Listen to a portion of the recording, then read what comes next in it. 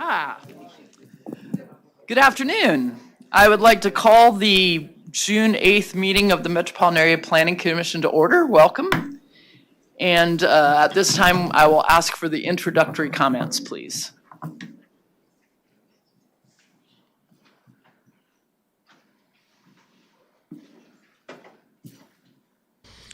Before we begin the agenda, the Wichita-Sedgwick County Metropolitan Area Planning Commission and the Wichita-Sedgwick County Board of Zoning Appeals would like to take this opportunity to welcome everyone to this public hearing. For those in attendance, copies of the agenda for today's meeting, the public hearing procedure, and planning department staff reports on all agenda items are available in the lobby. The Planning Commission's and the BZA's bylaws limit the applicant on a zoning, subdivision, or variance application and his or her representatives to a total of 10 minutes of speaking time at the start of the hearing on that item, plus up to 2 minutes at the conclusion of that hearing. All other persons wishing to speak on agenda items are limited to 3 minutes per person. However, if they feel that it is needed and justified, the chairman may extend these times by up to 2 minutes. All speakers are requested to state his or her name and address for the record when beginning to speak. When you are finished speaking, please share your name, address, and the case number on the sheet provided in the room. This will enable staff to notify you if there are any additional proceedings concerning that item. All speakers at the podium, please remove your face mask before speaking into the microphone. Please note that all written and visual materials you present to the Commission and the Board will be retained by the Secretary as part of the official record. If you are not speaking, but you wish to be notified about future proceedings on a particular case, please provide your contact information to the Planning Department. The Planning Commission and the Board are interested in hearing the views of all persons who wish to express themselves on all the agenda items. However, we ask that all speakers please be as courteous and concise as possible and avoid long repetitions of facts or opinions which have already been stated. For your information, the Wichita City Council has adopted a policy for all city zoning items. A copy of this policy is available from the planning staff. The City Council relies on a written record of the Planning Commission hearings and does not conduct its own additional public hearings on these items. The decision of the BZA is final. Any appeal of a decision of the BZA is to the district court. Thank you. Now I would ask for a roll call to determine attendance, please. Certainly. Fox. Here. Duell. Bob Duell is absent. McKay. Here. Green. Here. Bill Johnson. Here. Blick. Here. Nix is absent. Foster. Here. Warren. Here. Joe Johnson. Present. Miles. Present. Hartman is absent. Aldrich is absent. Williams Bay. Here. 10. I show 10 members present. All right, thank you. Commissioners, you received a copy of the May 11, 2023 meeting minutes. Abstaining from this vote will be Bill Johnson, who was absent or left early. Does anyone have any changes, corrections, or could I have a motion, please? So moved. So moved. A motion to approve the minutes as received by Commissioner Green and a second by Commissioner Joe Johnson. All in favor, please indicate by saying aye. Aye. Aye. Any opposed, nay? Thank you. Those minutes are approved. We are deferring approval of the May 25th meeting to the next meeting because I understand our director spoke for a few hours at that meeting.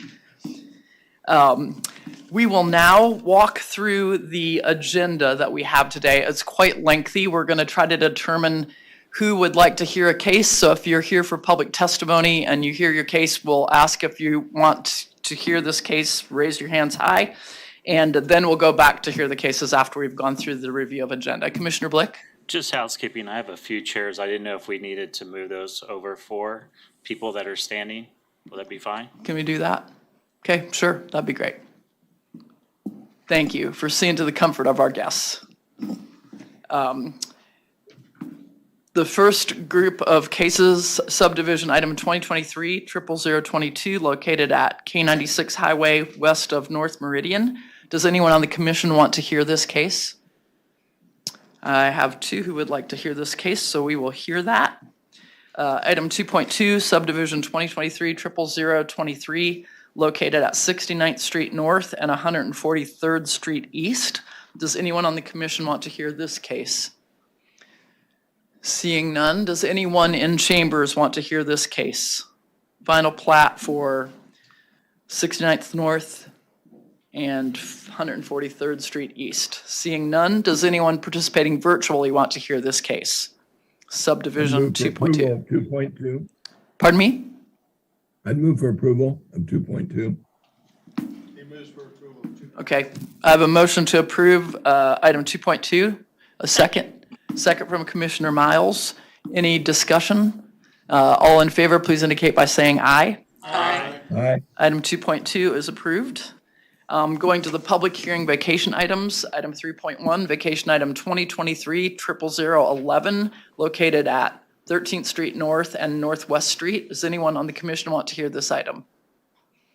Anyone in chambers want to speak on this item? Anyone participating virtually want to hear this item? 3.1 will be taken on consent. Item 3.2, vacation item 2023-00016, located north of Douglas Avenue and 127th Street East. Does anyone on the commission want to hear this item? Anyone in chambers want to hear this item? Seeing none, anyone participating virtually want to hear this item? 3.2 will be taken on consent. Item 3.3, vacation item 2023-00017, located in the alleyway abutting 700 North St. Francis. That's between Pine and Murdoch. Does anyone on the commission want to hear this case? Yes. Yes, we will hear 3.3.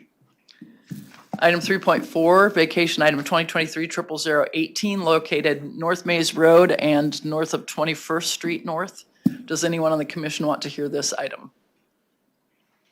Anyone in chambers want to hear this item? Anyone participating virtually want to hear this item? And I do want to ask, is vacation item 2023-00017, is the applicant or agent present? Yes, I'm here. Okay, thank you. And, okay, Madam Chair, I move that we approve items 3.1, 3.2, and 3.4. Second. I have a motion from Commissioner Green. I heard the second from Commissioner Warren first. All in favor, please indicate by saying aye. Aye. Aye. Any opposed, nay. Motion passes 10-0. Moving on to the public hearing items. Item 4.1, we're recommending denial, so we'll hear that case. That's conditional use 2023-00019. Item 4.2, conditional use 2023-00020, located at 21st Street and Waco. Does anyone on the commission want to hear this item? Does anyone in chambers want to hear this item? 21st and Waco. You want to hear it? Okay.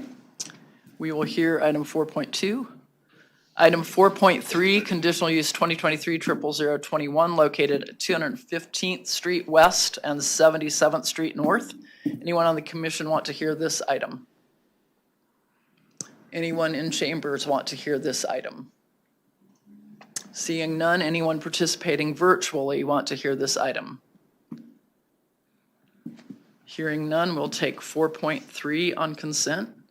Item 4.4, conditional use 2023-00022, located at East Central and North Washington Avenue. Anyone on the commission want to hear this case? Anyone in chambers want to hear this case? Anyone participating virtually want to hear this case? And once again, I forgot, on conditional use 2023, do we have applicant or agent for item 20? Conditional use 2023-00020. Okay, here you are. Thank you. 2023, we can also hear on consent. Madam Chair, was Yes. that for the conditional use at Mead? Yes, it is. Do you want to hear that No, ma'am. case? Yes, we need to hear that, please. We have a revision to staff report. Okay. Thank you. We will hear 4.4. Thank you. Item 4.5, we're recommending denial, so we'll hear that case. That's community unit plan for West Kellogg Drive and North Tyler Road. Item 4.6, zoning case 2023-00021, located near North Hillside and 45th Street North. Does anyone on the commission want to hear that case? Anyone in chambers want to hear this case? Hillside and 45th Street North. Seeing none, does anyone participating virtually want to hear this case 4.6? I would like to hear it. Okay, we will hear 4.6. Item 4.7, zoning case 2023-00026, located at Maple and North Tyler Road, specific address 8924 West Maple. Does anyone on the commission want to hear this case? Anyone participating in chambers want to hear this case? Yes, are you the only one? Anybody else? Okay, alrighty, 4.7. Is the agent or applicant present? Thank you, Mr. Green. Yay, thank you. Item 4.8, zoning case 2023-00027, located at North Tyler Road and West 29th Street North. Anyone on the commission want to hear this case? And anyone in chambers want to hear this case? Okay, is that everybody right here? Okay, and another, all right. We will hear 4.8. And 4.9, zoning case 2023-00028, located at South Maze Road and West 31st Street, approximately. Does anyone present want to hear, or on the commission want to hear that case? Anyone participating in chambers want to hear that case 4.9? This is South Maze Road and West 31st. Okay? I believe there was an individual in the. Okay. Yep, thank you. We will hear 4.9. Motion to approve 4.3. Second. We have a motion from Commissioner Blick, a second from Commissioner Miles. All in favor, please indicate by saying aye. Aye. Aye. Aye. Opposed, nay. Motion passes 4.1. At this point, we will recess the Planning Commission meeting to move to the Board of Zoning Appeals meeting briefly. So Commissioner Fox, that second was by Ms. Foster. Oh, I am sorry, ladies. Just want to make sure it was recorded correctly. Thank you very much. The second on the public hearing items was by Commissioner Foster, not Commissioner Miles. Thank you.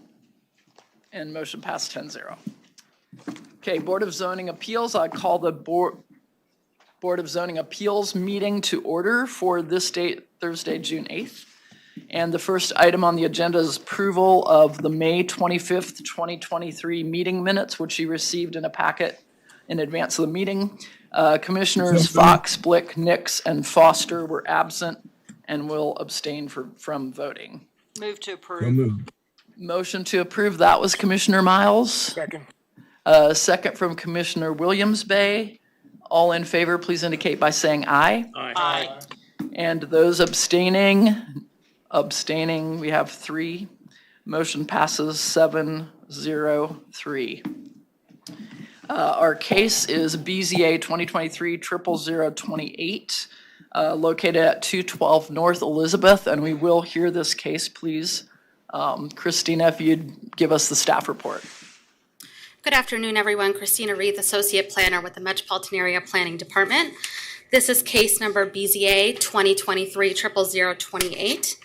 The applicant is requesting a variance to the Unified Zoning Code for 2 items. 1, to reduce the rear setback from 5 feet to 16 inches for a rear addition on a detached garage for a property in the SF5 Single Family Residential District. And 2, to reduce a side setback from 6 feet to 3 feet to bring an existing carport and rear addition into compliance. The property at 212 North Elizabeth Street is developed with a single-family dwelling, a carport, a formerly detached garage now connected to the principal structure via breezeway, and a rear addition off the garage. Historic aerial maps show the carport has been on the property since at least 2003, and the rear addition was recently constructed. No building permits were obtained for the rear addition. The character of the neighborhood is mostly residential. Properties to the north, south, and east are zoned SF5 single-family residential and are developed with single-family dwellings.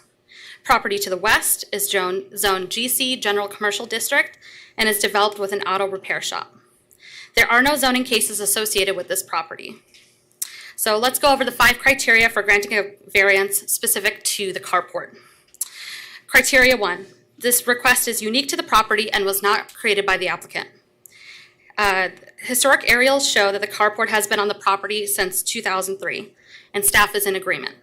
2, the granting of the variance will not adversely affect the rights of the adjacent property owners or residents. The applicant states that the reduction in setbacks for the carport will have no adverse effect on the rights of the property owners because they are built within the property lines. Staff is in agreement with the applicant's statement. To reiterate, the carport has been on the site since 2003 and has not posed any detrimental impacts to the surrounding properties. 3, the strict application of the provisions of the code would constitute an unnecessary hardship on the applicant. The applicant states that the strict application of the code will result in an unnecessary hardship because it would not allow the opportunity for the applicant to enlarge his home and make it more accommodating. Staff is in agreement with the above statement. Because of the small size of the lot, the applicant has limited options for expanding upon the property. You can also see that is where the driveway is, so that's where the carport should go. The variance will not adversely affect the public health, safety, morals, convenience, prosperity, general welfare, or harmonious development of the community. The addition was built with the utmost craftsmanship to match the existing property to continue harmonious development within the community. Staff is in agreement with the applicant in granting the variance will not have a significant adverse effect on these criteria. The carport is architecturally compatible with the principal structure and continues the harmonious development of the community. This is coming from someone who oversees all of the changes that happen within the Delano district, and it is staff's opinion that they're architecturally compatible. Lastly, the applicant states that the addition to the property will be done in a manner that does not interfere with the applicable code, and staff is in agreement with the applicant's statement.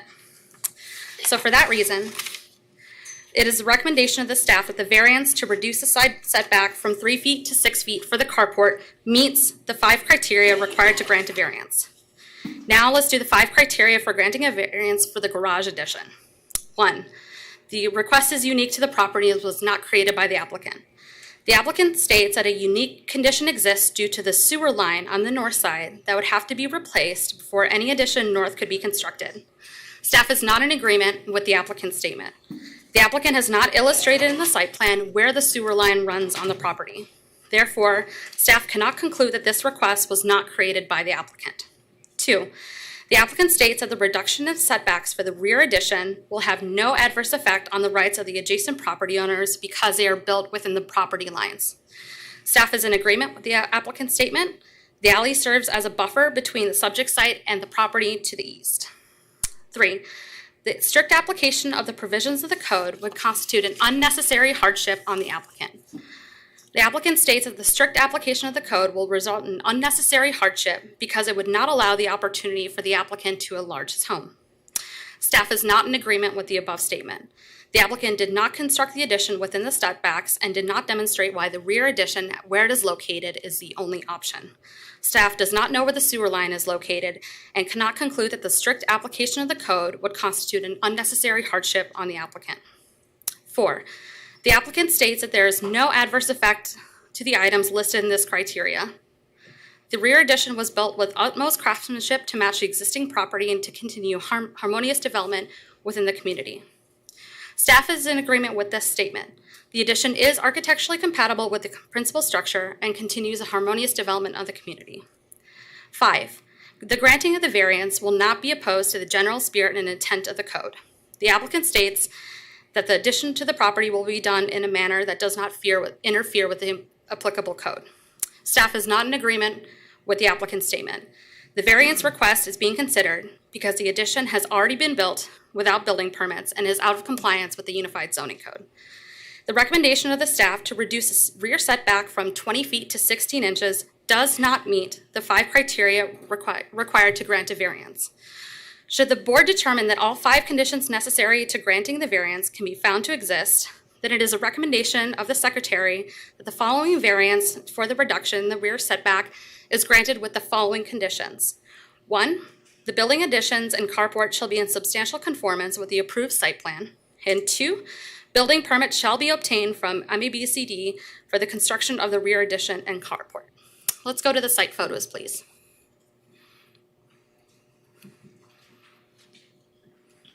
So this is looking north towards the site. You can see the carport behind the main structure. Next slide, please. This is looking east towards the site. As you can see, there's the carport, and it is connected via breezeway, and it is staff's opinion that these are architecturally compatible. Next slide, please. This is looking south towards the site. Next slide, please.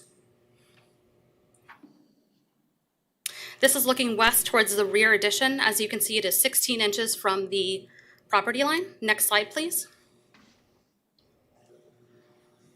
This is looking north away from the site, and you can see the single-family dwellings. Next slide, please.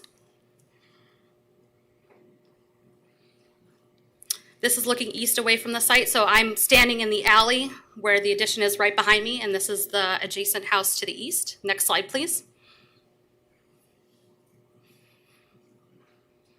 This is looking south away from the site. Next slide, please. And this is looking towards the auto repair shop. I've not received any public comment on this item, and with that, I will stand for questions. Any questions for staff? Commissioner Foster? What is the adjacent building along the alley directly to the south of the garage? Directly south of the garage, I'm not sure. But that long building along the alley there, is it effectively at a 0 setback on the alley right away? Did you It appears notice? that way. All right, thank you. Any other questions for staff? The drawing that we have that was in our agenda packet, I'm really, I'm not in favor of either granting or denying either one of these requests without having a more accurate, detailed survey of the property. The drawing is not to scale. You don't really know where any of the buildings are related to the property line. Also, if you look at the aerial or and I realize it's GIS, the mobile land records, it appears as though there is a lot of overlapping of structures, both to the north of this property and to the south of this property. We don't know where the sewer line is. I think it would be beneficial before we grant either one of these or deny either one of these, we need to have a licensed land survey done on this property. Sometimes it's safe to assume that fences are where the right-of-way line is, and other times fences are not. And I don't know that any of this drawing was done with relations to the fence, or if they actually pulled the property iron. So I don't know if this is the time to make a motion to defer until we get that survey done. In fact, I would make a motion to defer until we get a survey. I have a motion to defer for a complete land survey. Second. I have a motion and a second. I guess I would have a clarification from legal. Do we want to call for public comment for anyone who may have come on this case and for the agent, or can we just proceed with the deferral? Would probably recommend public comment and then Okay. make the motion after that. All right. And then we would vote after the public comment. So at this point, is there anyone present in chambers who would like to speak on this item? Or agent or applicant? The agent or applicant would have an opportunity to give their testimony. Is the agent or applicant here? Okay. Come forward, please. State your name and address. Yes, go to the podium. And there, if you'd give us your name and address, tell us about your project, and you have no more than 10 minutes. My name is Angel Huerta. My address is 212 North Elizabeth, Wichita, Kansas, 67203. This addition is kind of being added to kind of accommodate my mom and dad as they are being a little bit older. Every measurement that we had as far as that site plan that was put in was measured with our own measuring tape. And as far as the sewer line, I could point that out for you and show you exactly where that's at if need be, to kind of speedy this up a little bit. I'm totally with getting a survey done if that's what you really need. But yeah, those things I did not know were needed, so I apologize for that. But yeah, if we need to get a survey for you to determine, that'd be great, and we can get that done for you. I guess my biggest concern is that on one side, you're like 16 inches from the property line, and we have no verification that it really is 16 inches, or if it may even be overlapping the property line. So that's why. Gotcha. Yeah, I'm kind of looking for a licensed land surveyor to kind of. Totally understandable. Like I said, those measurements were pulled off fence lines that we had already in place.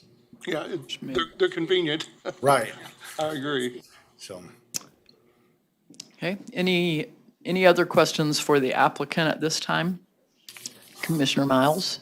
So you said this structure is gonna be used for your parents. Is it just a shed, or is it a living quarters? What we want to do is make it a living quarters. My mom currently right now is having knee issues, and our steps at the front of the house are a little kind of high for her to go up and down. So we're just trying to make it a little bit more convenient for her to be able to get around is what it is. And like I said, I know it's noted in the paperwork as far as pulling permits, which we have no problem doing. And you recognize that getting a building permit is a requirement for this project? That is correct. And you agree that you'll need to do that? Yes. Okay. Any other questions from the commission? Scott, if this is gonna be living quarters, does it then need to be Conditional use. an accessory dwelling?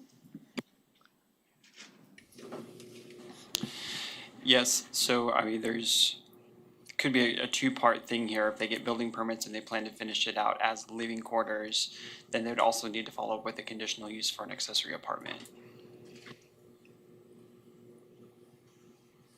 Okay. Any other comments from the commission? Then I would ask, is there anyone in chambers who would like to speak on this item as public comment? Seeing no one, is there anyone participating virtually who would like to speak on this item? Then I'd bring it back to the commission. About how long do you think it would take you to get a survey so we could make a date certain for this to come back to the commission? As soon as I get back to the office after this, I can make phone calls to get that arranged. So can we defer this to the first meeting of July? Too quick? 30 days. Okay. We have, the first meeting of July is July 13th, otherwise we have July 27th. July 27 feels safer for surveying to get ordered and completed? Possibly. Okay. So we have a motion to defer this case for acquisition of a land survey. And we have a second with a date of July 27th tentative. All in favor of the motion? Oh, yes? In the motion, you just a survey, or you want building locations on that survey? Well, yeah. Because the survey is just property lines. You want We need. identification of where everything's at. Absolutely, thank you. Madam Chair, would you consider an amendment to your motion, or Commissioner Yeah, Green? I'm sorry, I guess I didn't make it, wasn't clear enough. Commissioner Green, would you consider amending your motion to make it clear? Sure, yeah, I'll amend it to include that all structures on the lot are included in and located in the survey that will be provided to us. Thank you. Our second, you're agreeable to the amendment? Yes. Commissioner Williams-Bay affirms his agreement. Commissioner Warren? We need to put anything in about the accessory apartment regulations, or is that part of this, or is that separate? It's a different deal? Director? If I may, we've got Christina working with him on this case. After this meeting, they'll have an opportunity to talk about maybe what the next steps might be in order to handle the zoning and have a second dwelling unit on this site. Okay, thank you. So we'll handle just the survey request for this. Everyone understand the motion? All in favor, please indicate by saying aye. Aye. Any opposed, nay. Motion passes 10-0. Thank you for your testimony. Our next case, help me out, I got lost.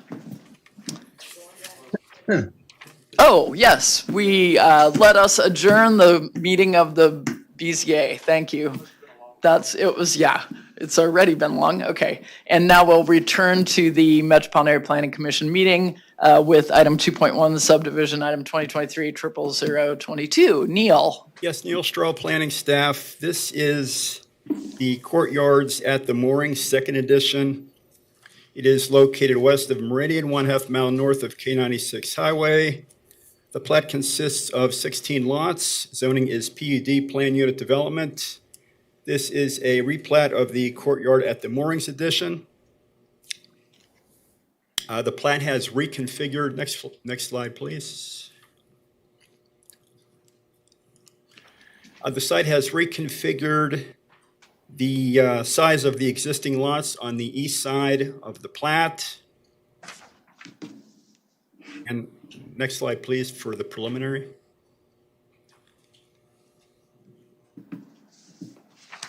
And the reserve on the west side of the plat has been platted into a lot that is surrounded by Reserve A. Wichita Public Works advised water and sewer projects are under construction. City Stormwater Management has approved the drainage plan. We will need a guarantee for the streets along with sidewalks.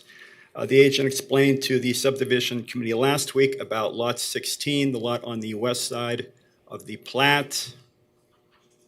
He explained that this lot will be accessed by Port West Circle right here. There will also be an access easement that was submitted to staff this morning on a revised plat. Subsequent to the subdivision meeting, I was contacted by the Bachmans, who own the property just west of the plat, and I sent their email to this body with their concerns, along with additional emails from neighboring property owners also who have concerns about the development of this lot 16. If there's no questions for me, we would like our planning director to make a few comments. Yeah, just a few quick comments on this one. And this is something that the subdivision committee has heard quite a bit from me, but I just want to distinguish that there's a difference between a subdivision case and a zoning case, and that the state has made very clear that for a subdivision case, they defer to the property owner quite a bit more than they do in a zoning case. So in subdivision cases, if an application checks all the boxes and is compliance with the subdivision regulations, it shall be approved. The only caveat that we've had to that that's come up has been safety issues. And typically the safety issues that the subdivision committee works on or has identified in the recent past has been access related. So I just want to make sure that everyone is aware that the state treats subdivision cases substantially different than they treat zoning cases. And in this case, we are looking to state statute. We are looking to the subdivision regulations that have been adopted by Wichita and Sedgwick County We are also looking at case law and or findings out of court cases, and we have one from the Kansas Supreme Court that provides us guidance explicitly on whether or not it shall be approved or not, whether or not it complies with the subdivision regulations. So just want to make sure everyone is aware of that, make that note before we turn it over from the staff presentation. Okay, any questions at this point for the director or for Neil? Hearing none, we would call the agent or applicant. Please state your name and address, and you have 10 minutes. Good afternoon, Brian Lindeback, MKEC Engineering, 411 North Webb Road, on behalf of the owner and applicant. We're in agreement with staff comments. We did submit the revised plat per subdivision comments with regard to the access easement. I don't think we have much more to say other than that at this time, and certainly can answer any questions you might have. Okay, commissioners, any questions for the applicant? Seeing none, thank you, Brian. Thank you very much. Is there anyone in chambers who would like to speak on this item? Seeing none, is there? Yes, okay. Okay, come forward, please state your name and address for the record, and you have 3 minutes to speak about your comments. Okay, my name's Kurt Bachman, 5025 Harborside Court, North Harborside Court, Wichita, 67204. My brother and I, Brad, are the co-managing members of CBB North Lakes LLC, which is the company that sold this particular piece and the development to the south to Perfection.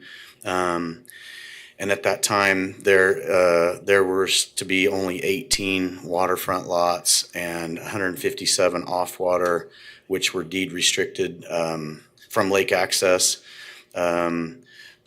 This was originally to be a reserve area. I understand they can replat it, but they want to substitute one of the 18 lots to the south as a waterfront lot for this lot 16, and we want to, if it's approved, we want to verify that that has the same covenant as the original 18 lots, which states it has to participate in our lake use agreement, which is a kind of a cumulative HOA way that we maintain the lake, and that they would have to abide by the lake rules that are stated in the original covenant for the southern part.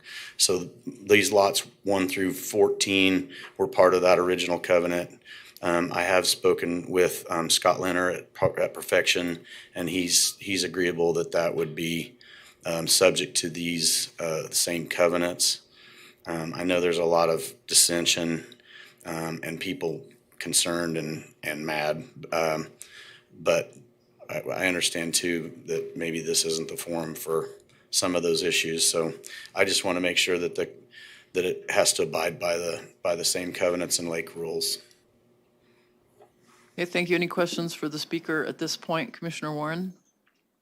Kurt, what some of the comments we've been getting have to do with soil changing the nature of the land and running into the lake. Can you speak to that at all?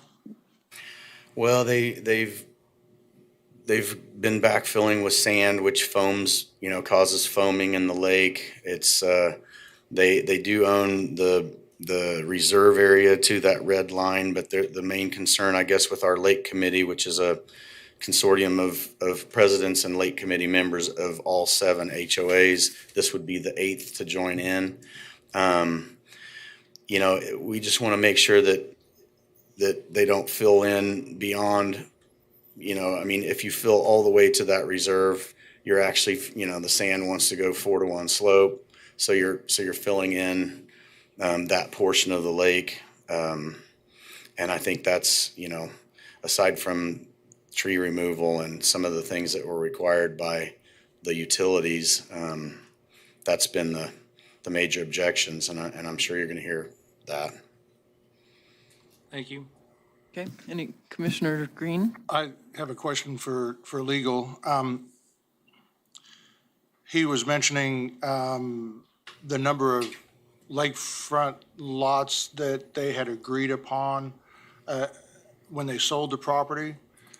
Is that a issue that this body has to deal with, or is that a legal battle that needs to be taking place outside of this body?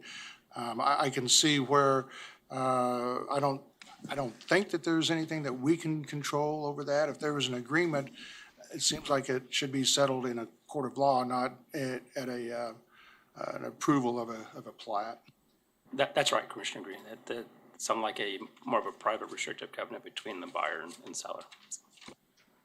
The other issue, and I hesitate to even bring it up, but I'm assuming, and the agent would probably be able to answer this question, that all the appropriate permits have been drawn, or been pulled, and all government regulations have been met with any of the backfilling, any of the filling done on that lot to accommodate the use of it. Is that a question for me?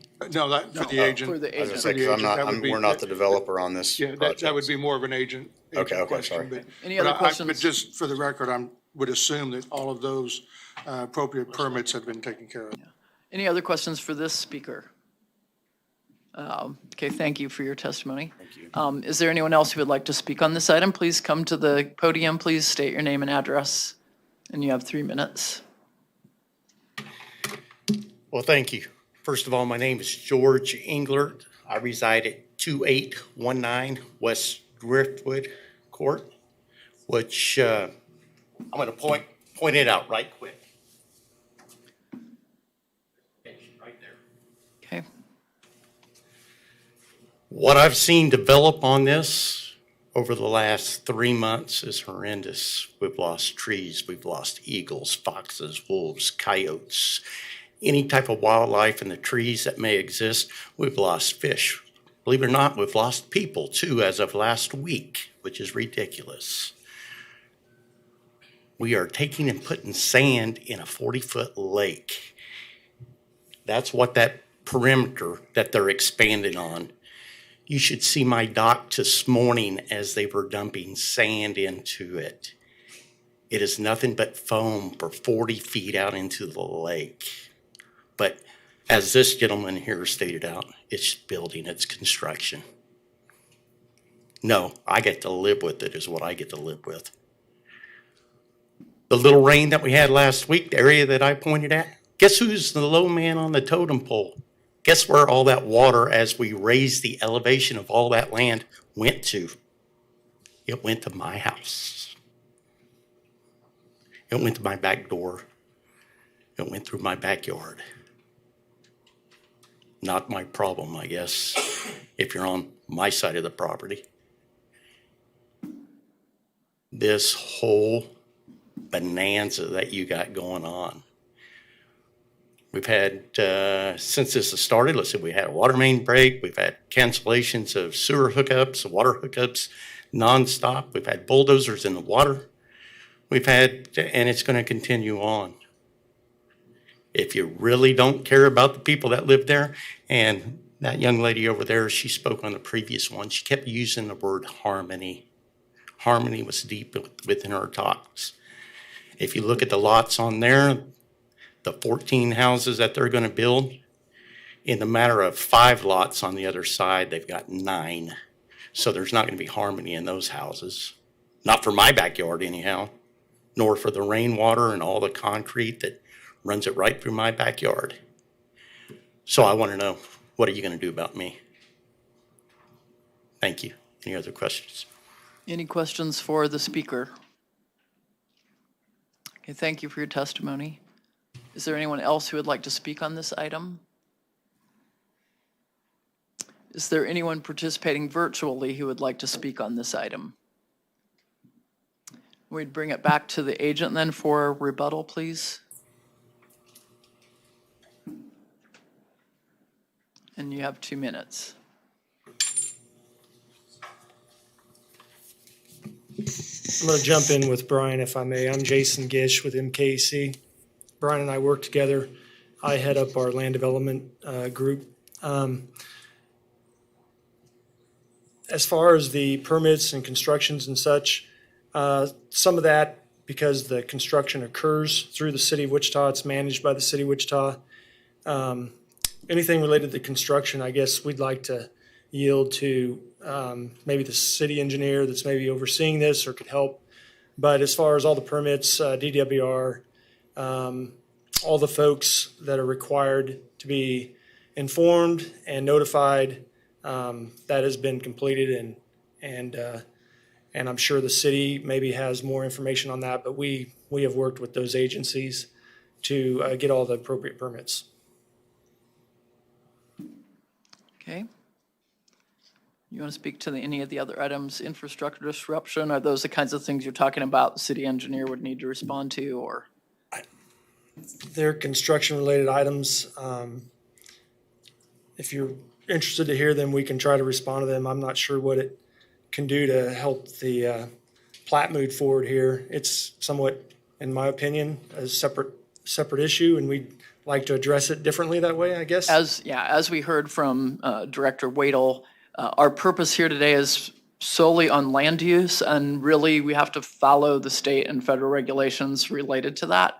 So I think some of those issues would have to be taken up at the platting stage, which would be the next step. And those who've spoken on this item would be notified of those next steps by having testified and given your information here today. Any other questions for Director Wadle? Yeah, sorry, just to add on to that. So this is for the plat. This is actually a replat of a property that had previously been platted. But as I've said, the state is quite specific and narrowly defines what can be addressed as part of the plat. Now, to the issue in terms of what the city is responsible for, when the applicant indicates that the city is doing construction, I would just like to clarify that I think that's in regards to that permits have to be pulled through the city and that they have to coordinate with the city when it comes to the installation of the public infrastructure and the permits that are needed for the private properties. But that it's not the city that's doing the construction. There are private contractors that are doing that. Okay, any questions for the agent? Is there anyone, I think we went through the whole rigmarole, so let's come back to the commission. Commissioners, Commissioner Warren. I have a staff question. This may lead a little bit to the idea of what we can legally and cannot legally do. We require a water plan, drainage plan, because we want to make sure that new construction or any construction comes in does not create a water problem for somebody else. Does the same theory apply towards movement of land? Does movement of land and the change that has on water, do we have a responsibility to say that you can't move land in such a way that, in the same way that we can't move land to change water? So there would be a stormwater plan that is developed as part of this, and I'm gonna look to Neil for some help with this one, but my understanding is that there would be a stormwater plan that is developed. They have to be in compliance with that. And for the gentleman who commented about the flooding of his home, I would encourage him to reach out to either us or directly to stormwater. We'll try and get him in touch with them, because that is where that complaint would go to say it's been that the drainage is not functioning the way that it should according to that plan. Neil, if there's anything I missed or you'd yes, like the drainage plan has been approved. Joe Hickel, the city stormwater engineer, has approved the drainage plan. But it could be revisited, seeing that we're experiencing some problems, and okay, so we'll make sure that you're connected for that purpose. Okay, any other questions, commissioners, before we move forward? Anyone ready to entertain a motion? Commissioner Foster. In subdivision committee, we looked at this plat and addressed the one access issue, which was addressed between now and then. So I think from a plat perspective, it is an acceptable plat. It meets our requirements. I would like to move that we approve per staff comments. Motion from Commissioner Foster to approve. Do I have a second? I'll second it. A second from Commissioner Bill Johnson. Any further discussion? Commissioner Warren? I'll be voting against this. I don't think we've done our due diligence in the aspect of changing the elevation there that it affects drainage, and I think that we need to go back and revisit that. That's fine, but I mean, that's stormwater management as far as I understand. That's not us per se, other than to approve or disapprove based on what we hear of the stormwater management plan being approved by them. Commissioner Johnson. City and stormwater engineer approved the drainage, so got to rely on that. I do think once this thing starts, there's probably going to be some issues that'll probably be in the court system, but that has nothing to do with the planning commission. Okay, any further discussion? I'll go ahead and call then for a vote. All in favor of the motion to approve per staff comments indicate by saying aye. Aye. Aye. Opposed? Aye. I have one again, so motion passes 9-0, 9-1. Thank you, 9-1-0. Thank you, and thank you for your testimony. Next item, item 3.3. Is that Aaron? Do you want to give maybe a minute or two To let the clear the room for those who are, correct? okay? Someone has left a cell phone at the podium. Did anyone lose a cell phone or?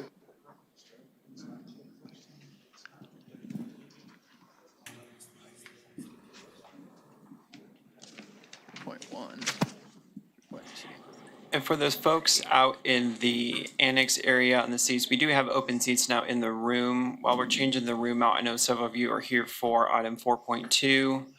I'm sorry, item 4.1. There is space now in the room if you want to make your way in while we're changing the room out real quick.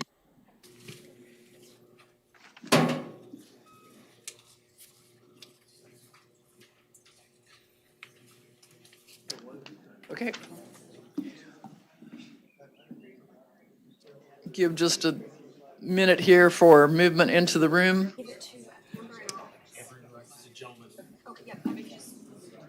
And next we'll be hearing item 3.3, vacation item 2023-00017.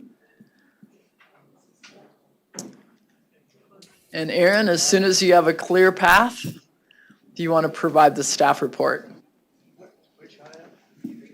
3.3, vacation item 2023-00017, 700 South, 700 North St. Francis. I will go ahead and get started. Aaron Buck with the Planning Department. Vacation 2023-17 is a request to vacate a 46-foot portion of a 20-foot alley right-of-way as dedicated in the J.P. Hilton's addition to Wichita-Sedgwick County, Kansas. As you can see on the map here, the alley is located between North Santa Fe Avenue and North St. Francis Avenue, and between East Pine Street and East Murdoch Avenue. The applicant for this case owns both of these abutting properties, 614 East Pine and then 700 North St. Francis. The applicant is proposing to build a fence in order to improve the security in the area, and that is what has prompted this request. I will let the applicant, a representative of ZK Holdings, speak more to the plans for the fence and the need when it is their time to speak. All lots abutting the application area are zoned LI Limited Industrial District, and north of the application area, properties on both sides of the alley are owned by Via Christi and are developed as parking. South of the application area on the south side of East Pine, our property is developed with the Sedgwick County EMS Post 10 and a Kansas Gas and Electric substation. The requested vacation alley would dead end the alley and would prevent access from the north parking lots going south to East Pine Street. Paul, if we could go to the site plan, please, or the applicant's exhibit. So you can see that this is the portion of the alley they wish to vacate, and it would effectively dead end the alley for traffic driving south from the north portion of that parking lot or alley. And so traffic engineering, due to the deadening of the alley, has stated they will require specific signage signaling the dead end for southbound traffic, as well as signage for the fence. And the applicant is aware that they will need to contact traffic engineering regarding proper signage for this change, should it be approved.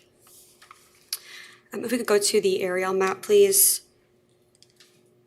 City sanitary sewer is located in the subject alley and the proposed vacation area. And should the request be approved, Public Works has requested that the applicant dedicate an easement by separate instrument for recording with the vacation area for this portion of the sewer, as well as provide gated access to the sewer main should the fence be located in an area in which they would not be able to access the existing line.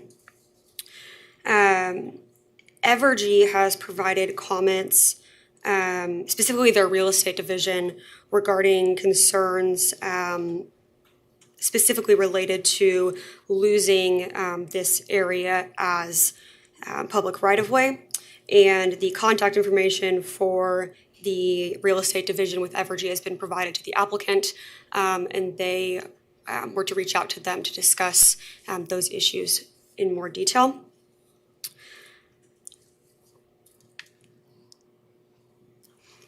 In addition to the concerns regarding both public and private utilities, the vacation request may have a negative impact on vehicular and pedestrian traffic circulation in the vicinity.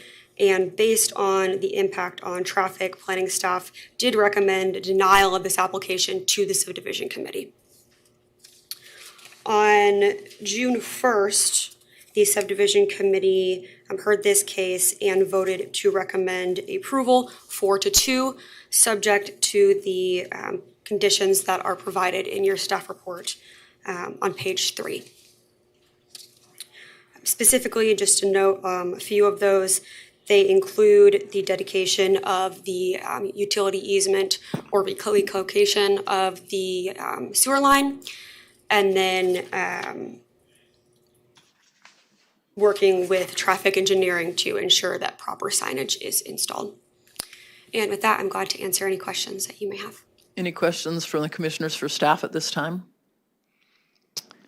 Seeing none, we'll ask the applicant or agent to come forward. Thank you, Aaron.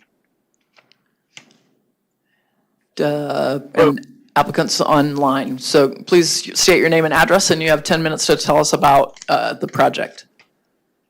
Okay. My name is Kevin Steckley, and the address is 700 North St. Francis, Wichita, Kansas, 67214. So I'm the owner of the property. And essentially everything to the north, everything on our block is parking lots for St. Francis. There really is pretty minimal, if any, substantive traffic that goes through that alleyway, because to the south across Pine Street, it just feeds into a parking lot that then dead ends at about, 75 to 100 feet in, where there's no longer roadway and it's just grass for the remainder of that block. We are more than happy to, in fact, I've already reached out to Boffman to get them started on writing those easements for us. So we're happy to do that. We're happy to provide the gated access and then work with traffic engineering on any signs. But for us, our ability to operate and use that lot behind us effectively, it's basically, we just won't be able to use that part of the property and develop and improve it if we're not able to secure it along the alleyway. Okay, thank you. Are there any questions for the applicant from the commission? Seeing none, is there anyone present in chambers who would like to speak on this item?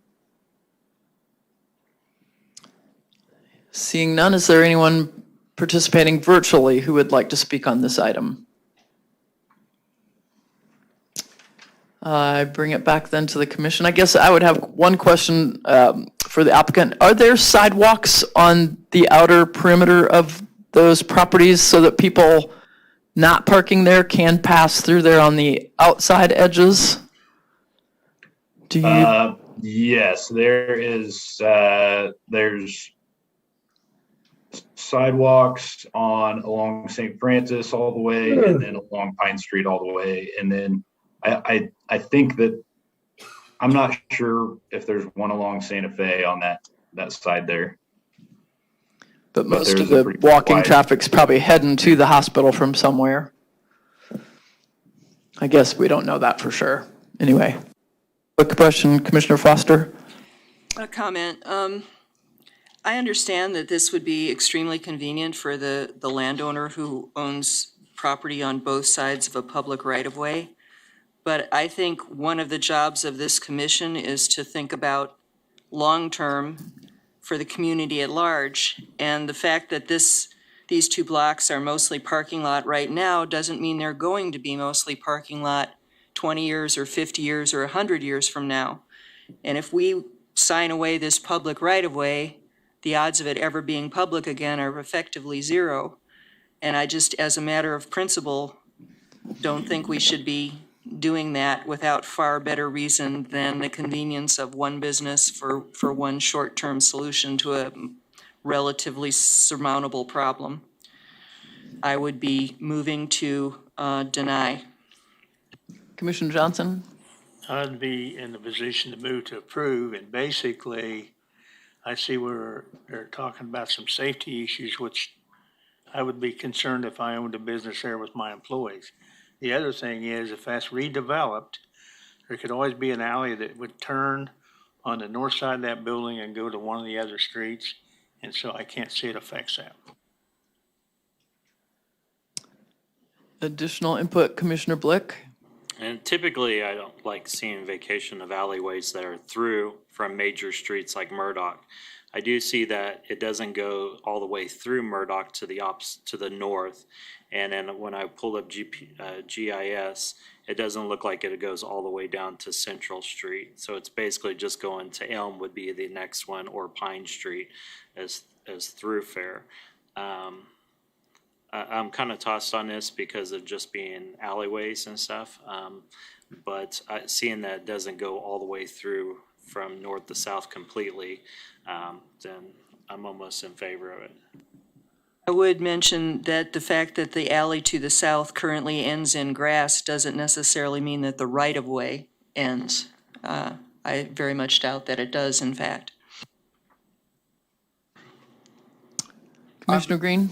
Yeah, I'm in the mood of approving this simply because I know that the applicant is willing to do all of the things that have been requested of him with regards to getting with traffic engineering, having the proper signage that needs to be installed, allowing for the right-of-way, the utility easements to be reworked and granted in that area.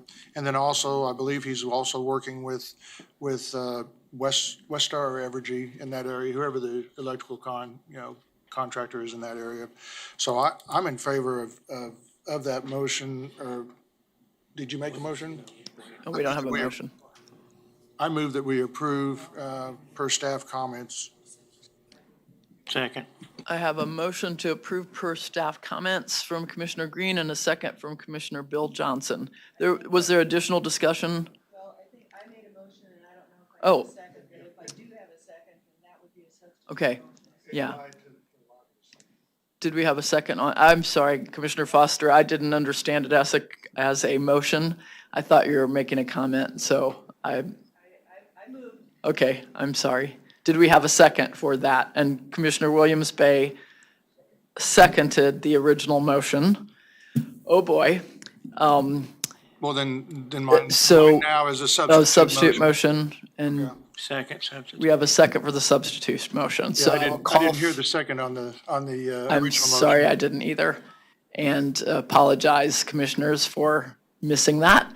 I will call for a vote on the substitute motion. made by Commissioner Green to approve per staff comments and seconded by Commissioner Bill Johnson. Do we need to do a roll call vote? Okay, I would advise it. okay. Roll call vote to approve per staff comments. Fox, Approve, yes. Dool is absent. McKay, Yes. Green, Yes. Bill Johnson, Yes. Blick, Yes. Nix is absent. Foster, No. Warren, No. Joe Johnson, Yes. Miles, Aye. Hartman is absent. Aldrich is absent. Williams Bay, No. 7. 7. I show that the substitute motion passed 7-3. And we can accept that as an affirmative vote. Is that correct? Okay, thank you. And thank you for your comments, commissioners. Next item on our agenda, public hearing item 4.1, conditional use request 2023-00019. And Philip, will you please give us the staff report? Yes, good afternoon. Philip Ziebenbergen with planning staff. Item 4.1 is a conditional use request to permit mining and quarrying for sand and soil excavation in addition to rock crushing on approximately 305 acres located on the east side of North Ridge Road between West 77th and West 85th Street North. The subject site is in unincorporated Sedgwick County. It's zoned rural residential and historically has been used for agricultural production. If approved, the 236 acres of the site would be used for excavation and ultimately would become a lake at the end of the day. Paul, do you want to go to the site plan? A remaining 20 acres would be used for rock crushing plant. Both of these proposed uses are permitted by conditional use approval in rural residential. The mining and quarrying must adhere to supplementary use regulations found in section 36D-GG of the Unified Zoning Code. This section provides 23 standards and regulations for sand extraction operations. These include requirements for perimeter fencing, dust control, minimum water levels, overburden and stockpile locations, drainage requirements, and other important standards. Those were attached to your staff report, and for the sake of time, not going to go through each individual one of them.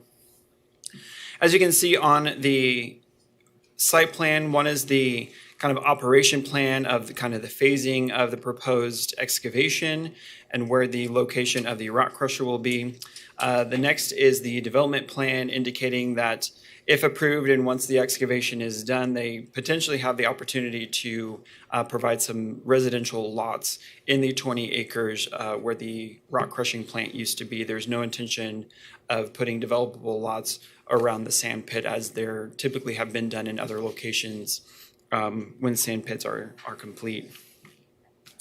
You can see that they are providing setbacks from the property lines around from the north. It's a 200-foot north and west and southwest of the property. It's a 200-foot setback, and the east side of the property is a 100-foot setback. It's a little bit hard to make out here, but along the west border here, following this property line here, and along the east property line there, they are proposing a berm that would be 4 to 6 feet tall and planted with native grass, according to the applicant.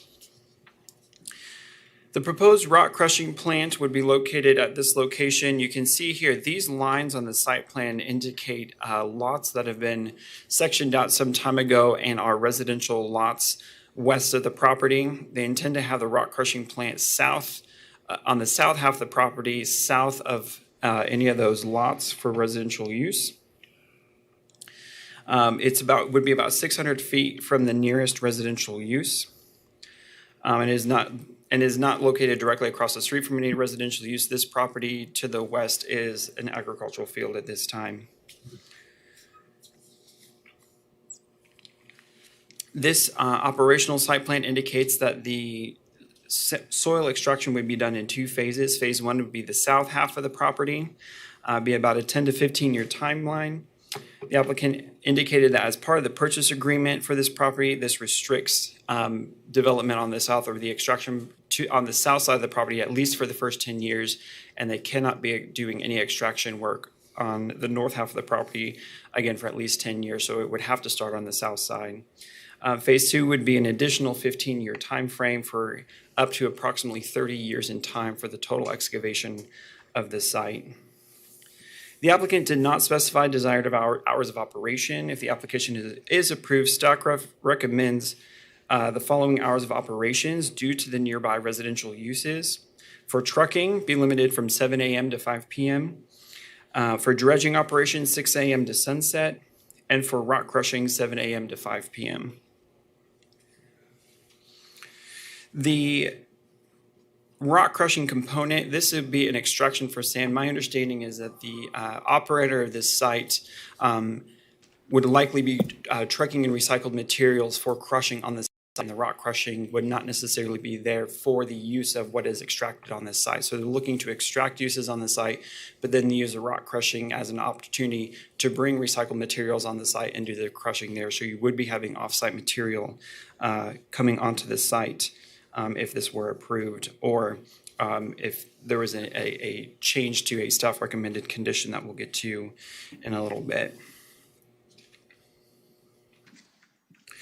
Properties surrounding the site are zoned rural residential, and they were primarily developed with residential uses. If you want to go to the aerial map, Paul.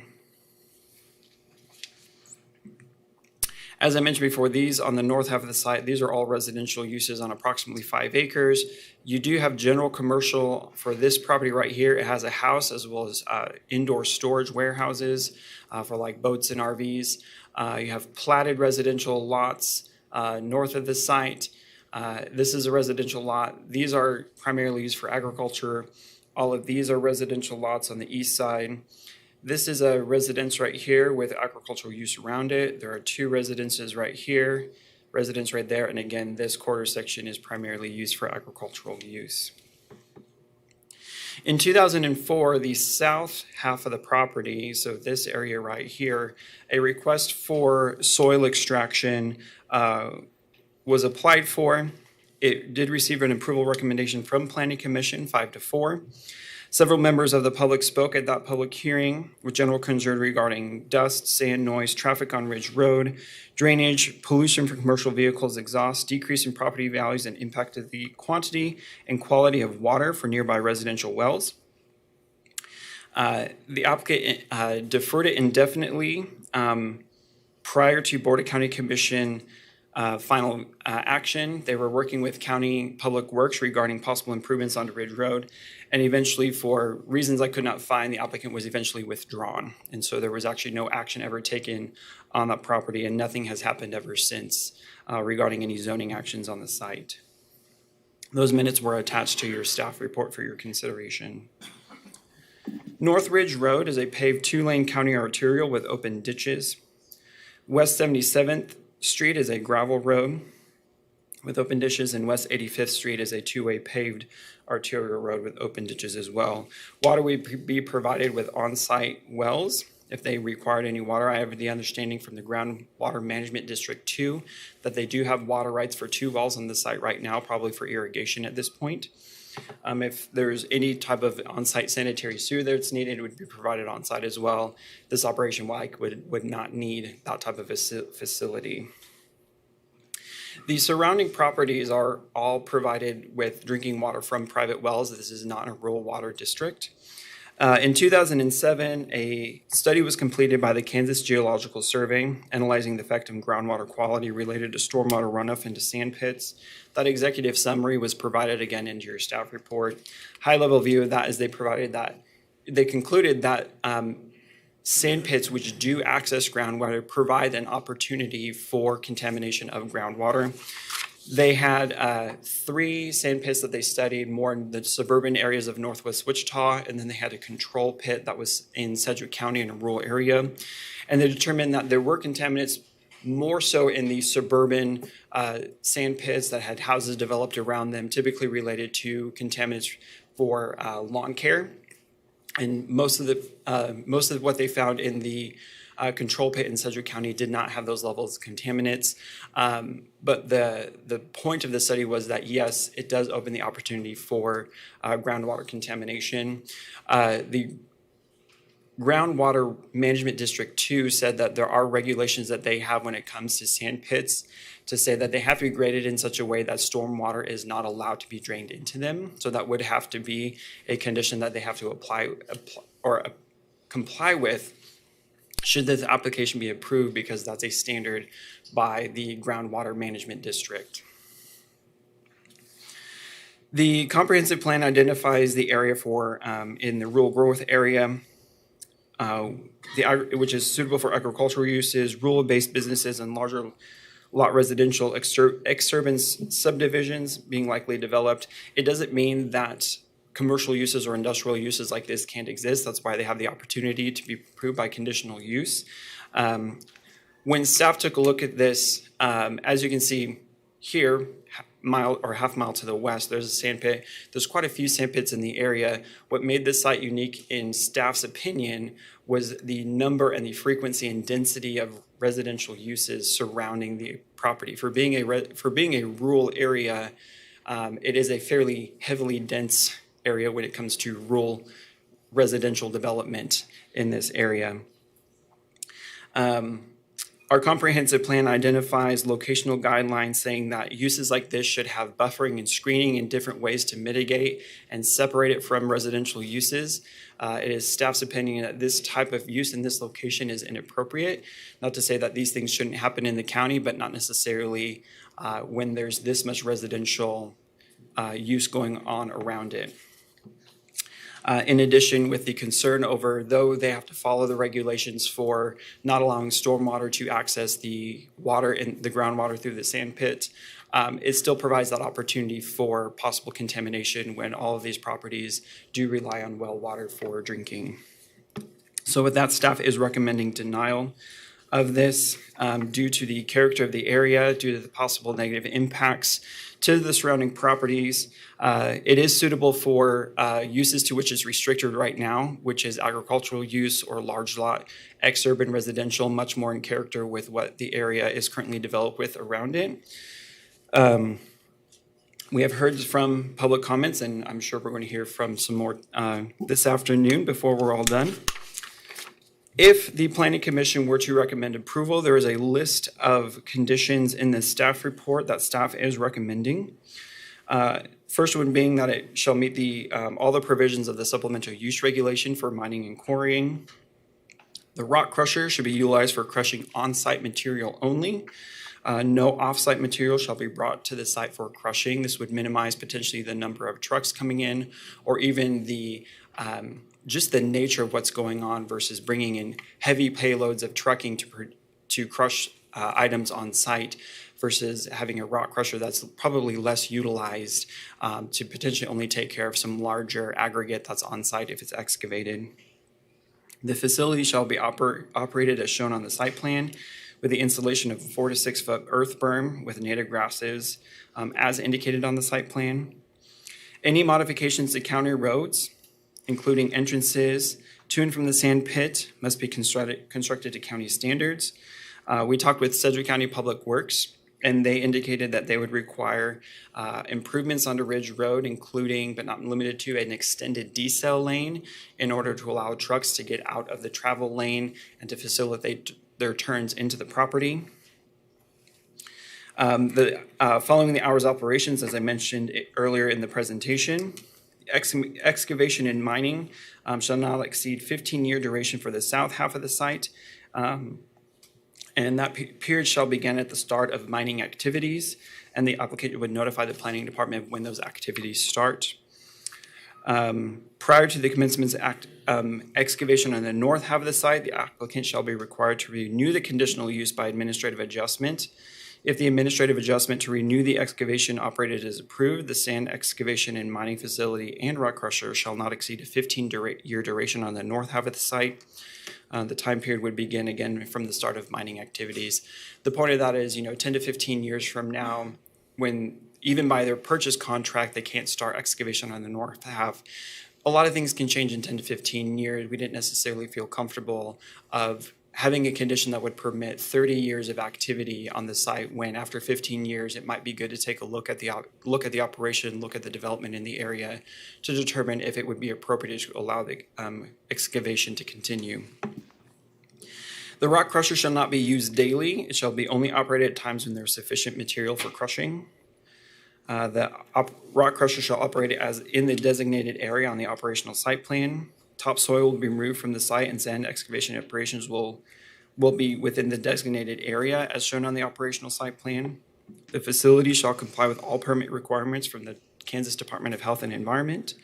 A watering truck shall be kept on site to water all access roads and driveways for the sand excavation operations and rock crusher to minimize dust. The rock crusher will be equipped with a dust suppression watering system to reduce from the rock crushing operation. They would need to provide a drainage plan to meet all the requirements of the Wichita-Sedgwick County Stormwater Manual.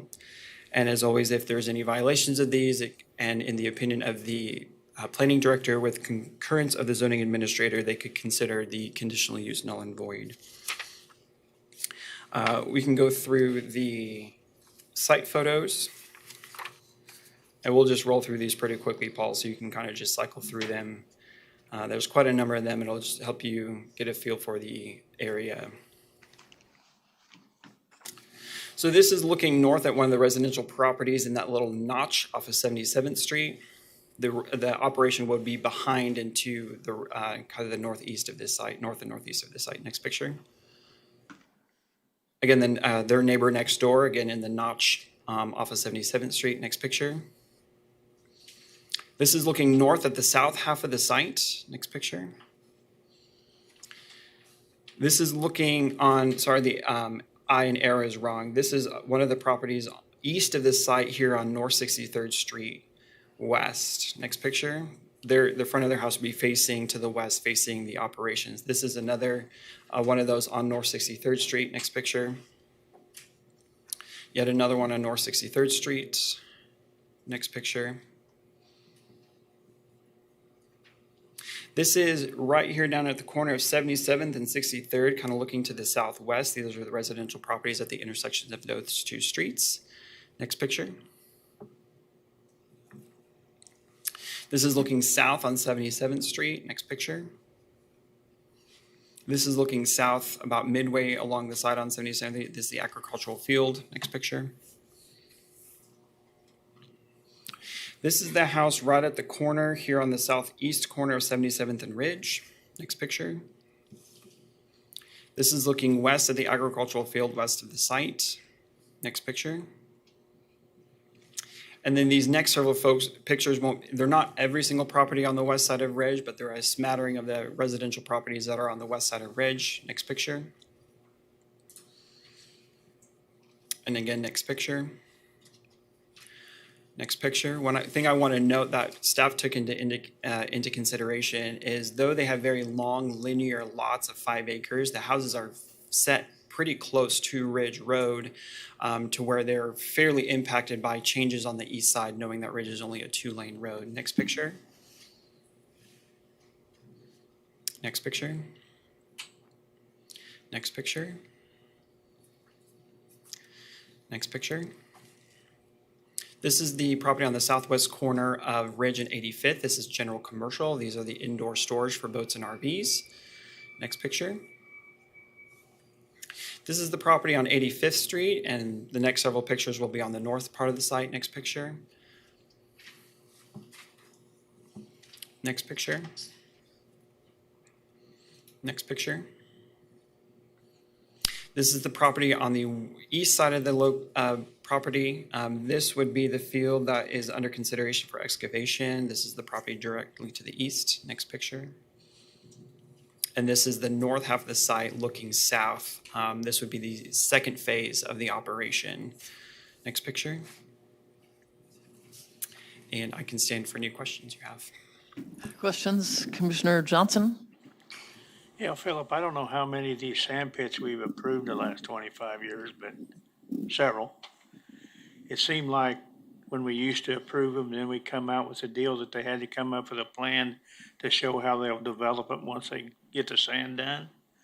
So, and most of them have residentials around them. The other comment I got about the requirements, if we approve it, have to do whether they're hauling something in. I guess I don't know, with the way diesel fuel prices are and trucking, I would see a lot of them trucks bringing stuff in to get a load of sand to go out. If they don't let them bring the stuff in, the truck's still gonna come in there, so I don't know how we eliminate any truck traffic. I would just point out a comment to your first comment. If you go back to the site plan, operational plan, they did provide a schematic. Even from the agent's point of view, this was just an idea. If it is approved in 30 years from now, things could change, but their idea would be really only the ability to develop where the rock crushing operation would have been. They don't necessarily intend to develop the perimeter of the sand pit as you see in some other locations. Thank you. Commissioner Green? And with the rock crushing operations, all of that traffic will just be on Ridge Road. It won't be on any of the other adjacent roads surrounding the plat. According to the site plan, their entrance would be off of rock. There would be no entrance to the property or any operations on 85th or 77th. And so that extension would be on the Ridge Road side, the Yes. acceleration. Improvements to Ridge Road or with an extended decel lane on Ridge Road. Okay, thank you. Any other questions? At this point, then we would call forth the agent, please.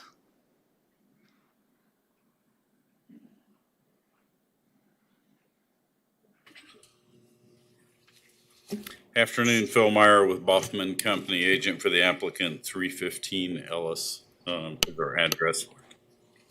So today, the Fremar Corporation has an application in front of you for the quarrying, mining, sand operation. They're a well-known, good quality operator in the Wichita market. I've got Blaine Martin and Garrett Crable here with me today from the Fremar Corporation if you have specific questions. They presently are operating the sand pit that is what we call the Castaway development at 45th and Hoover. Prior to that, they had an operation at 53rd Street in Tyler, which is now the Cove development. We're hoping with your approval today, their next stop is 77th and Ridge. So sand is a commodity, and it being a commodity, it's all about the location of where the sand is. It's a commodity that this community overall needs as we grow and things develop. So we look at what I call the sand row pit, which is 53rd and Ridge area, and most of those sand pits are just about done. They've done their life, and the operators are looking for new locations to go. And so what research I have done, the location where sand pits are going to go is north and west of that location. That's where the sand is. That's the commodity. So we got to go to where the sand is located. As you look at that, best location, in my opinion, for a sand pit is off of Ridge Road. That's the road that has the infrastructure that's ready to handle the industry being up there. So that's part of the reason we're up here at Ridge Road, and then they've done their research and they know this site has got the available sand, as every sand operator does. They get in there and check and find out, and they've done their homework on this particular site we're looking at. So I think staff is recommending denial. One of the main reasons is the groundwater and protection of the residents. And we're looking at that study from 2007. So groundwater and the issue itself is not to be taken lightly, and I don't take it lightly. Protecting the groundwater is an important item that needs to be dealt with. But that study was done by the Kansas Geological Society, specifically a gentleman named Donald Whitmore, who's a professional geologist. He's since retired. I have been visiting with another professional geologist in town, talking to him about the study, which he knew a lot about. I asked him to come here today, and the company that he works for does not let him get involved in controversial cases. So he will not be here today, and for that reason, I won't be naming him. I told him I won't be naming him. But he had a lot of positive things to say about Donald Whitmore as a geologist. He also went on to say, if you read that study, it was really inconclusive at the end of the day. You could pull both sides out of that study. But the intent of that study was to look at stormwater runoff into ground pits. And what we're going to do with our ground pit, and what I'm going to offer today, we're going to have a self-contained drainage system in this sand pit operation. We're going to construct this in a way that we don't have any off-site water that comes into this ground pit.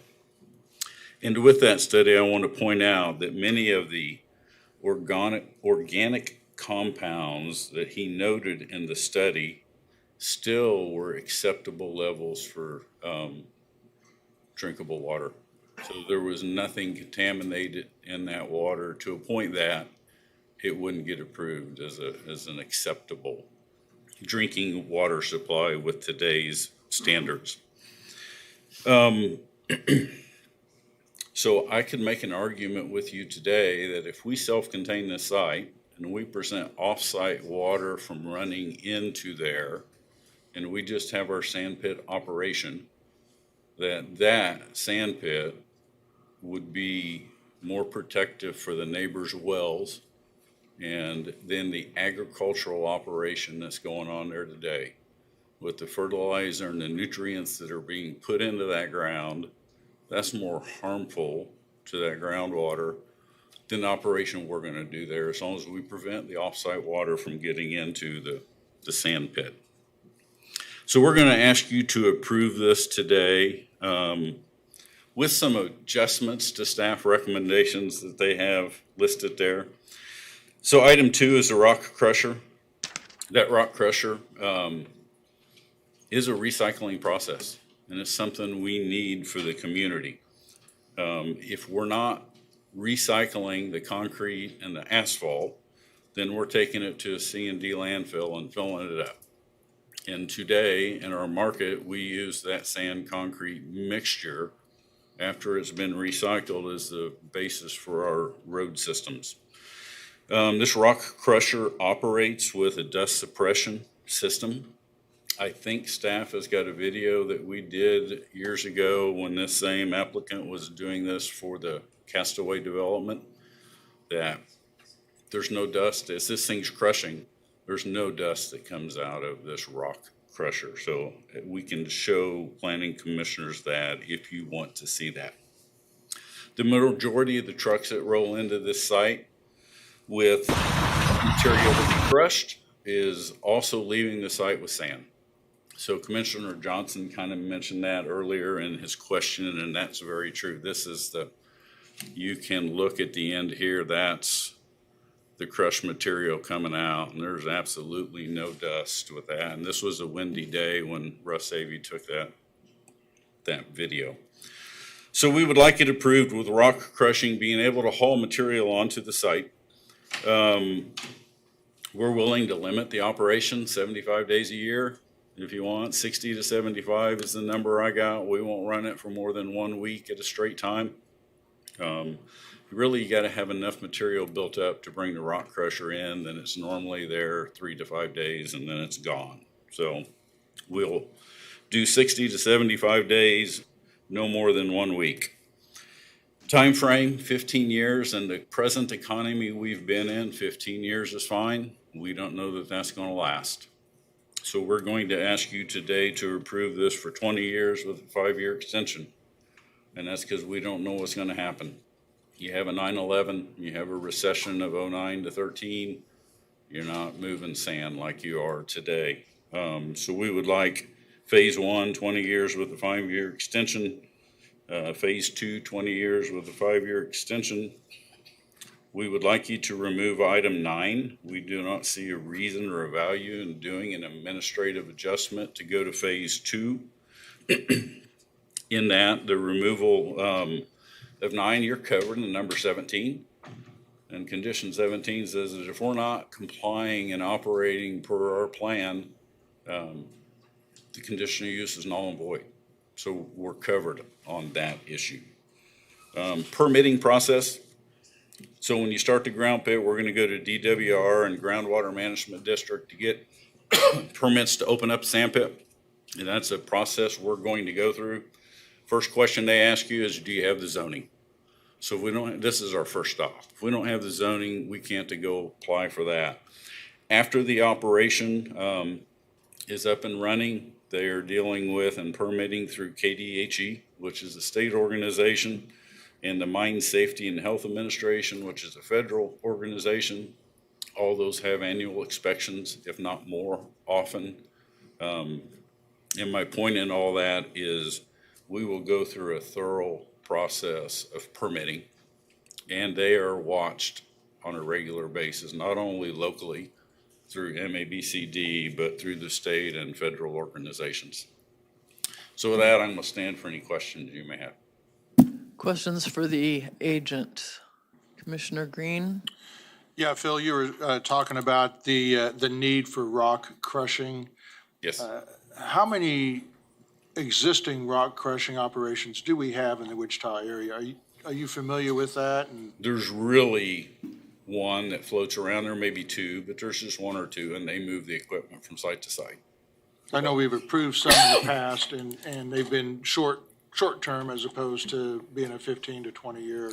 All these operations use an individual that moves his machine from traveling from site to site. So if it showed up there once a month, that would be a lot, and he's normally there 3 to 5 days.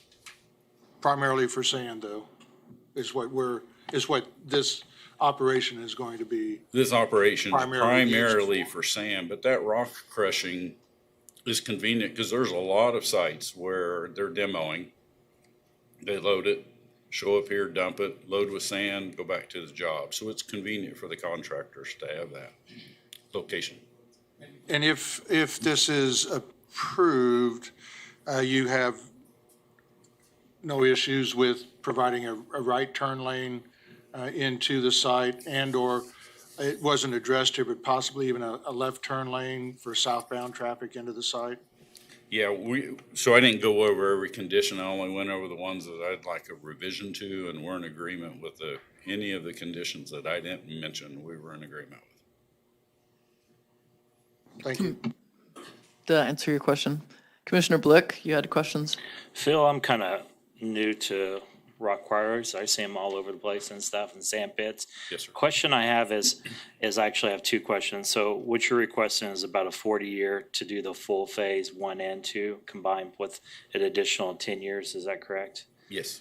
Typically, how long does it usually take to go through that? I know you were saying because of economy and stuff like that could be factors, but if somebody wanted to just come in, there was no other factors. Yeah. What is the typical time? So it is economy driven. I'll answer this. In the present economy we've had, which is way above normal for construction, they could probably go through this phase 1 in 15. Okay. I don't think they could get there in 10. So with that type of operation and knowing this economy is not going to continue to run the way that it has, then that's why we're asking for additional. I appreciate that. Second question is, how far down do you guys usually go depth-wise? 35 to 40, maybe 45 feet is a typical depth. Okay. So when you go across there, and this area tests good for sand to a deep depth, they may go down there and run along at 40, and then they're going to hit some material that they can't, and they'll jump up to 33, and they'll run along and go down to 38. So it varies as they go along. Gotcha. And then I noticed that there's 2 agricultural wells that are there. When they go down, do they cap those, or do they pull the casing out? How does that work? Or do they use that to fill up the lake after it's done? Or what do they use with those wells for? So the existing agricultural well that's out there will probably be removed and be permitted to be removed. And we'll use those water rights when we go to the sand operation, but that's not going to stay there. Okay. And that is where we're going to be working with KDHE on that well and DWR and getting all the permits set in place to abandon that. And when you dig down about 40 feet, does that mess with the water table or anything in that area for like adjacent property owners, like their sand points, if they burn up or anything like that? No, there's a couple things I talked to this geologist about because I'm guessing some of the concerns neighbors are going to have. One, that sand operation, we're putting back the water, we're pulling up. So, I mean, it's just regenerate it right there. Evaporation is your issue, not the water being removed, because we're putting it right back in the lake as we do the sand operation. Then the second one was concerns about the wells, adjacent wells. You got a neighbor that lives over there and they have a well.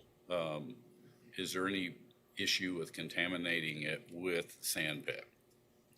And his answer was, I've talked to DWR about that before. They don't even, there's a separation. So there's a 330-foot separation that has to happen between the edge of the sand pit and the well. And past that, DWR does not add that to their equation because they're not worried about contamination or reduction in the quality of the well. Thank you, Phil. Appreciate it. Any other questions for the agent at this time? We will then move to the public comment section. Phil will remain. Can I have a show of hands of how many people want to testify on this item? Okay, I see about 3 or 4 or 5. Okay. I just repeat the instruction we had at the beginning of the session that we appreciate you being here to share your concerns or your observations and questions. But as you present, be mindful if we've heard a topic already, don't repeat it to a lengthy extent, but rather bring us all the variances of information that you have to share.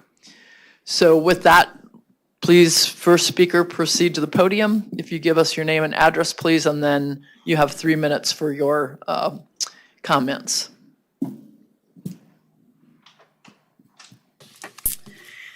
I'll be honest, I'm a little nervous. I'm not a great public speaker. That's okay. We aren't either. My name is Dina Bushell, and I have a written speech, and I promise you it's going to go right at 5 minutes, if you will bear with me. You'll have 3 minutes. Okay. And so I will have, so if you can identify the highlights, that would be great. Okay. I'm here today, again, Dina Bushell. My address is 8032 North 63rd Street West, and I also own 8020 North 63rd Street West. Thank you. I'm here today on behalf of the residents with me and those who could not be here today regarding this case.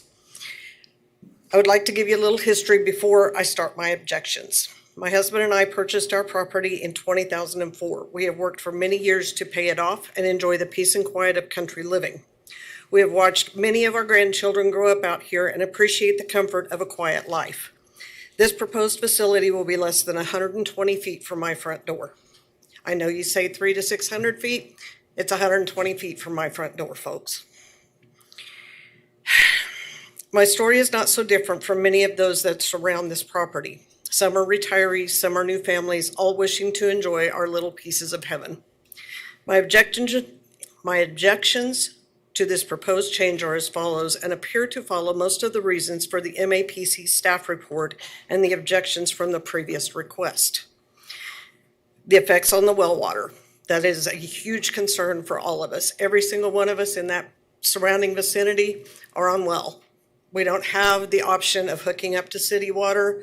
I guarantee you they're not going to pay for it if they do contaminate our wells, and not just from groundwater runoff. It's the disturbance in the naturally occurring minerals and contaminants in the ground, such as arsenic. What efforts are going to be made to reduce the health effects of the silica dust and the fugitive dust on our families? Many of us have health concerns. My husband, again, as I mentioned, is a cancer survivor. The dust stirred up by this type of facility can cause an additional long-term health problems. And I'm not just talking about rock crushing. I'm talking about the trucks driving around the sand pit, etc. You've been there. All of you have seen it. It kicks up dust. What improvements are going to be made to the surrounding roads? I've heard mention of a turn lane. I will repeat my objections at a later date if need be. What is going to be done about the noise from the facility and or the trucks? I really don't want to wake up at 6 o'clock in the morning and at 7 o'clock before I walk out the door start hearing beep, beep, beep, beep, beep. Because the trucks show up at the sand pit before they start operating. I know because I drive by the one on 53rd Street in Hoover every day. I leave work at 6:30 in the morning, the trucks are there. Okay? What are you going to do to reduce that amount of noise? What are you going to do to, I'm sorry, and again, I have more if, I don't expect all the answers today, but I recommend that you follow your staff recommendation on behalf of all of those here. Thank you for your testimony. Any questions for the speaker? I have a question. The questions come from the commissioner only. The next speaker, please, on this topic, please come to the podium. Don't be shy. And it's okay if you guys gather up there so you're in the ready. That's great. Come back. My name is Denise Spivey. My address is 8050 North 63rd Street West, as well as a 6-acre property that is 8,000 or something of this nature. We have 2 different addresses. I have 2 leases. I have lived at this property for 32 years. I have paid it off. I have raised my children. And I would like to have Dina help me with this because I didn't plan to speak. But I'm here to tell you that we have lived here for 30 years and I'm going to retire in 5 years to this. It's not right. It's not fair. We have been contacted by 20. I'm sorry. We do have to limit each individual to their 3 minutes, so please just tell us what's on your mind. That's fine. What concerns do you have? I've got 26 people that live within my 1,000 feet of the sand pit. And what else? That are opposed to this. We are all opposed to this. We've got each of you. Consider each of you as you reach your golden rules of zone change request and the recommendations of your staff before making a final decision. I remind you that before I close, these people's homes, livelihoods, dreams, lifelong work, know that not one of us, or many of us in the area, that we will be able to attend due to age, work, disabilities, and family concerns that we want to go through this. You guys are talking another 15 and 20 years. The names of those who have been personally contacted to me and said no are Corin and Justin Verdon, Sat and Craig. Do you want me to do something different? Nope, go ahead. We've got Smith and Craig and Jansen, Glenda Garuth, Ruth Ann. I can continue reading names for another 40 of them listed. Where now? I believe there is an opportunity, depending on what the decision is made, that you could do a petition and that would happen after this, so. And we've already been working on that, ma'am. And all I'd like to say is, I'm a registered nurse. I pick people up on the side of the road. I go to work every day. And you know what? A lot of other people in this room have jobs that they show up for every day. I have lived here for 32 years and have paid for everything with my blood, sweat, and tears. And our property means something to us. And I believe the commission should take that into account. And I'm sorry, I'm angry. I'm not a public speaker. I didn't plan on doing this. I was going to donate my 3 minutes to this woman, and you'd have heard many more facts than hearing me lose my temper. Please excuse me. I'm done. Thank you for your testimony. Any questions for the speaker? Okay, next speaker, please.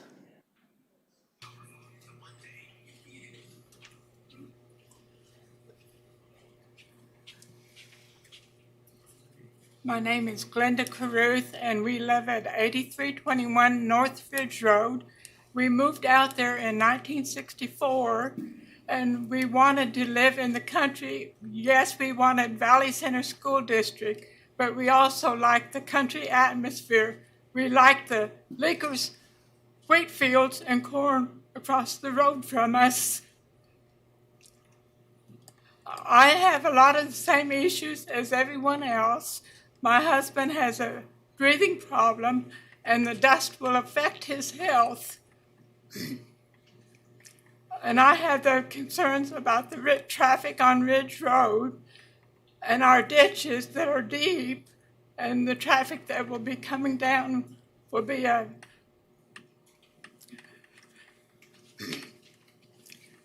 The deep ditches are a health concern. I know, I'm excuse going. me. The roads. I'm sorry, ma'am, but we need to allow this woman who's made her time to be here to share her concern. Ask you to take your seat, please. Thank you. One of the concerns that I have all the same issues as everyone else with the water. The aqua field is below us, the aqua, whatever that's called. It's down below us. But also, we have surface water that drains down on us coming from back there. Whenever we have hard rains, we get everyone's water coming down on us. And if it doesn't drain like it should, it goes across Ridge Road and goes across Liquor's wheat field. Now, we had a flood control meeting way back when at my house. And the flood control people told me that we cannot change the flow of the natural flow of the water, that we cannot put any kind of a thing around our property to keep that water from coming down on us. Now, if they put a burn over there across the road on the other side of Ridge Road, that is going to be a dam that is going to block the natural flow of the water. And you can't tell me that you can guarantee that we are not going to have those hard rains like we used to get that will be coming down on us, and we will get that surface water. Can you, your time is just about up. Is there any other concern beyond the water that you'd like to mention at this time? What? Is there any concern beyond that? Your time is up now.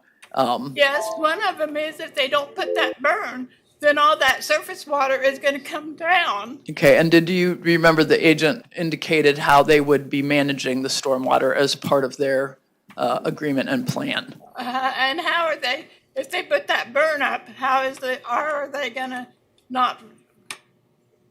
That would be part of the stormwater management plan that they're responsible to take care of with the change if it is approved. Thank you for your testimony. Does anyone have any questions for this speaker? Thank you. Next speaker, please. I am Charles Reyes, 6400 West Glenda, Valley Center, Kansas, 67147. The agent is making statements for an expert that he wouldn't name, and that wouldn't even show up to make his own statements. So I don't know how that works. You know, how do we even know that's true? But my mom built this house, bought that property over 30 years ago for peace and quiet. And I got the same concerns everybody else, the water contamination, the roads. Ridge Road's a 2-lane road. More diesels are going to be on there. It's just wildlife, noise pollution. We go out there, we live out in the country for a reason, and we don't want all that noise out there right by neighborhoods. That's all I got. Okay, any questions for the speaker? Thank you for your testimony. Thank you for your testimony. Is there anyone else who would like to speak on this topic? Please come forward. My name is Rebecca Spivey. I live at 8050 North 63rd Street, West Valley Center, Kansas. I live with my mom. My concern is the berms that they're talking about. Just exactly like Dina, her house is about 120 feet. Ours is probably not even 120 feet. But if they have the berm and like what this lady was talking about, the hard water, we have no ditch system on 63rd Street. There's nothing. So when it floods, we get flooded out, and we're praying to God that it does not enter into our houses. They have built a berm around the house, but it still floods. So what are they going to do in case they have the berm? But are they going to build ditches along the way? Because the ditches on 77th Street used to be as deep as the ones that are Ridge Road, but they have been pushed down. So are they going to fix those too? Because again, when it rains again, and they're talking about, we've been having a lot more rain than we have in the past few years, where's that rain going to go? Across the road. So what are they going to do about that? Yes, I know I'm just talking about the water, but the noise pollution, a lot of people have farm life, dogs, animals. Are we going to be able to walk up and down the road without having to worry? I know the trucks aren't going to go on 77th or 63rd Street, but how do you know for sure that they won't? Is it even going to be safe? There's kids. There's tons of kids that live along those roads.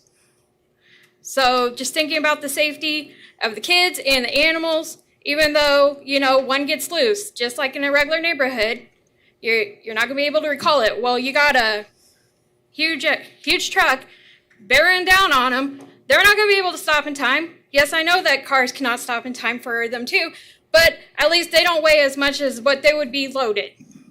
And also, just an example, I was driving to work the other day, and one of the sand pits on Ridge Road, North Ridge Sand, the guy could have gone right after me. He turned right in front of me, probably about 20 feet. If I had been looking the other way, I would have ran right into him. So what is the safety concerns that they're going to actually pay attention to the traffic when there was nobody in back of me to actually do that? And that's not the only time. They actually did that again this morning too. So water and traffic are your primary concerns? Safety for everybody. Yeah, I also have a breathing and heart condition. So what is this going to do for me? Okay. That's it. Thank you for your testimony. Any questions? Next speaker, please. Yeah, I'm Wayne Iverson from 8355 North Ridge Road. We bought the property in 85. I've been there for 37, going on 38 years. I've done a tremendous amount of improvements to my property. The home has been remodeled with additions and stuff. I'm concerned with everybody else is concerned, but I'm also very concerned about the property values.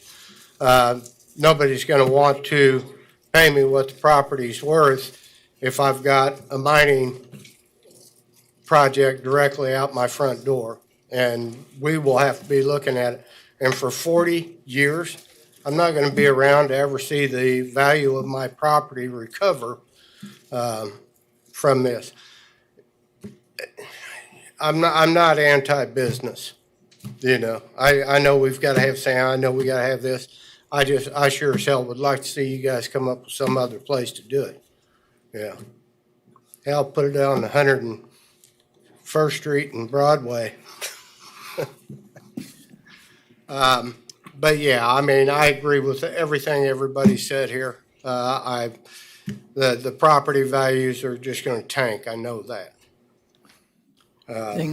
Thank you for your concerns. Any other information that you wanted to share? Please take your staff recommendations. Thank you. Thank you. Next, any questions for the speaker? Next speaker, please. Hello, my name is Jacqueline Villarreal, and I live on 7756 North Ridge Road, and I'm very, very devastated on this. I imagine how they feel that they've been there for over 30 years. I've been there for 3 years. I have kids.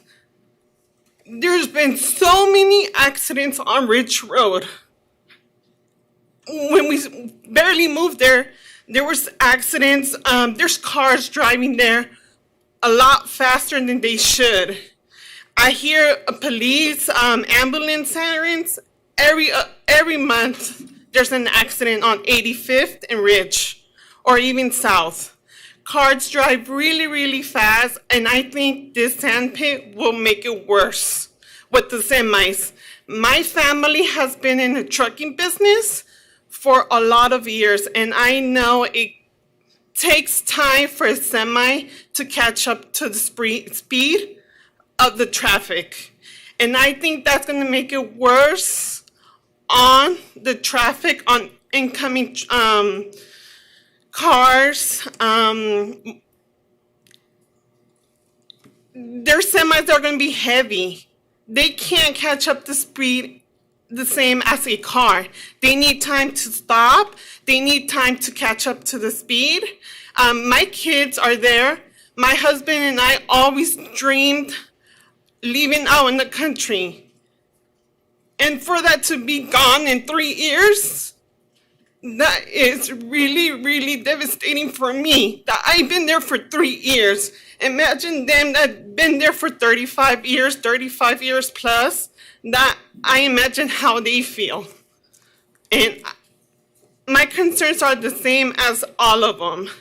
Plus the accidents and my children, all of them are under the age of 10.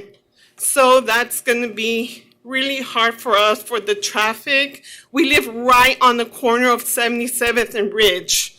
Our house is older, it's right on the corner. So we hear all the traffic that passes through there. With the sand pit, it's going to be way more traffic for us, for our house that's right on the corner. Okay. Thank you for your testimony. Are there any questions for the speaker? Thank you. Any other speakers in the chambers? Please proceed forward. Please come forward. Hi, my name is Kenya Robledo, and I live at 7800 North 63rd Street West. I am actually right in the corner behind, right here. Okay, thank you. So again, I share the same concerns as everybody as far as like the water. You're right, the water does flow to us. So if they don't put the water is one of the main concerns. The dust. They say the dust will not get to us. It does get to us. The dust from the road gets to us, okay? We have elderly, we have new, and we decided to move out there in 2009 for the same reason. Country, get away from the city life. I work in the city. I go out there and it's relaxing. My children can go out there and relax. We have animals. We enjoy our time, our family time out there, okay? We have kids, the bus, our kids that come and get the bus. How is the bus going to go there with these big semis going back and forth? We've had bus issues already where the ditch that is not properly dug in right on 77th Street where they currently have or they grow stuff at. So that water goes there. When it gets very, very rainy and mushy, we've had, since the time I've been there, 3 bus accidents where the bus has gone into the ditch. My husband has had to help move because since we're right in the corner, the bus, when it turns, it ends up going and goes in there. So I have that. These are problems that already exist. Is that what you're saying? Or I'm just saying it's going to add on. Why is it going to add on? Because we're going to have these trucks going back and forth. They have to go down Ridge Road up to 85th Street to do the turnaround to go into Valley Center schools. So it's just adding on to more. Okay. Plus the concerns of our health. We have all kinds of ages here. Unfortunately, in my house too, we are recovering from cancer, okay? So the dust, they tell me the dust is not gonna help or it's not gonna affect us.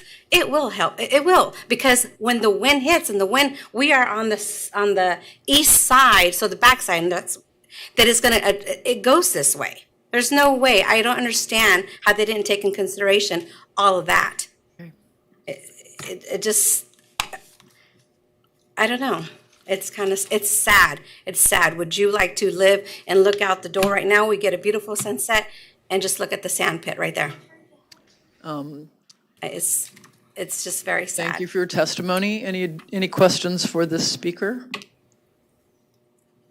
And I know there's other families that didn't get to come to have smaller children that are in that same area. Thank so you. I speak for them too. Your time is up now though, but thank you. Any other speakers in chambers?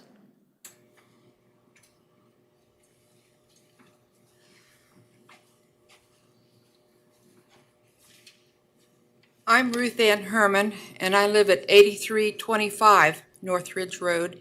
Mrs. Caruth is my neighbor, and the neighbor on the other side is Darren Cooper and his family. And I would like to include, I agree with Mrs. Spivey, for instance. She's a healthcare worker. I am too. We have a sense of compassion, a sense of generosity.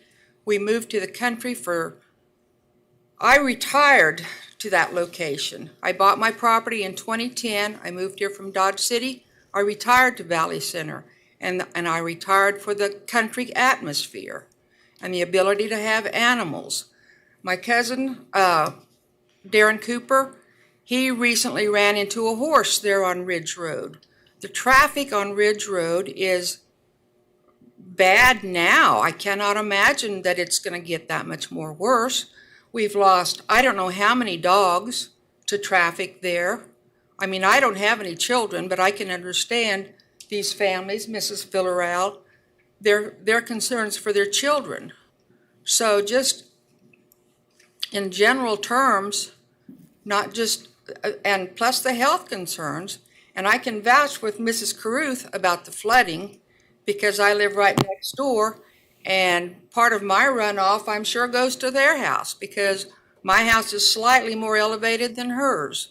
So I just want to reinforce my concerns for the project, and I would encourage the Planning Commission to please follow the recommendations of staff.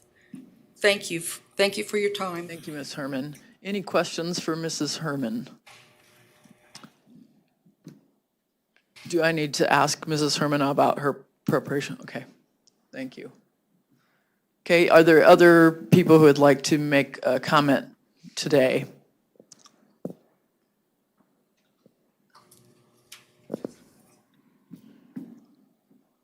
My name's Robert McVicker. I live at 6333 West 85th, and I'm on the east side of the sand pit where they want to put it. And I moved out there in 98. I've been out there 25 years. I love the area, and I sure don't want a sand pit to goop up what we got out there right now. And I'm with all the other people that it's nice and quiet out there, and I love the country living. And I just wanted to say I love the area, and I hope they don't put a sand pit out there. Thank you. Thank you. Any questions for the speaker? Next speaker, please.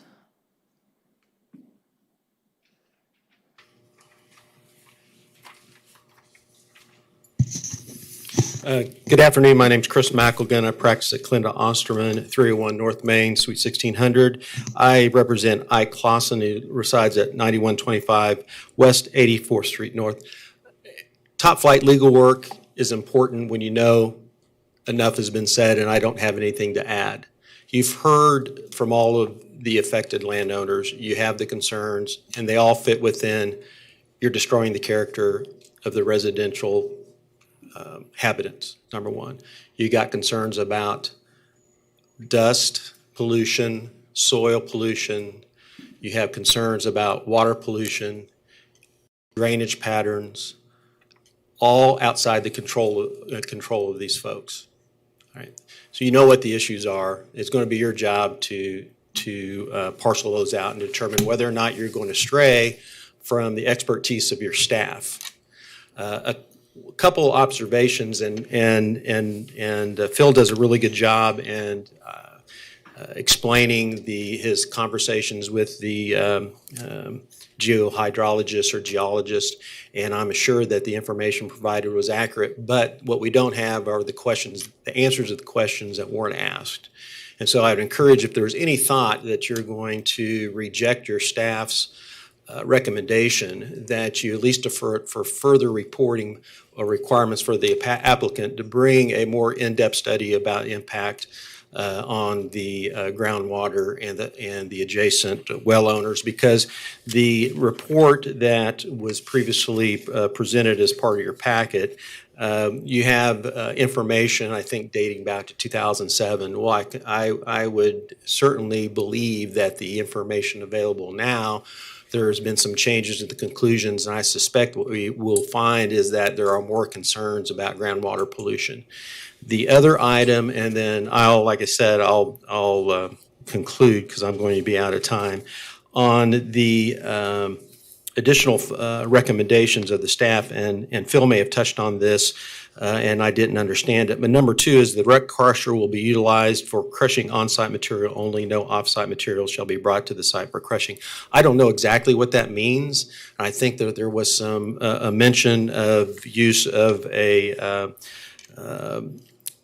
construction and demolition site to haul material out there. I don't know if that means that off-site material will be brought to the site, which I expect that probably will happen, and then it will be trucked off-site. I think that you need to understand that as that salvaged concrete, asphalt, and phosphate material comes in, it will set on the property, and rainwater and any moisture that leaches off of that contaminated material will go in the groundwater. Your time is up. Thank you for your testimony. And I appreciate it. Questions for the speaker? Thank you. Any additional speakers on this topic? Is there, okay. My name is Michael Martinez. I live at 8063 North, 63rd Street West. And I agree with all these people, especially that one young lady, about accidents. Not too long ago, they had one of those sand trucks almost tip over on the corner of Ridge and 77th. We had the traffic tied up. What would happen if some person needed an ambulance to come and save them? They couldn't. You'd have to go clear around, go through Valley Center up 85th. And I just think it's people's safety and health should be looked at. Thank you. Thank you for your testimony. Is there any questions for the speaker? Any additional persons in chamber who would like to speak? We need to go to the virtual environment as well. Is there anyone else here that wants to speak? Is there anyone participating virtually that would like to speak on this item? Hearing none, we ask the agent to come back and respond to the issues that he's heard to this point.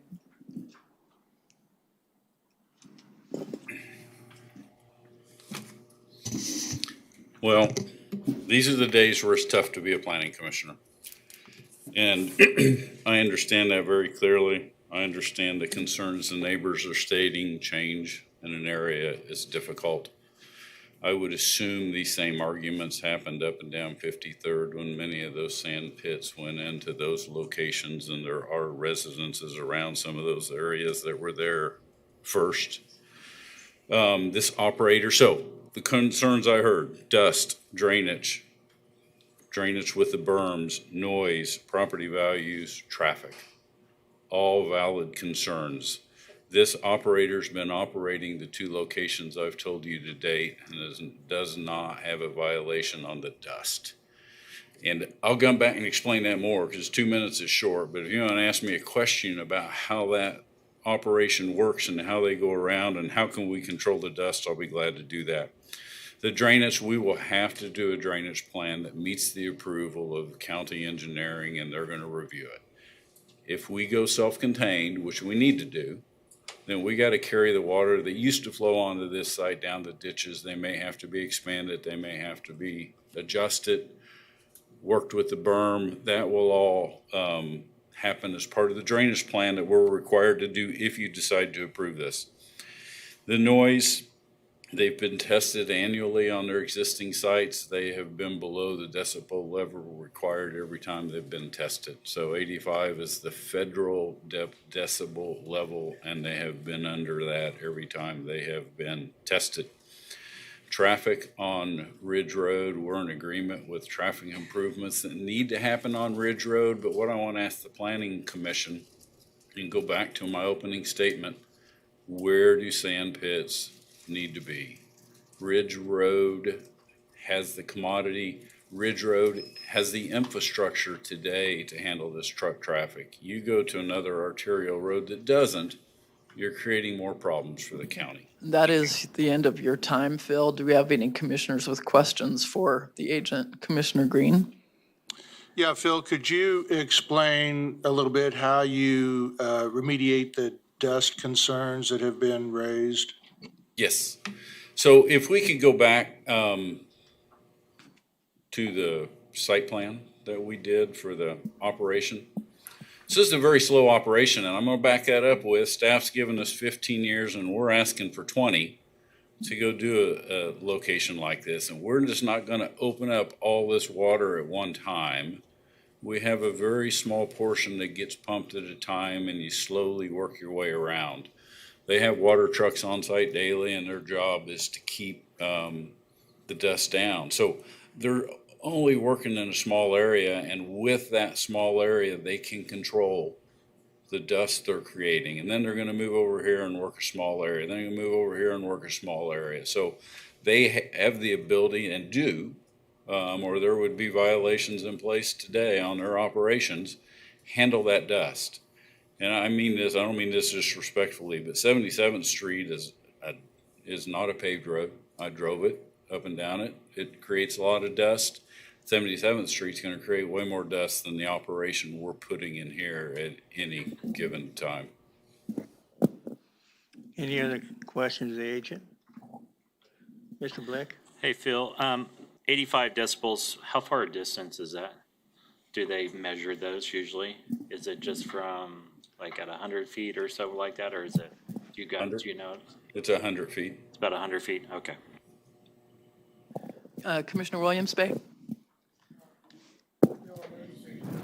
I know you say that your plan hasn't been developed yet, but how, do you have an idea how that water is going to be handled? I would assume that, so Ridge Road actually has a very nice, for Sedgwick County, Ridge Road has a very nice bar ditch section compared to other county roads. It's one of the first thing I noticed when I drove it, but we are gonna have to carry that water around the site. And I assume with our berm, we're gonna have to leave the capacity to let some of that happen. This could help solve some of the drainage problems, but our requirement when county reviews us is that we don't create any additional problems that are occurring. So it will be handled on the site that you're proposing? It's going to be, with the right of way that's there today, yeah, it would have to be handled on our site, on the other side of the berm, so it stays out of the groundwater. I do need one planning commissioner asked me a question about the berm. Could you tell us a little bit more about the berm and how that acts as a dam, not as a dam? What does that function as? Staff report at the moment, per the case we filed, we offered a 4-foot berm around there, and we don't have any problem today if we increase the height of that berm to 6 to 8 foot. So if we increase the height of that berm to 6 to 8 foot, and we don't want it a number, we want it to undulate between those two heights, and we put prairie grass or native grasses on top of it, we're gonna have the 10 to 12 foot buffer, and that grass will even knock down more noise. So it's a concession we are willing to do today to help in the approval of this. Okay. I ran out of time. Commissioner, 2 minutes. Commissioner Warren? Phil, I lived in the area my whole life, and so there have been a lot of these sand pits that I've seen develop. They've obviously had a lot of traffic through the years because of the size of the pit, but at the time, I don't recall a lot of traffic at any given time. Do you have any idea on a daily basis, on a normal construction year, like we've ran in the last, any of the last 5 years, which is pretty brisk? What a normal year, how many trucks would we have running a day on hauling sand? You know, we're talking dozens, we're talking hundreds, we're talking hundreds. Yeah, we're talking, so at full blown, you're talking staff report, Chuck Hill stood here in 2004 and said there would be 100 trucks a day in and out of there, and I can't argue with that. During today's economy, there could be more than that, but normally it's gonna be 80 to 120, something like that. Thank you. And it goes throughout, it goes not all at once. It's not everybody shows up, it's just through the day. And that's full operation. It would take a sand plant like this to get 3 to 4 years in before you hit that type of capacity. Okay, any other questions for the agent?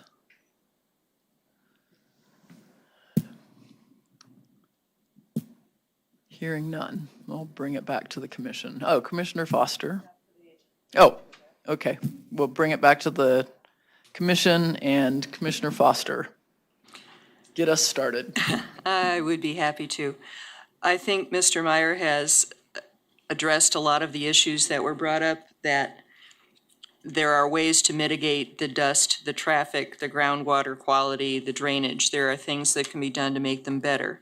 There are things that can be done to mitigate the noise, though I think even if you're meeting regulatory requirements on noise, you're still not going to be able to prevent the change to the character of the neighborhood that that background noise is going to create. But to me, the most important issues here are land use and scale, and the critical difference between rural agricultural and rural residential. We're talking about an area that's 1 mile long and a half-mile wide that is essentially going to be strip mined for the next 40 years. That's already half surrounded by residences, and I think reliably within the next 40 years is going to be completely surrounded by residences, or not, depending on what happens to land values because of this land use in the middle of a rural residential area. I agree that contractors need to get their sand from somewhere, and geology dictates some requirements, but I simply do not think this is an appropriate land use for this neighborhood. So I will be moving to disapprove, to deny the application. And this is a motion? This is a motion. Okay, not you will be. Second. You just made a motion to accept staff recommendation for denial. Correct. Okay, do I have a second for that motion? Second. I have a motion from Commissioner Foster and a second from Commissioner Miles. Discussion, commissioners.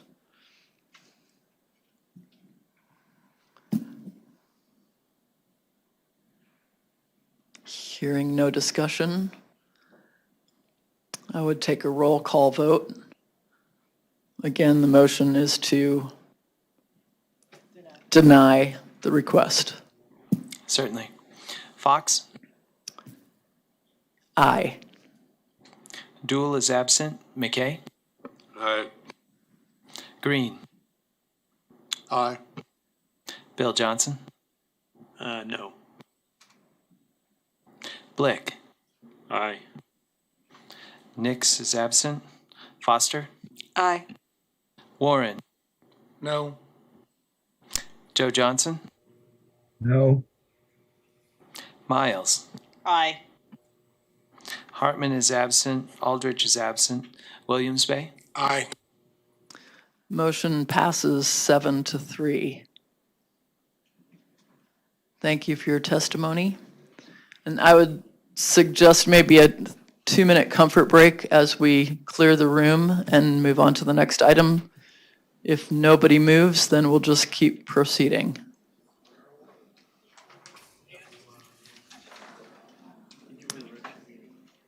Thank you. And please note that Commissioner Johnson is leaving.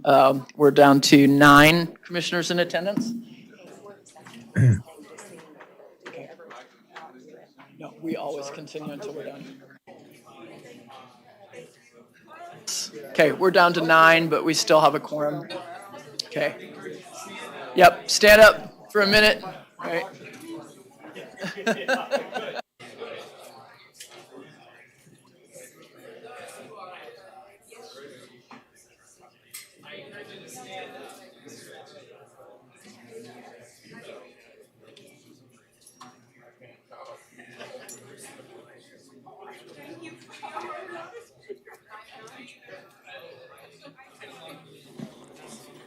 For those in chambers waiting for another case, we do complete the agenda at every meeting unless we lose a quorum. So please remain. We will keep going. And as soon as the room's cleared, we'll start with our next case. Thanks, folks who testified. If you can clear the room so we can continue with our business, we'll be grateful. Thank you.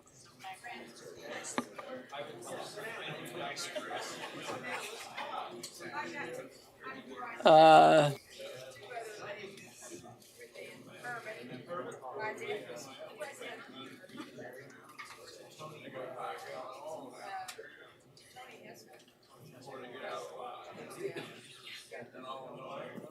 Hello. Yeah. Yeah.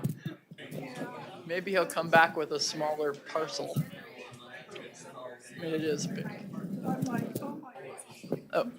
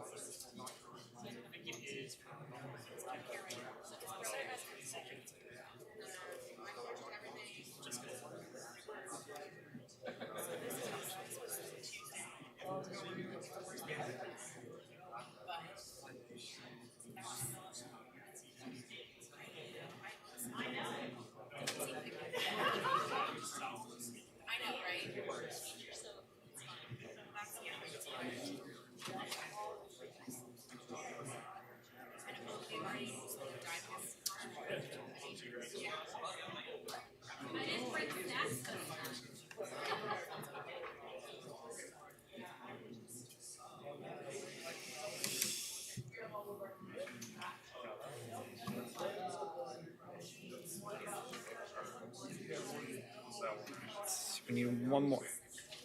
No, we do.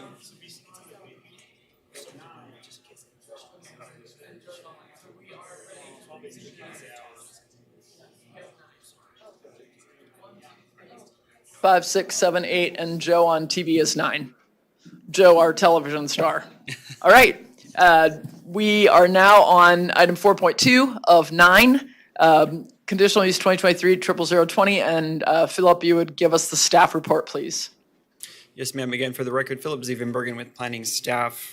This conditional use is actually having 2 requests that are not related other than they're happening on the same property.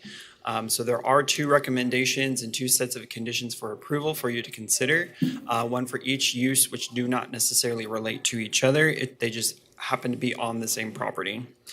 The first one is to request a conditional use for an event center, which may provide entertainment and alcohol for patrons, which is defined by the zoning code as nightclub in the city. And the second request is allow a mobile food unit in the city, also known as a food truck, as a primary use in limited commercial zoning. As I mentioned, it's limited commercial. It's located at 355 West 21st Street, which is the southeast corner of North Waco and West 21st, as you can see on your screen. The first request for the event center / nightclub in the city. An event center, as just as a reminder, is a operation that doesn't have daily use. It is rented out on occasion for specific events, like maybe a wedding reception, birthday party, anniversary. So again, not necessarily a daily use. Per the definition of our zoning code, of alcohol and entertainment, which could consist of live music, DJs, pantomime, things like that. If both of those are combined as an event, we have to consider it a nightclub in the city.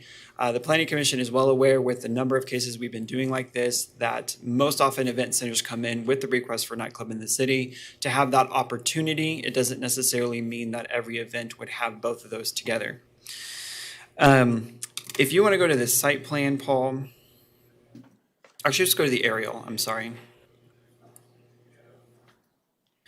So as you saw a little glimpse with the site plan, this is the site primarily focused on 21st Street. There's a little side portion of the site, and this portion of the building is where they're indicating they would like to have the event center. It's the current vacant space within the larger retail space that is located on the site.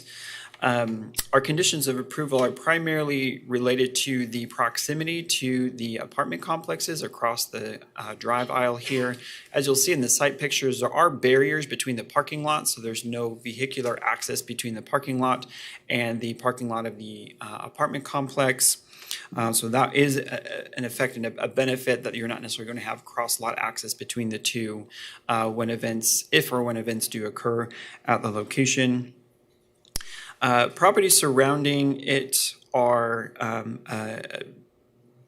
both TF3, two-family residential. There's limited commercial on the north side, but primarily surrounding where the event center is going to be is primarily residential use. This portion of the property on the west side is actually general office. This portion of the apartment complex is B multifamily. Either way, the use is residential in nature. The distance between the area of the event center and the apartment is approximately 35 feet. The applicant provided conditions of approval with the application for staff to consider. They are listed in your staff report. Primarily the ones I'm going to focus on are the hours of operation they recommended versus the hours of operation staff is recommending. They recommended hours of operation for the event center to be 9 a.m. to 10 p.m. on Monday through Thursday, 9 a.m. to midnight on Friday and Saturday, and 8 a.m. to 10 p.m. on Sunday. Staff recommended hours of operation in the conditions of approval are 9 a.m. to 8 p.m. Monday through Thursday, 9 a.m. to 11 p.m. Friday and Saturday, and 8 a.m. to 8 p.m. on Sunday. And again, with that, our reasons for this is based on the proximity. Yes, you're going to have, doesn't look like there's any outdoor space. We have a condition of approval that prohibits music to be outdoors, but there still could be music bleed through from the event center, and just wanting to mitigate possible negative impacts which is such close distance between residences on the south side from when events do occur. That was the only condition of approval that staff disagreed with from what was submitted by the applicant. Other ones that they submitted were that security would be required on site for events larger than 30 people. Any lighting must be directed toward the center and not toward any residential properties to the south and west. That's per the Unified Zoning Code. Item number 5, for time's sake, I'm not going to read it. That is actually a direct excerpt from the supplementary use regulations regarding event centers or nightclubs in the city regarding the noise level. So it sounds a little weird. It's not necessarily contrived about anything. It's just actually how it's stated in the zoning code. In 2004, an administrative adjustment was approved on the site for a parking reduction from 71 spaces to 65 spaces. An event center has a parking requirement of 1 space per 2 occupants.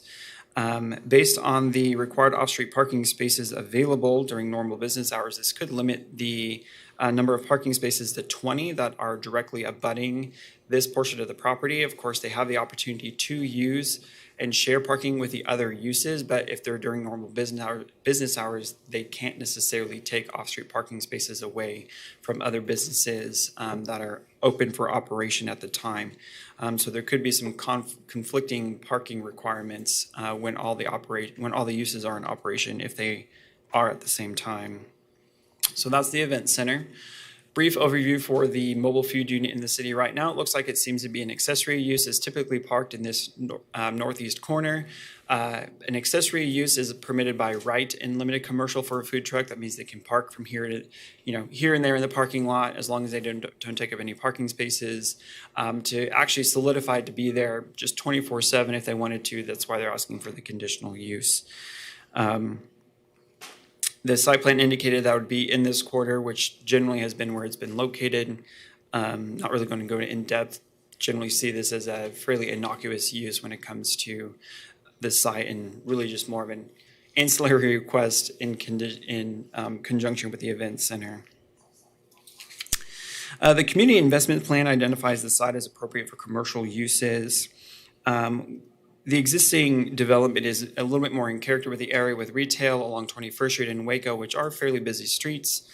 Going up to the level of an event center that can provide entertainment, we have to look to see what's potentially a little bit more appropriate. It is not necessarily that large in size, so you can consider the scale of the events potentially not being grandiose or large, but we still have concerns about the noise, and that's where we provided the conditions of approval to help mitigate possible negative impacts. It is in the established central area. The Wichita Places for People plan talks about nodal development. It's in between two nodes at 21st and Broadway and 21st and Amadon, and 21st Street in this location is primarily commercial development along 21st Street, so it fits within that context. And the residences in the area have coexisted with commercial uses for quite some time in the area. Again, that's where we go back to the level of appropriateness for the intensity of the commercial use, as we talked about before. It is an area of opportunity which looks for some strategic investment. Again, that has to be weighed with what do you want to allow on the site versus what would potentially be detrimentally affecting surrounding property owners. The 21st Street Corridor Revitalization Plan was primarily a transportation plan. It is in conformance with the preferred land use map, which identifies it for commercial uses. Permitting the food truck would be in line with the neighborhood retail category of this plan as well. So overall, staff is recommending approval subject to the conditions in your staff report. I'm not going to go through all of them. Again, just highlighting the difference in the hours of operation that we would have. We added some other things regarding having the approved site plan, parking lot be kept free of trash and debris, no loitering or excessive noise in the parking lot after hours.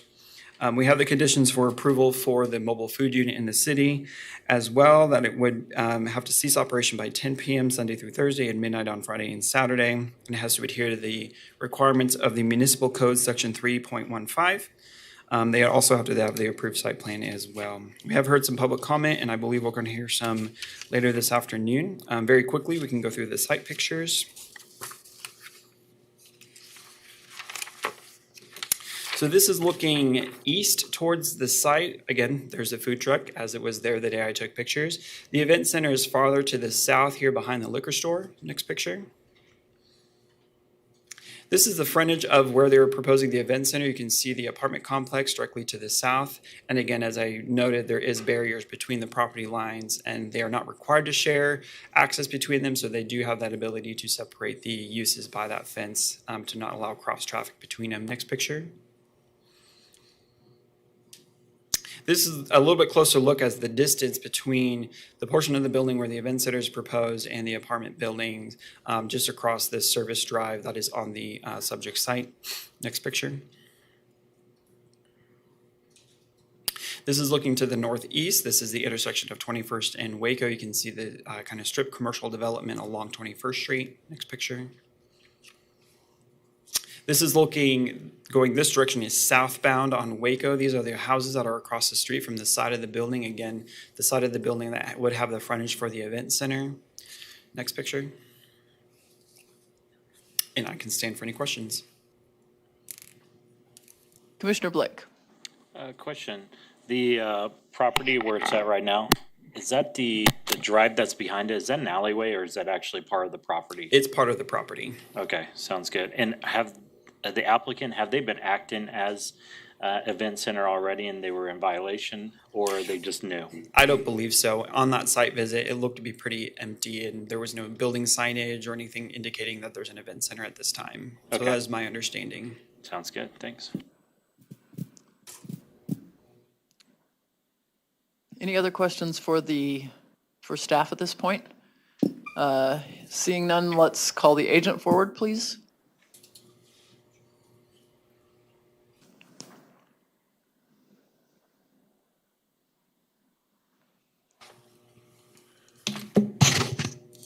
Madam Chairman, members of the Planning Commission, my name is Greg Ferris. I represent the owner of the property.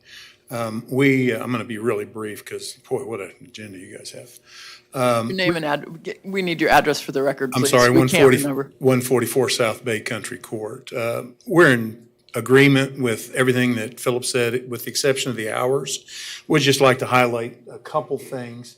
When you see right here, the entryway is not over here. This is all solid, so there isn't going to be any bleeding into this apartment complex. There's a door here, and that's the only door that will be used for the event center. I'll answer any questions you want about the food truck. I think Philip addressed all those. We're in agreement with that. I do wish sometime, I've said this every time I've ever represented Event Center, sometime you would put Event Center in the zoning code and get rid of it as a nightclub. And because you send out notices that says we're going to do a nightclub and panic ensues.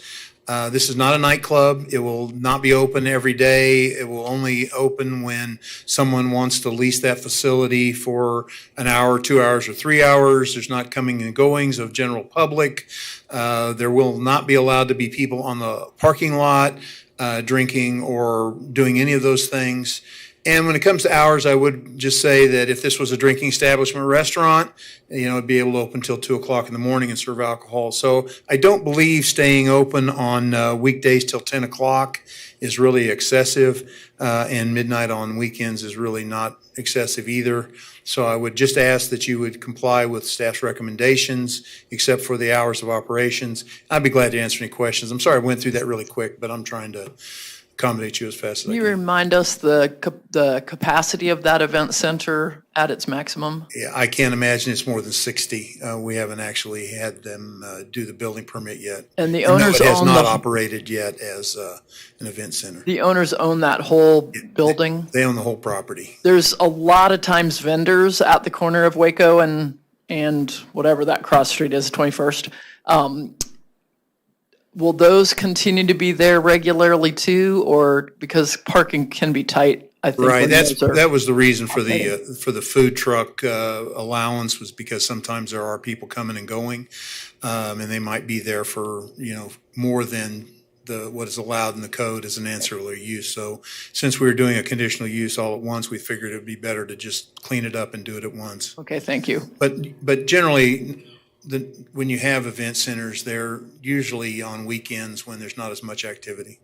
Okay, thank you. Any other questions for the agent, Commissioner Blick? Greg, so the food truck, is it going to be a permanent food truck? Because I noticed that at Wellington Street and there's another one that's over there. They have permanent ones that are pretty much that are there, the same truck every single day in that same spot. So it's like a pretty much permanent structure. I don't think that it's planned to be that. I'm not going to say that it won't be there for several months at a time, but the goal was that to be able to have a food truck there whenever without having the city say, oh, whoa, you can't do that. The hours of operation, we don't have any problem with them being limited as well. Commissioner Williams, Bay, you had a question? Yeah, Greg, you said there was is there an opening on the south side of the building, an exit door? Well, you know what? I don't remember. That's a good question. You didn't take pictures of that alleyway, did you, Philip? I don't think there is. If there is, it'd be just an emergency exit. Okay, but no openings, no windows, just an exit door. Right. Okay, thank you. Any additional questions? Seeing none, we're ready for public comment. If anyone would like to speak on this item, please come to the podium. Your name and address, please, and you have 3 minutes. Anybody in the outer chambers here to speak on this item? Okay.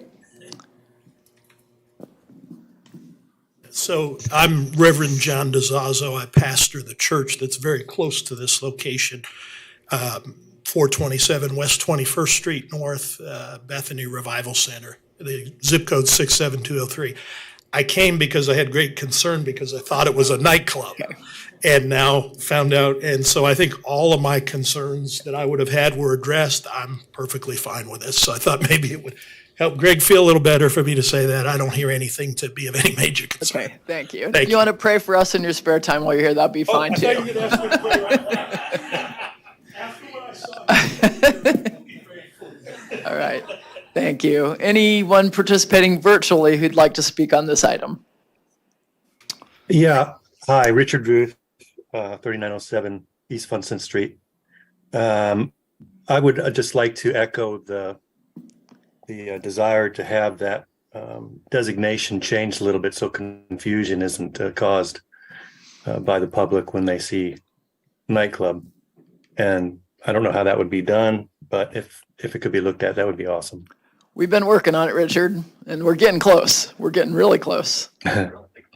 Thank you. Thank you. All right, any other participants virtually who'd like to speak on this item? All right, well, let's bring it back to the commission. Do we have Commissioner Blick? I have a question for staff. Okay.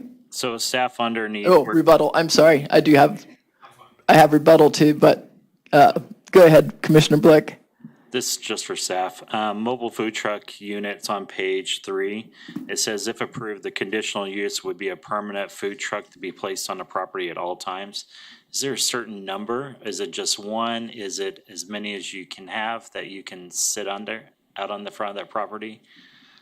I think just in plain reading of the term mobile food unit, not units, being a singular term. I mean, it is definitely within the commission's discretion to limit it to one if you wanted to add that condition. Okay, thank you. One of the other things to consider is it cannot take up any off-street parking, so it doesn't necessarily prohibit ancillary ones from coming, additional ones from coming, but if they were to have 4 or 5 of them, I'd start to question whether or not they'd be taking up additional parking. In addition, there's an approved site plan which indicates the location of it. So if they only show one on a site plan, then they're only allowed to have one because that's the approved site plan. Okay. Commissioner Warren? Staff question, is there a standard for hours on event centers? Everyone, case-by-case basis? Typically, we've been doing them as a case-by-case basis. It seems to be getting a number of them recently to where we've had one additional one, if you remember, on West Central that had like a 35 to 40 foot distance between the rear of the building and some apartments to the south where staff recommended hours of operation were the same as this. The Planning Commission in that case did, I believe, approve 10 at midnight as the applicant has requested in this case. I can say from a practice point of view, staff has been recommending 10 at midnight when there's nearby residential and a little stricter ones when that residential is very close. Does that answer your question? Yes, it does. Thank you. With regards to the food truck, this would only be allowed in one of those 20 parking spaces that address that are allowed for the event center, realizing that there are other parking spaces in the area.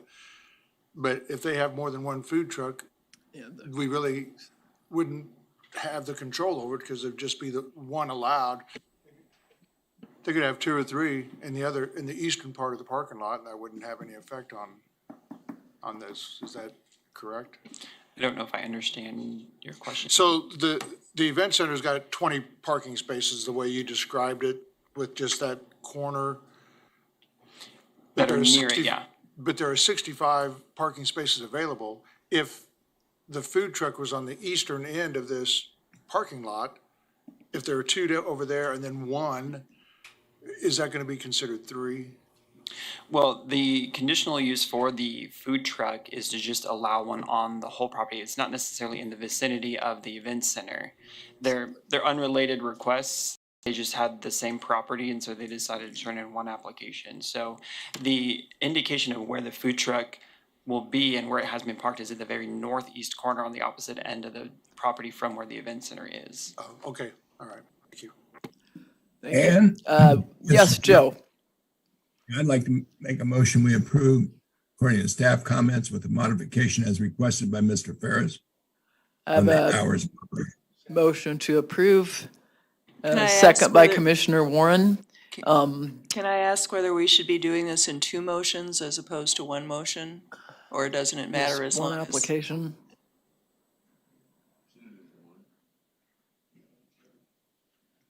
I would assume if we vote it down, it's for both. If we vote it up, it's for both.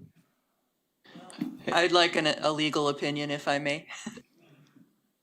I was trying to pass it off on them, but it sounds like it was submitted as one application, so you're moving to approve one application. If you decide to approve part of it and deny part of it, it's until your discretion.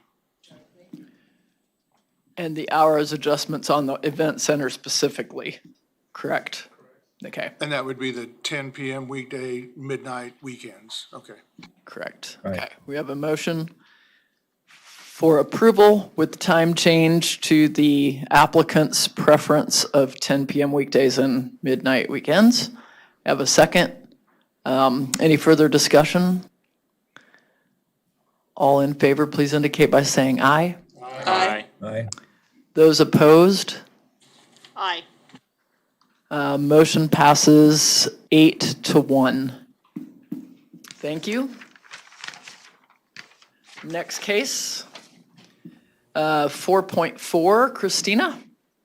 This is conditional use 2023-00022 at East Central and Washington Avenue, 402 North Mead. Thank you. For the record, Christina Reith with planning staff. The applicant is requesting a conditional use to allow utility major on a property zoned LI Limited Industrial District.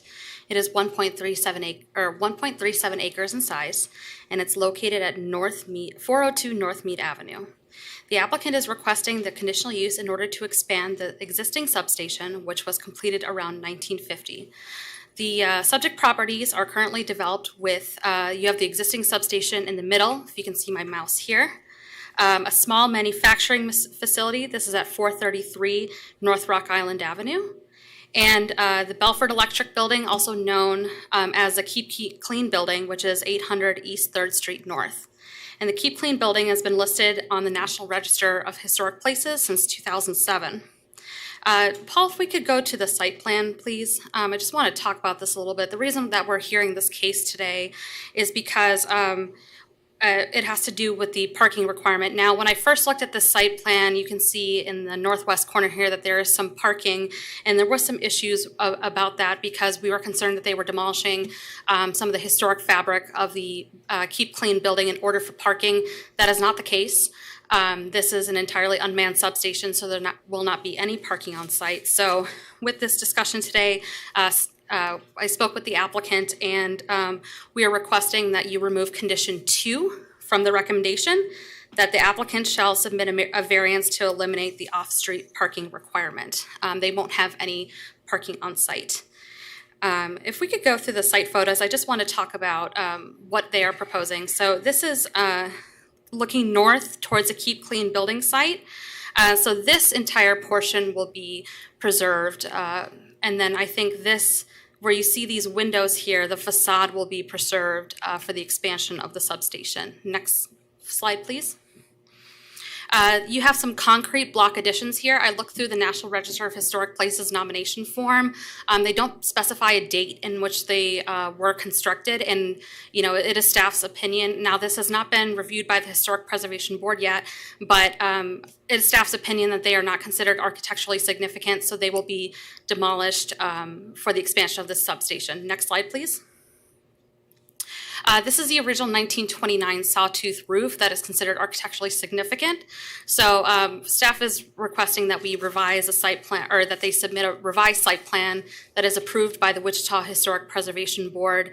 There were several options that were submitted to the Historic Preservation Board. They have not been formally reviewed, but the site plan that was submitted to planning staff shows that this roof is proposed to be demolished. So as a condition of approval, staff recommends that the applicant be required to submit a new site plan for review by the Wichita Historic Preservation Board and approval by City Council. Next slide, please. This is looking east towards some of the office spaces. So the building on the left here is the office space for the Phillips 66 station. And now another conversation that we had is that they may want to expand the con, and the applicant is in agreement with that in case the Historic Preservation Board moves to deny the site plan that was presented to planning staff. Next slide, please. This is looking east towards the existing substation. Next slide, please. This is looking south towards the Phillips 66 station. Next slide, please. This is looking west towards the Keep Clean building. The windows on the left, or on the right here, are the facade that is going to be preserved according to their site plan. Next slide, please. This is looking west towards the substation. Next slide, please.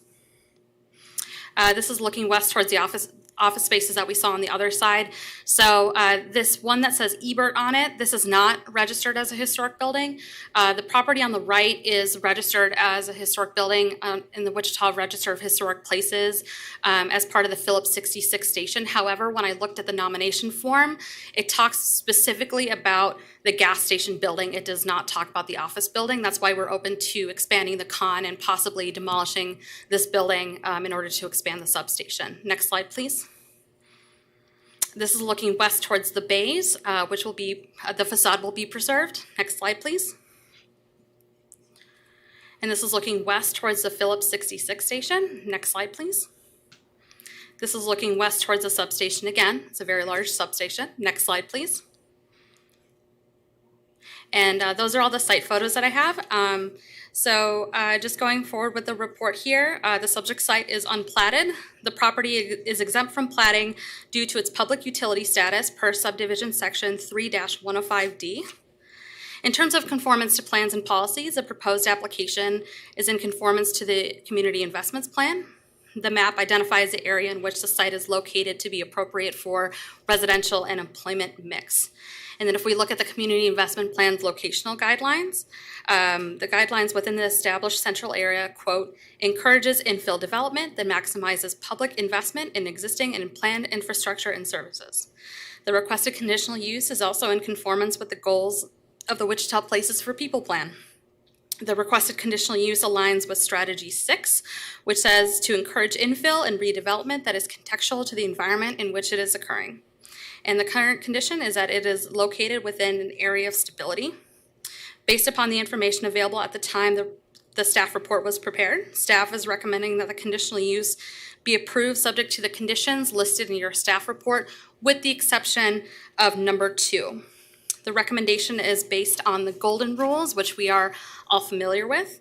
I will skip to the last one in terms of public comment. I did receive one from the gentleman who owns the Phillips 66 station property. He's actually a little disappointed that he wasn't included in the con. But other than that, I have not heard any public comment. And you guys are the first governing body to vote on this as it goes to DAB 6 on Monday. And with that, I will stand for questions. Any questions for staff? Thank you, Christina. At this time, we'll call for the agent, please.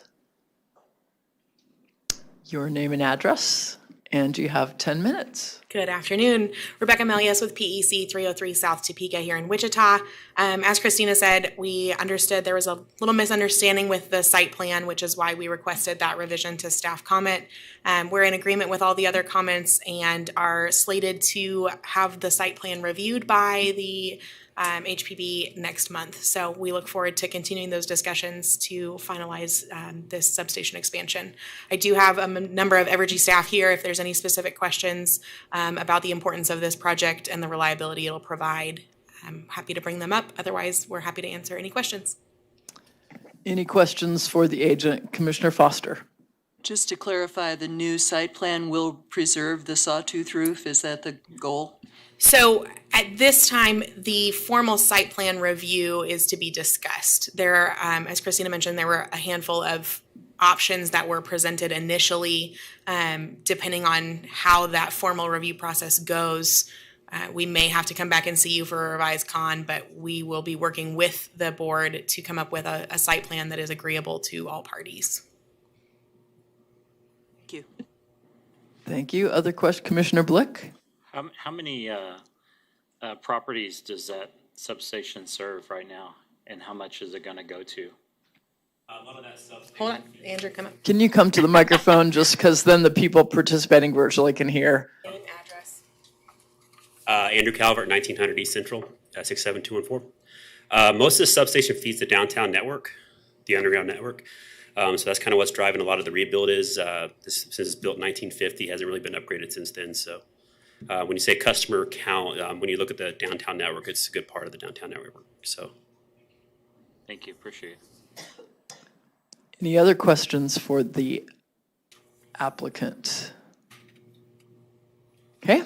Is there anyone present in chambers who would like to speak on this item? Is the antechamber empty at this point? Okay. Is there anyone participating virtually who would like to speak on this item? Hearing none, we'll bring it back to the commission.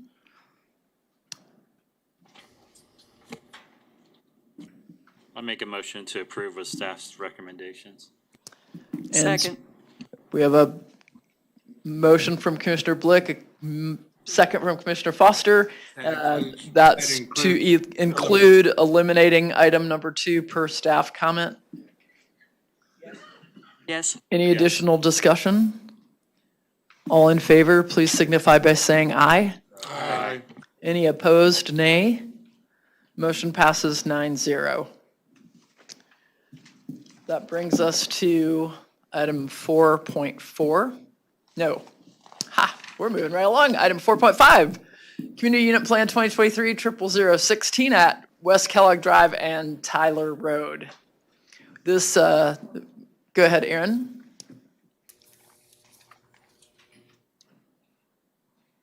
Good afternoon, Erin Ebach with planning staff. CUP 2023-00016 is a minor amendment to the Holland Commercial Community Unit Plan DP 268 to permit advertising for an on-use site on an existing off-site billboard on the property. The property is Zone GC General Commercial, again with CUP DP 268, and is generally located on the northwest side of West Kellogg Drive within 300 feet west of South Tyler Road. As you can see the CUP here, this is the subject parcel with the existing off-site sign. The CUP is generally developed with strip retail uses in this area, and then the Holland paving operations fronting West Kellogg Drive. The applicant is specifically requesting to use the existing billboard sign on the site, which was in place on Parcel 5 prior to the approval of the Holland Commercial Community Unit Plan to advertise on-site uses. General Provision 13 of the CUP states that off-site signs, except for the subject sign, are prohibited within the CUP, and otherwise the CUP only permits static on-site signs no higher than 25 feet. Provisions specifically for Parcel 5 allow 75 square feet of signage, and it is stated that Parcel 5 shall share a pylon sign with Parcel 4. The shared pylon sign does not currently exist on either parcel, and currently Holland paving construction is only utilizing a very small monument sign on Parcel 6 that I will show when we get to the site photos. In your staff report, you will see that the requested amended language to General Provision 13 of the CUP is outlined in red. It's just one sentence of text just to simply state that the off-site sign shall be allowed to advertise on site uses.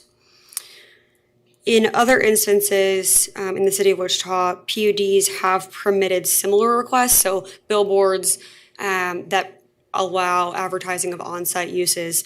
One is in relatively close proximity to the subject property. So here, this PUD 39 does allow an off-site sign to advertise on-site uses on an electronic message billboard for the Kia dealership. The other instance is a PUD on the east side of town for the Rustiak Ford dealership that also permits an off-site sign to advertise on-site uses.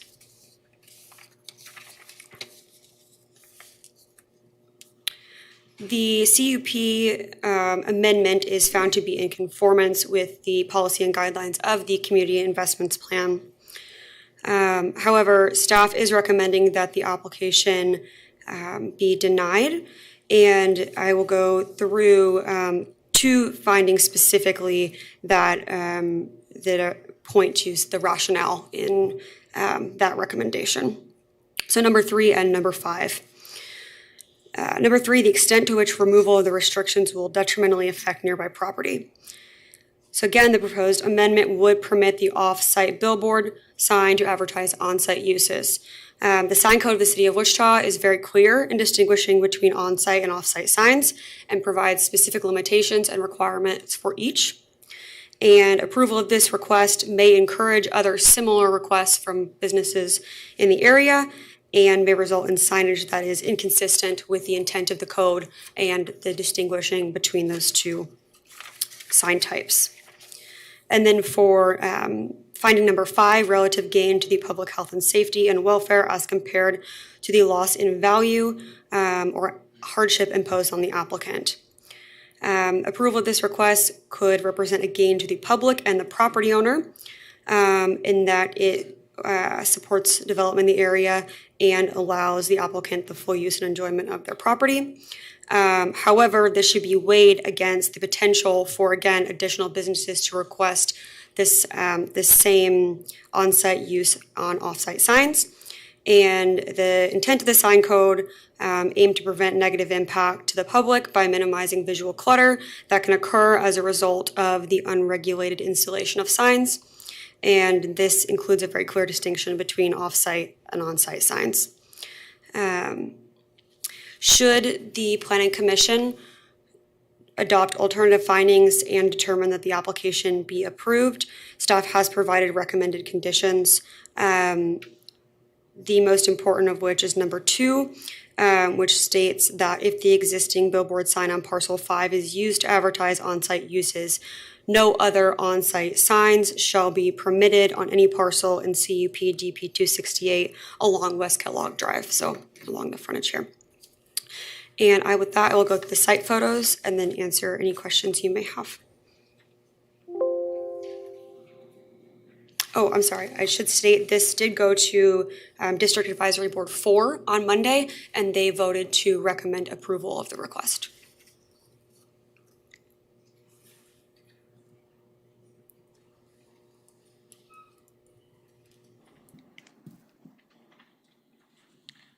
Question I have, are they looking at in the future possibly expanding Tyler, that you'll need to go that ramp up road, it'll have to get closer to that billboard or not? You know, I'm not sure. I am not aware of any proposed expansion there, but I would defer to traffic engineering on that. So you can see the site photos there. So this is the subject sign in question. Next photo, please. Just another angle. I do want to point out, so you can see the existing Holland paving sign here. It's quite small, and it is the only sign currently on the property. Next photo, please. So this is, you can kind of see here, the Kia logo and then this Kia sign. So that is the on-site, or I'm sorry, the off-site sign being used to advertise the on-site uses for Kia. And it is the electronic message billboard. Next photo, please. This is the west portion of the subject site. Next photo, please. Again, just to zoom in on that Holland paving sign. Next photo, please. This is the office. You can see that they do have a very minimal kind of like door decal sign in the window there. Next photo, please. And then again, just an image of that sign that would be comparable to this request. And with that, I'm glad to answer any questions that you all may have. Commissioner Williams-Bay. Could their existing sign be raised? The Holland paving on-site sign? So it could. So the CUP allows signage up to 25 feet in height, and it's currently substantially lower than that.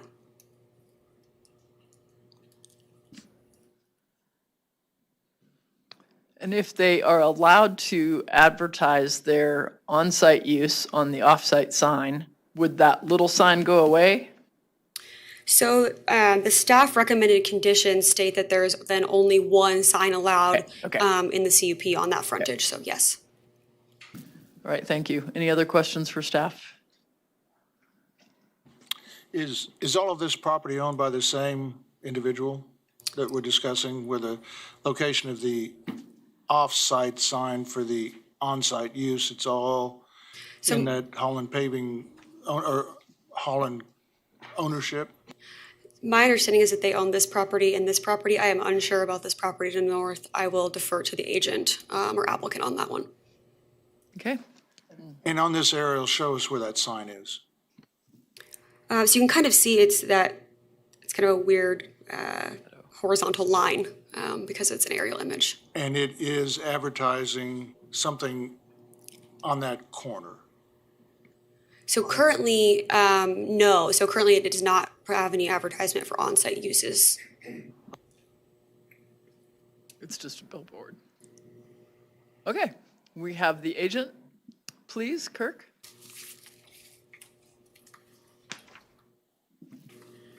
Kirk Miller, K.E. Miller Engineering, 117 East Louis. I'm the agent.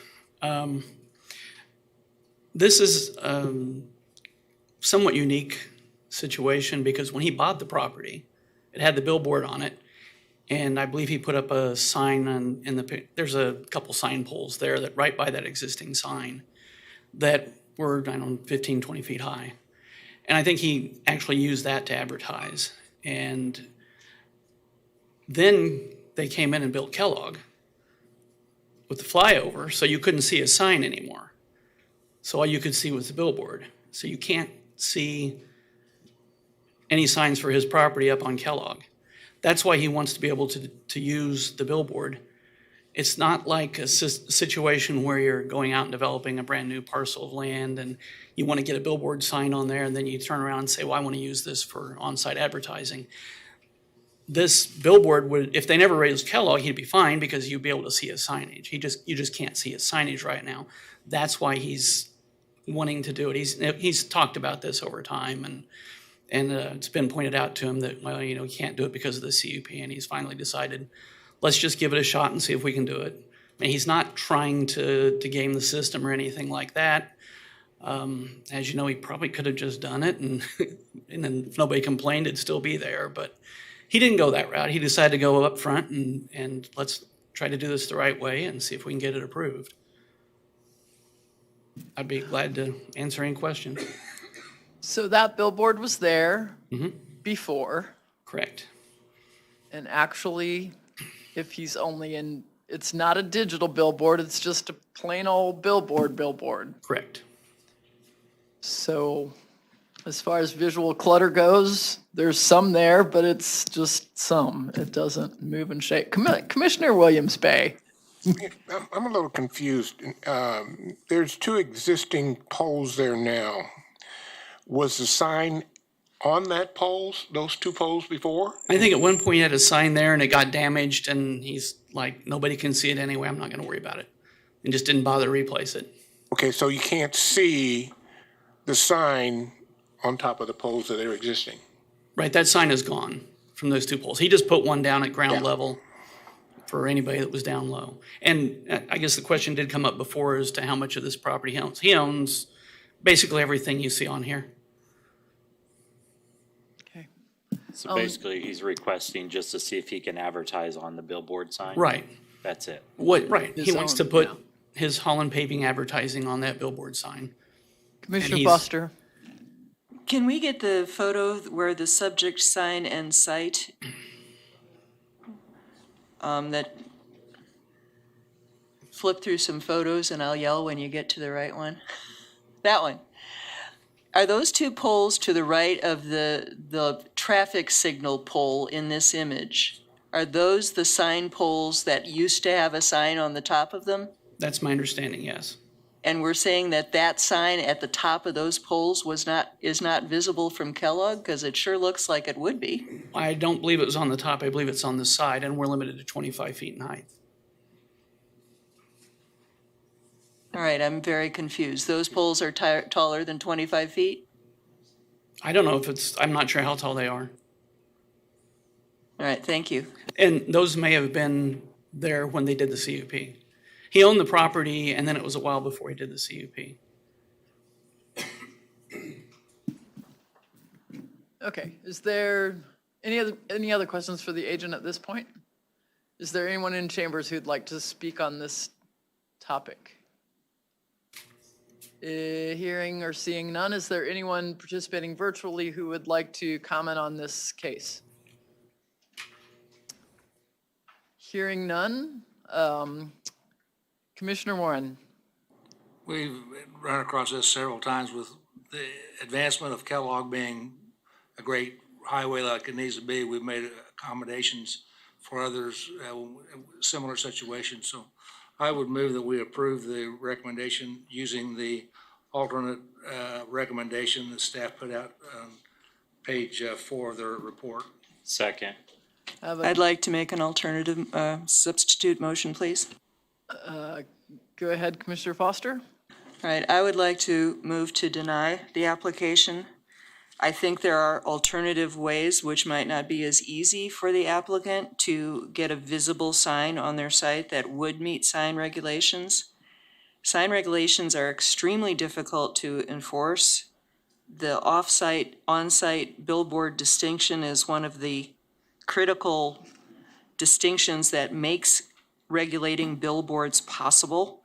And the fact that the city has taken 2 steps down this slippery slope for a couple of car dealerships to allow them to put on-site messages on off-site billboards doesn't mean we should take another step down that slippery slope. I really am concerned about the precedent we would be setting here. So therefore, I move to deny the application. Have a motion to deny. Do we have a second for the substitute motion? I'll second. I have a substitute motion to deny per staff recommendation and a second from Commissioner Williams Bay. Any discussion? Commissioner Blick?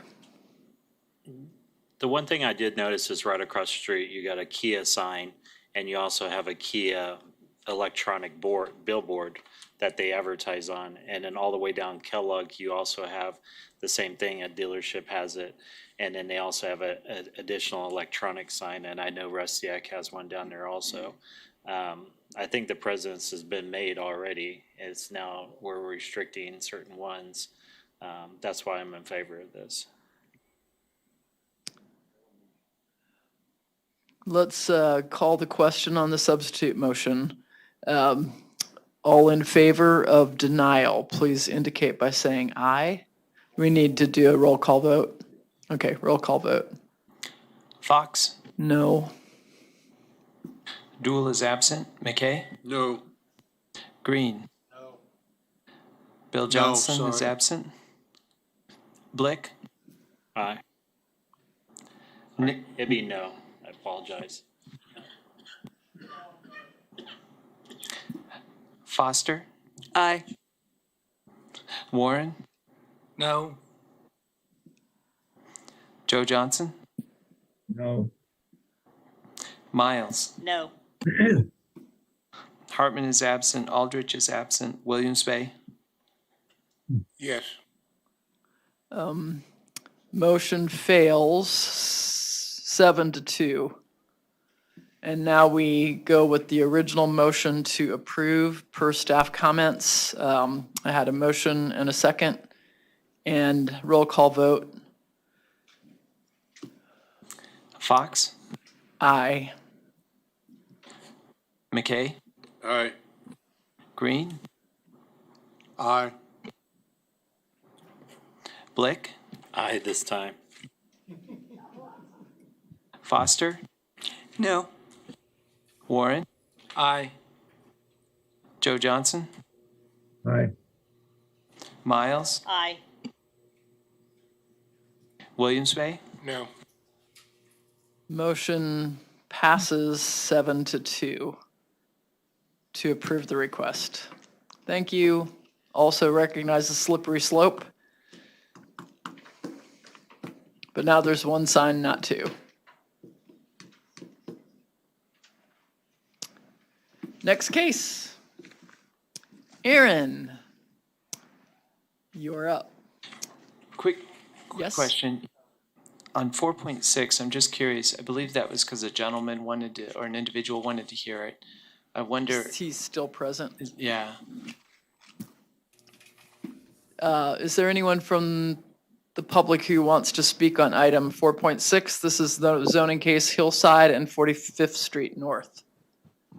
Yes, I'm still on here. Okay, all right, thank you. We just wanted to make sure. Thank you. Okay, go ahead, Aaron. Erin Ebach with planning staff. This case is a requested zone change from SF5 Single Family Residential District to TF3 Two Family Residential District for duplex development. The subject site is 41.34 acres in size and is located east of North Hillside Avenue and approximately 1/2 mile north of West 45th Street North. You can see the subject area here in white outlined in blue. This entire area, including this portion and then the orange MF18 portion to the south, were platted as the Falcon Falls East Edition in 2019. I'm sorry, in 2010. And in 2016, these lots down here were rezoned to MF18 as well as this portion of this reserve to multifamily residential district. The application area for this request then includes the remaining lots and reserve. All of the lots in the Falcon Falls East Edition are currently undeveloped. And the TF3 two-family residential district would accommodate single-family and two-family residential development, as well as multifamily development by conditional use approval only. If we could go to the land use map, please.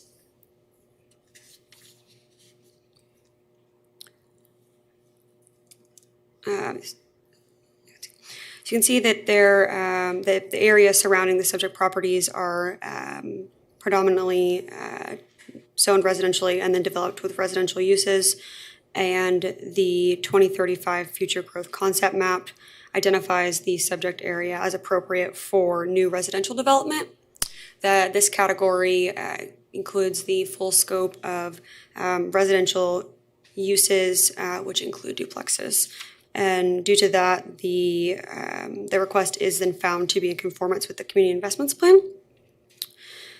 Staff is recommending that the application be approved. It will go to DAB 1 on June 12th, I'm sorry, which is Monday. And the staff report does say that at the time the report was prepared, staff had not received any public comment. I did receive one public comment that was provided to you all today in opposition of the request. And I will go through the site photos and then answer any questions you may have. So you can see the subject site here. Next photo, please. Again, the subject site. Next photo, please. Subject site. Next photo, please. This bar here kind of cuts this off a little bit, but this is property to the north. Next photo, please. Again, property to the north. Next photo, please.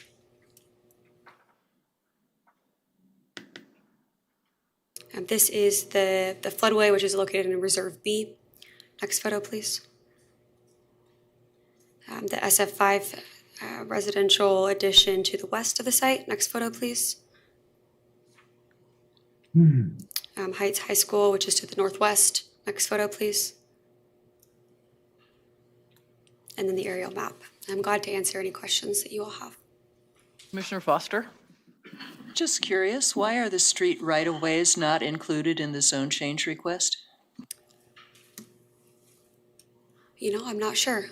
I might defer to the applicant or the agent on that. My assumption would be that it was not included in the legal description provided to us, but the rationale for that, I'm not sure. Thank you. Other questions for staff? Then we'll call the agent, please.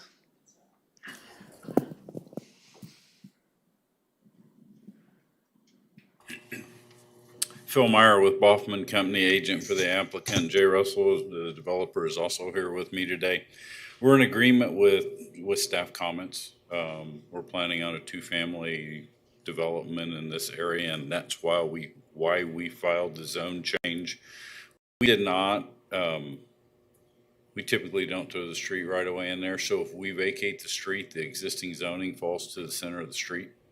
So it's all going to end up duplex, and if we replat this and the streets move, the area stays zoned. But we could have written the legals for the streets into the application, but we just use lots and blocks. And if you vacate the street, the zoning automatically goes out to the center of the line of the road.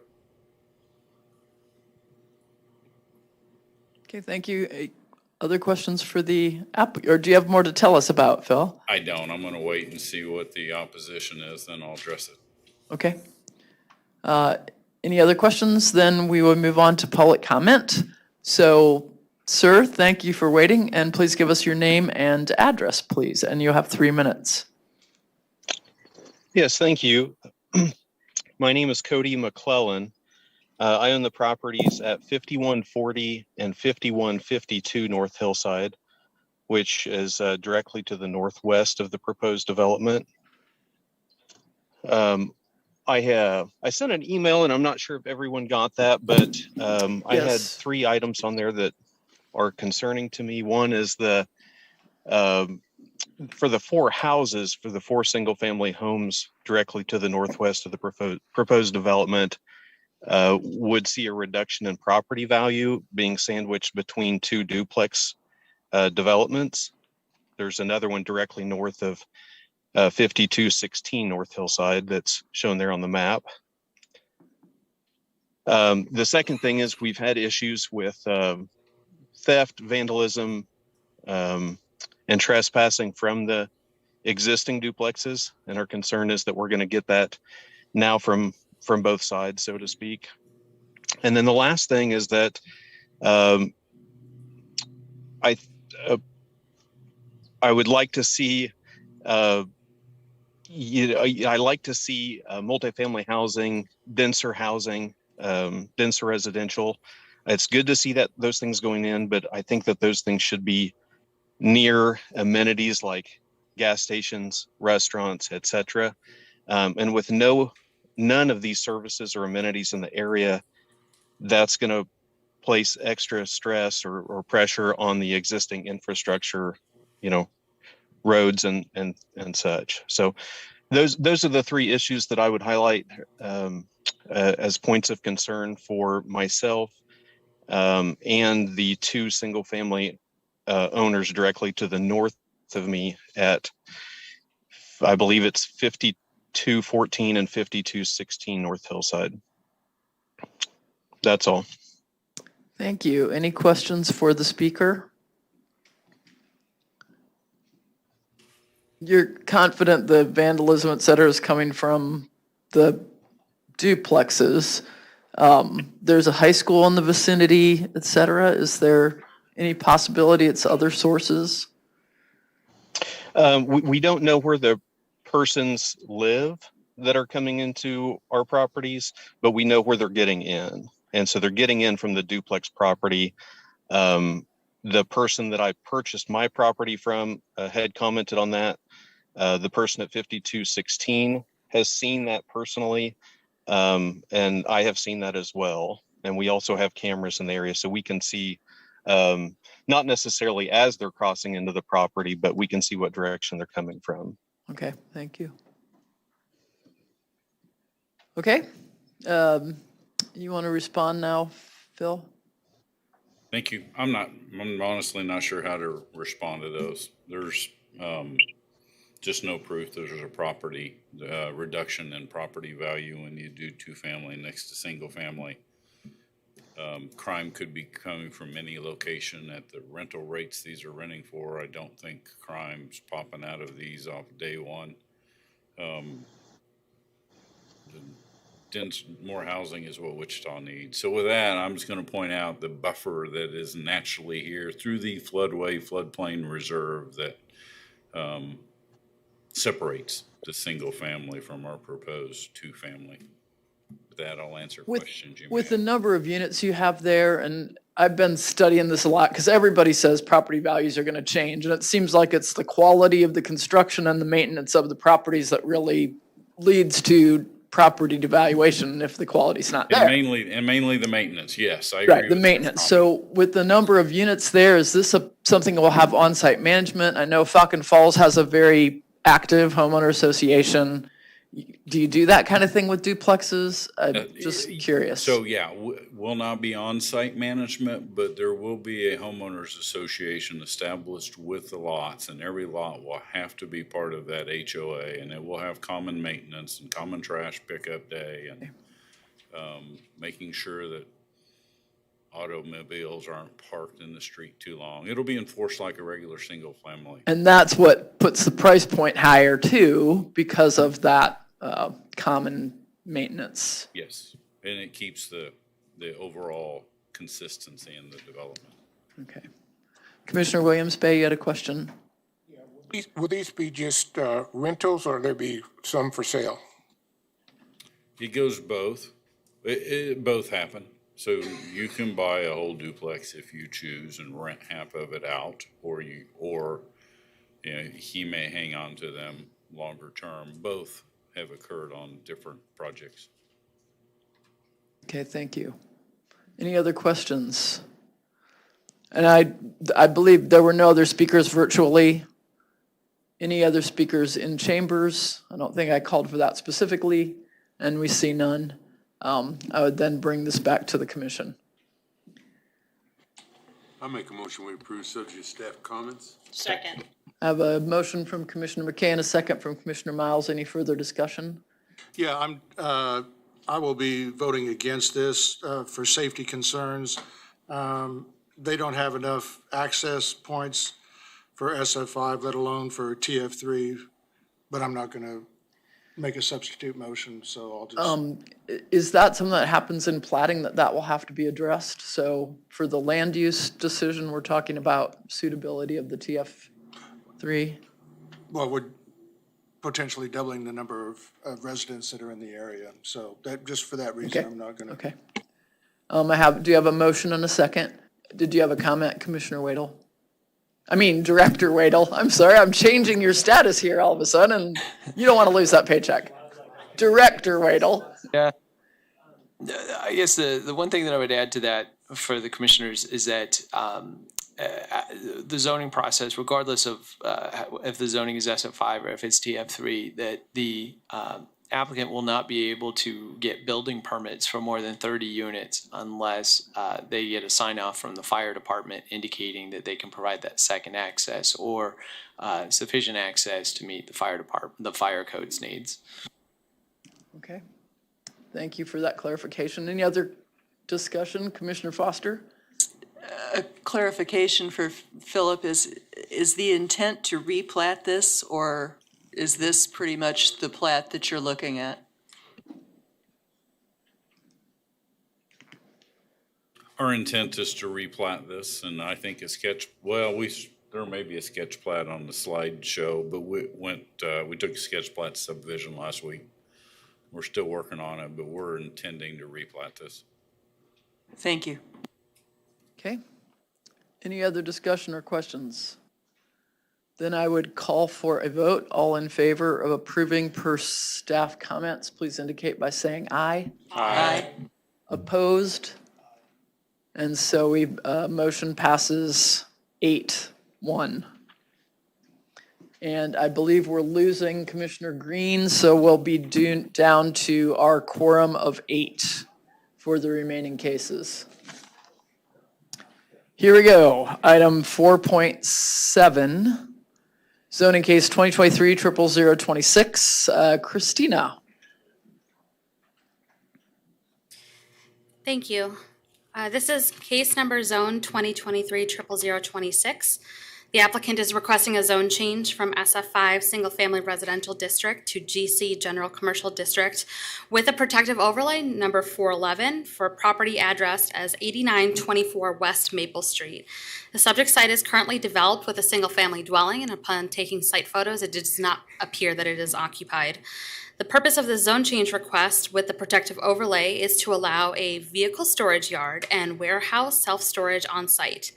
So one thing about protective overlays, usually they're submitted by the applicant, but sometimes they're recommendations from planning staff. In this case, we are in agreement with the applicant for the protective overlay, but what a protective overlay does is it restricts the uses that are on the property. So what they're doing is it would restrict all other uses to those permitted in NR Neighborhood Retail District. And if we look at the zoning map here, the property in blue that's adjacent is NR Neighborhood Retail District.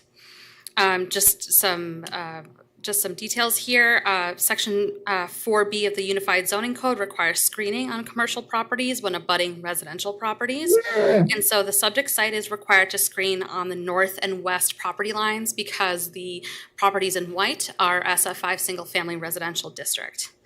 The Wichita Landscape Ordinance also requires commercial developments to provide a landscape street yard with parking lot screening where adjacent to residential zoning. And the site shall conform with minimum parking standards outlined in Section 4A of the zoning code. Vehicle storage yard requires 1 parking space per 10,000 square feet, while warehouse self-storage requires 1 per employee and plus 1 per 8,000 square feet of floor area. So we can expect about 5 parking spaces for vehicle storage yard and a minimum of 5 parking spaces for warehouse self-storage. The applicant can also apply for an administrative adjustment to reduce that parking requirement by up to 25% since this is a redevelopment project. Section 4C of the zoning code also requires adherence to compatibility setback and height standards for commercial development where abutting TF3 or more restrictive zoning. The required compatibility setback in this case is usually 29 feet, but the compatibility setback standards shall not require more than a 25-foot setback. And then compatibility height requirements restrict the building height to 35 feet when a structure is within 50 feet of a lot zone TF3 or more restrictive. There are no zoning cases associated with this property, and the requested zoning is in partial conformance with the community investments plan. When you look at the Wichita Future Growth Concept Map, it identifies the areas being appropriate for residential uses. However, this property is adjacent to properties that are appropriate for commercial uses. The subject site is also located along an arterial street near the intersection with another arterial street. And if you look at the community investment plan's locational guidelines outside, when they talk about the guidelines outside the central area, it states that major commercial development should be guided to the intersection of 2 arterial streets. And the compatibility guidelines recommend that residential and non-residential development areas generally should be separate and distinct with appropriate screening and buffering to ensure compatibility among land uses while maintaining connectivity among uses. So the subject site will be subject to landscape buffers and screening per the zoning code as well as a protective overlay. Based upon the information available at the time the staff report was completed, staff recommends approval of the subject of the zone change request, subject to protective overlay number 411, which is listed in your staff report. And the recommendation is based on the golden rules that we all follow. I will skip ahead to number 8, opposition or support of neighborhood residents. At the time the staff report was prepared, staff received 1 public comment from someone you may be very familiar with, and his comment is attached to the end of this report. And then I did receive a phone call from a gentleman who lives nearby, and he was inquiring about it. He wasn't necessarily in opposition or in support of the zone change request. And let's go through the site photos here. This is looking north towards the site, and it is staff's opinion that this is currently not occupied. Next slide, please. This is looking west towards the site. Next slide, please. This is looking north away from the site, so this is behind the house. Next slide, please. This is looking east away from the site. As you can see in the background, there's some stoplights. Those are the 2 arterial streets. So that would be Maple and Tyler. Next slide, please. And this is looking south towards some of the commercial buildings. Next slide, please. And this is looking west away from the site. Next slide, please. And that concludes my photos, and with that, I will stand for questions. Questions for Christina? So Christina, all of that land surrounding there on the right-hand side of that picture, that's all non-conforming use? That is staff's assumption, yes. And what can we do about that? If J.R. Russell helped me, could we make that a lovely, affordable for the common person housing development and get rid of it? If you're talking Anyway. about, if you're talking about Harp. Yeah, I know, They've been there Harpwell. forever. Yeah. Yeah. Only 20 years? No, probably 40 years. Yeah. And they were there probably before most of this stuff Yeah. was even there, so they may be non-conforming by what we've got here. but Yeah. I don't think get that grandfathered in. Commissioner Blick. The property to the east, there's 4 squares. Is that just one property owner? I don't have that information. Okay, I see it has a house and a garage off to it, so that's why I was wondering. I actually looked up the ownership of all this land around, which I can explain if I'm permitted to do that. If you look at, it might be easier for me to go up there.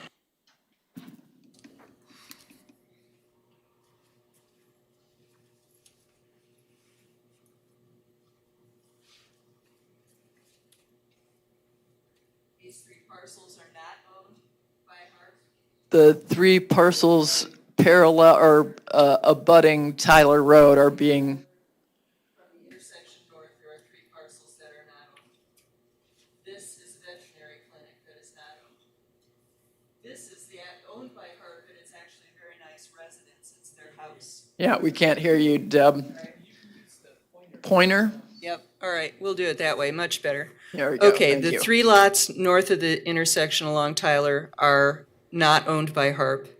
The lot immediately to the west on the north side of Maple from the intersection, from the corner lot on the intersection, is not owned by Harp.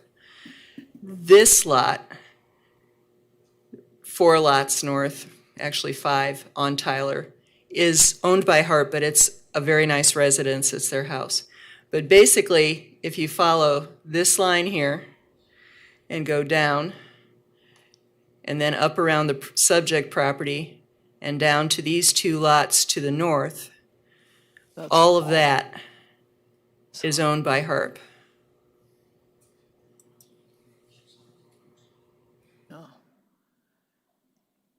And farther north. Does that clarify everything for everybody? And the 2 houses below, the 4 that are kind of blocked out, it looks like they're 4 parcels. The 2 that are abutting Maple Street, Yes. they do not appear occupied. The 2 south, Yeah, those the 2. 4 parcels immediately east of Byron Avenue and north of Maple. The 2 southernmost are not owned by Harp. The 2 northernmost are owned by Harp. Thank you. Okay. Do we have anyone in chamber? Oh, we haven't asked for the applicant. Agent, would you like to come forward and tell us more? Kirk Miller, K.E. Miller Engineering, I'm the agent. We're fine with staff comments. As you can see, most of the property around it is being used for commercial industrial type uses, except for that one piece in the south half to the west. So this really isn't out of line for everything else that's out there. But boy, it'd make a really nice, anyway. And I'm sure my client would be glad to sell the land to Mr. Russell if he'd like to develop it all residential. Okay. Any questions for the applicant? Hearing none, is there anyone in chambers who would like to speak on this topic? Yes, sir. Go right ahead to the podium. Your name and address, please, and you have 3 minutes. Yeah, thank you. My name is Anthony Dunn, and I live at 225 South Byron Road, which is just in the top left of the picture there. Thanks for giving me the opportunity to speak and voice my concerns. So I've lived on Byron Road for about 24 years, and it runs parallel to that property for the zoning change. It's quite a narrow, peaceful road, which the residents enjoy. So given the location of the proposed zoning change from residential to general commercial. I believe the zoning change is not a good change for the surrounding area, the neighborhood. It's not in keeping with the residential nature of the area. So I'll explain why. The commercial development of this piece of land is an erosion of the privacy and peace in this neighborhood. It directly affects the residents opposite and alongside the property and potentially those further north on South Byron Road. There is also an impact to the broader local area. Turning this land into a commercial development simply opens the door for further encroachment and commercial development in the surrounding area and relaxation of tighter controls which the current residential area enjoys. There is already significant existing commercialization at the northeast corner, as you pointed out, with Quick Trip, and creates a great deal of activity, both night and day. Other slightly less busy commercial properties around the intersection. So in the northwest part of the intersection at Maple and Tyler going west, there's a Dog and Shake, then the veterinary clinic and Harpwell. And the zoning change will extend that commercialization further west, right next to a dwelling, which was pointed out. And I think it will significantly increase the activity immediately next to that dwelling, which already has those businesses. There are frequent accidents, fender benders around the intersection of Maple and Tyler. I work from home and I often hear EMS vehicles coming to an accident there. It tells you it's a busy place already. Due to the close proximity of the property to Maple and Tyler, having trucks pulling out across Maple, especially to head east along Maple, increases the risk of further accidents to traffic. And further, if to avoid pulling out in front of traffic heading east on Maple, you could easily be tempted to take a right down Byron Road and Douglas in a circular route back to Tyler. And this would obviously put more traffic into that residential area. Byron Road often has people and kids walking, cycling on bikes, and dogs and joggers, etc. in that area. So increased amount of traffic will be a great concern. Have I finished? Is that it? You want to finish your thoughts quickly? That'd be great. Any other issue? So just going to mention that in the recent years, we've seen a lot of trees cut down around that property. So there's a lot more noise pollution now, I'm aware of, and light pollution. So removal of the trees in already what looks like the preparation of the property for commercialism has significantly allowed an increase of the noise pollution and light pollution in the area. And I think that the commercial use of that property will only increase that. And so to summarize, I believe that adding further commercial development at this location is not in the best interest of residents in that area. And I think it will increase the noise, trucks idling, reversing horns all hours of the day, not to mention adding air pollution of diesel engines, etc. Okay, And that's it. Okay, thank you very much. Any questions for the speaker? Commissioner Blick? Question I have for you. I just noticed observation-wise down by Maybell, that street that's just south of where we're looking right now. It looks like commercial property goes all the way. It looks like 4 different buildings from the liquor store all the way down. Do you know what that business is just south of there? Yes, I think one of them is a dentist, perhaps. They're maybe an accountancy. Pretty quiet businesses. Do you think with having a storage unit be a little bit more quieter than like a commercial property? I think that there'll be traffic coming in and out of the storage property, and we think we heard something like 6 parking spaces perhaps, and then parking spaces for trucks inside a big building there. So the whole sort of aesthetics of that area will be changed by a massive building and a big concreted area. Right. Thank you. Appreciate you. Thank you. Thank you. Any other questions for the speaker? Is there anyone else who would like to speak on this item in chambers? Anyone participating virtually who'd like to speak on this item? Okay, let's bring it back to the commission. Commissioner Foster? Oh, rebuttal from the agent. I'm losing it today. I'm really sorry, Kirk. These would be for storage, vehicular storage and storage units. Those are uses that don't create a lot of traffic. It's not like we're putting a quick trip there or something like that. I'm guessing it might even be less traffic than you would have with, say, a dental office or something like that. We never have said what kind of structures we're going to put there. So I think we're making assumptions as to it's going to be a big concrete building or something. We haven't even created the site plan yet. We want to get the zoning in place first. Okay, any other questions for Kirk? I think you don't have an opportunity to speak again. Any other questions that we make sure you can answer? Are there hours of operation? Is there security that will be set up for this? How does that part work? I don't know that there's anything required, but with storage, you're going to have some kind of security around it. You're going to have fencing around it, that type of stuff, because if it gets broken into, people aren't going to be storing there. So word will get out if that happens. So they will have, I don't think they'll have somebody on site 24 hours a day, but there will be fencing around it and gates and that type of thing that Landscaping will keep buffers. people out. Yeah, okay, thank you. Okay. Any other questions? Back to the commission. I'll make a motion that we approve with a protective overlay, subject to staff comments. Second. I have a motion from Commissioner McKay, a second from Commissioner Warren. Any further discussion? You all know, yes, Commissioner Warren? Yeah, the speaker made some good comments on it, and I appreciate where he's coming from. But the choice that we have today is either we're going to keep it residential or we're going to make it commercial, and it's totally unusable for residential.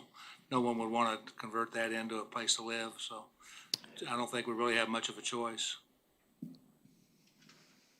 But I do, but yeah.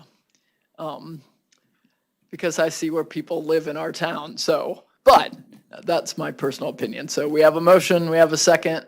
Let's call for a vote. All in favor of the approval indicate by saying aye. Aye. Opposed, nay. No? Motion passes 6-2. Thank you. Next agenda item.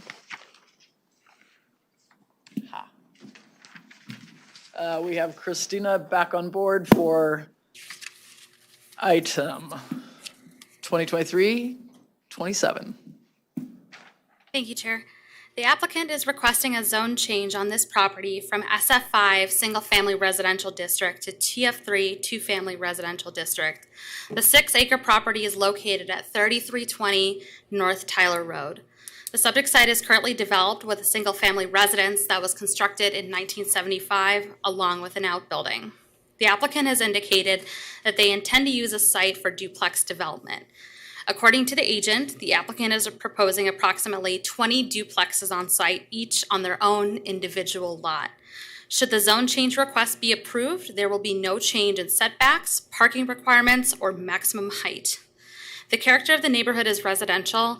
As you can see here, it is mostly SF5, single-family residential, but if you look just further south, there is some TF3 zoning there. The subject site is currently unplatted. Platting will be required prior to the issuance of building permits, and there are no zoning cases associated with this property. The requested zone change is in conformance with the Community Investments Plan. The 2035 Future Growth Concept Map recommends the subject site as appropriate for new residential, so duplex development is an appropriate use for this land.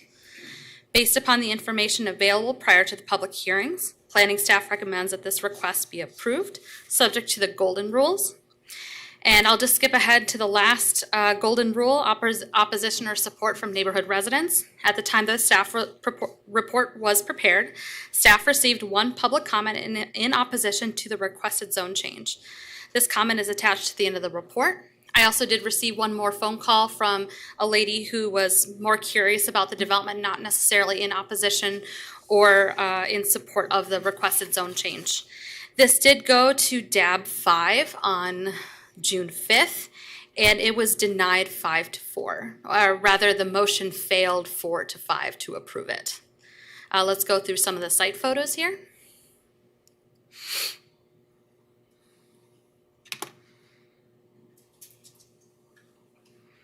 This is looking north towards the site. Next slide, please. This is looking east towards the existing house that's on site. Next slide, please.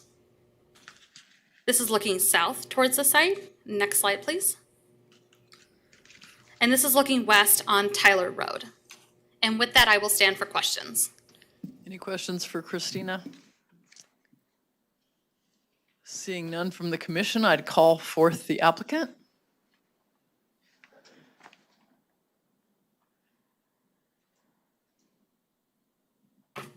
Kirk Miller, K. Miller Engineering. We're fine with staff comments. We're looking at, we might be able to get 20 lots on this property.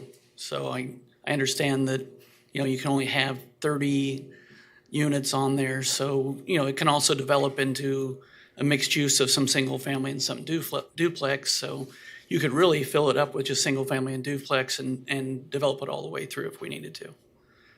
I'd be glad to answer any questions. Holland LLC have other similar developments in town? I'm curious. No, not that I know of. First time? I believe so, yes. It would be, he owns the property, he would plat it and work with somebody to do the, he's already talking to a couple people about building on it. Okay, thank you. Any question, Commissioner Blick? I know we're not talking about site plans or any of that, but do you think probably it's going to be an in off of Tyler and an out off of Tyler? Wouldn't be going connecting anywhere? It would probably be in and out off of Tyler, yeah. Oh, that's all I needed. Other questions for the agent? Not at this time, but stay near. Okay. All right. This is now the time for public comment. So if you'd like to speak on this item, and for those of you who've been waiting for several hours, thanks for your patience. 4 hours. Yeah, that many. Okay, hello, my name is Lisa Roberts. I live, can I point where I live? Yes, that'd be great. This is my backyard right here. Okay, I had a cup of coffee and I shouldn't have did that. So I'm gonna rapid fire some of my points and I would appreciate maybe some questions back so I could expand on them because I've noticed if you guys ask questions, I have more time to talk. So that's what I need. But basically, there's a lot of people here with different interests. I know it's been getting boring, but I want to draw everybody back. Get everybody excited here. My faith in humanity has been restored a little bit because we've vetoed one thing that I felt like it should have been vetoed. So Talk about your project, go. Okay. All right. A couple things here. Number one, this is going to decrease home values. I have spoke with 2 different realtors and the area in question that's up here that does have some new duplexes and apartments. Those houses directly behind those have been decreased average of $30,000. So those are 2 different realtors with 2 different things because of the size of the apartment that went in there. It's a large one, not a single, but it did go down $30,000 with that directly in the backyard. Number 2, multiple websites have talked about increased crime, specifically robbery, assault, rape, and porch pirates. And this, so we talk about how is this proven? Where is it coming from? It's proven because there's facts and statistics that support that directly related next to multiple family housing, crime rate does go up. So it doesn't really matter where it comes from. It is a fact of multiple sources that studied this all over that this in fact does go out. And I have a picture on my phone of one of those new locations that was just spray painted and tires slashed 2 weeks ago. So there has been multiple issues of stealing and vandalism in one of those places right here north. And like I said, I have a picture on my phone. Safety, Mr. Blick, I think you asked about entrance. This is a really tiny straight back lot. So the entrance is only going to be in and out right there off Tyler. And if I could just say that there is only one crosswalk. This is May South High School. There is only one crosswalk on this whole road that kids are allowed to cross, and it is right here. And my children use this crosswalk, and I ride my bike with them every day. We were almost hit twice this year with cars turning and not looking. Mays now has a rule that you cannot ride the bus if you're within 2.5 miles. And the amount of traffic on this road, I've contacted the Wichita Police Department before this meeting to ask for a statistic, but they weren't able to send me anything specifically about the amount of car accidents on this road. But it has gone up significantly, and with there being one access point here, because the rest of this is neighborhood, it's going to be a disaster coming out of here. The only other place to cross, is that 3 That is minutes? the end of your time. It Okay, is. can I just say, One more issue that's of concern to Okay. you. I think we have other speakers as well, so okay, the sound, light pollution, easements, there's a power line there, maintaining property, schools overflowing, mazes at capacity. I'm upset because we've had a lot of people leave today that I feel like we're at the very bottom of the docket and maybe our issue isn't as important, or I'm not sure what's going on, but I hope that you guys really consider what this is doing. And those site pictures are not accurate, by the way, of what was shown up on the board of this image right here. They showed one house on one picture, and there's a lot more going on that road than one house. okay, thank you. Any questions for the speaker? No questions. All right. Next speaker, please.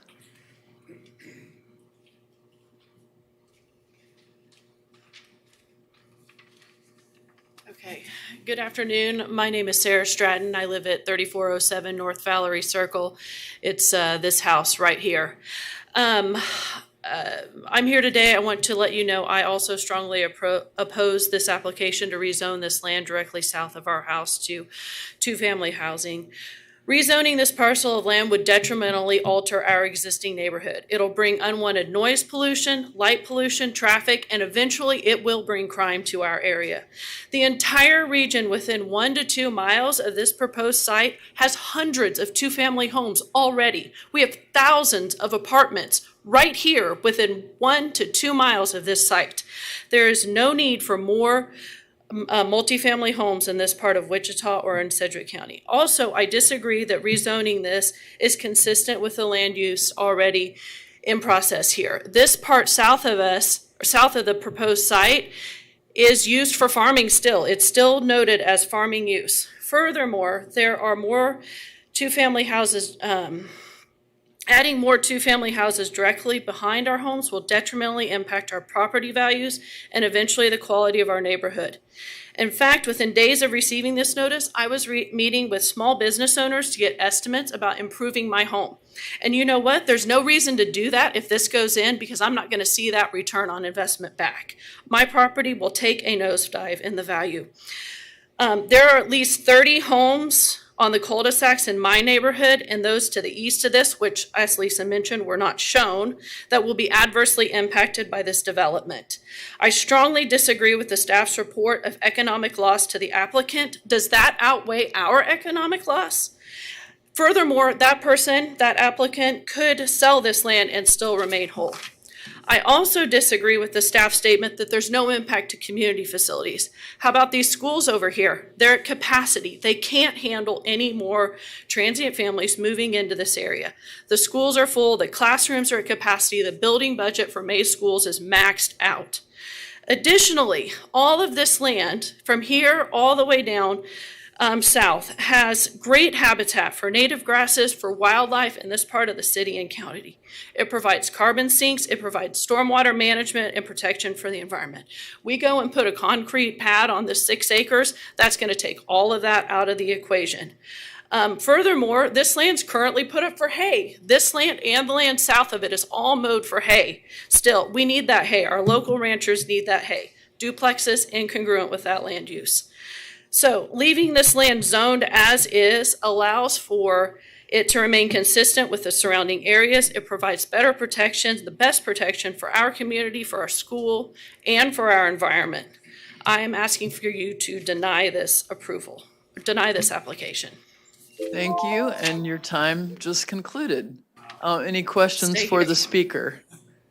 Do you have any idea what was under the land where you live now? I'm sorry? Do you have any idea what the land under your home used to be? Yes, What was it? just like this. Oh, okay. Yeah. All right, thank you. Next speaker.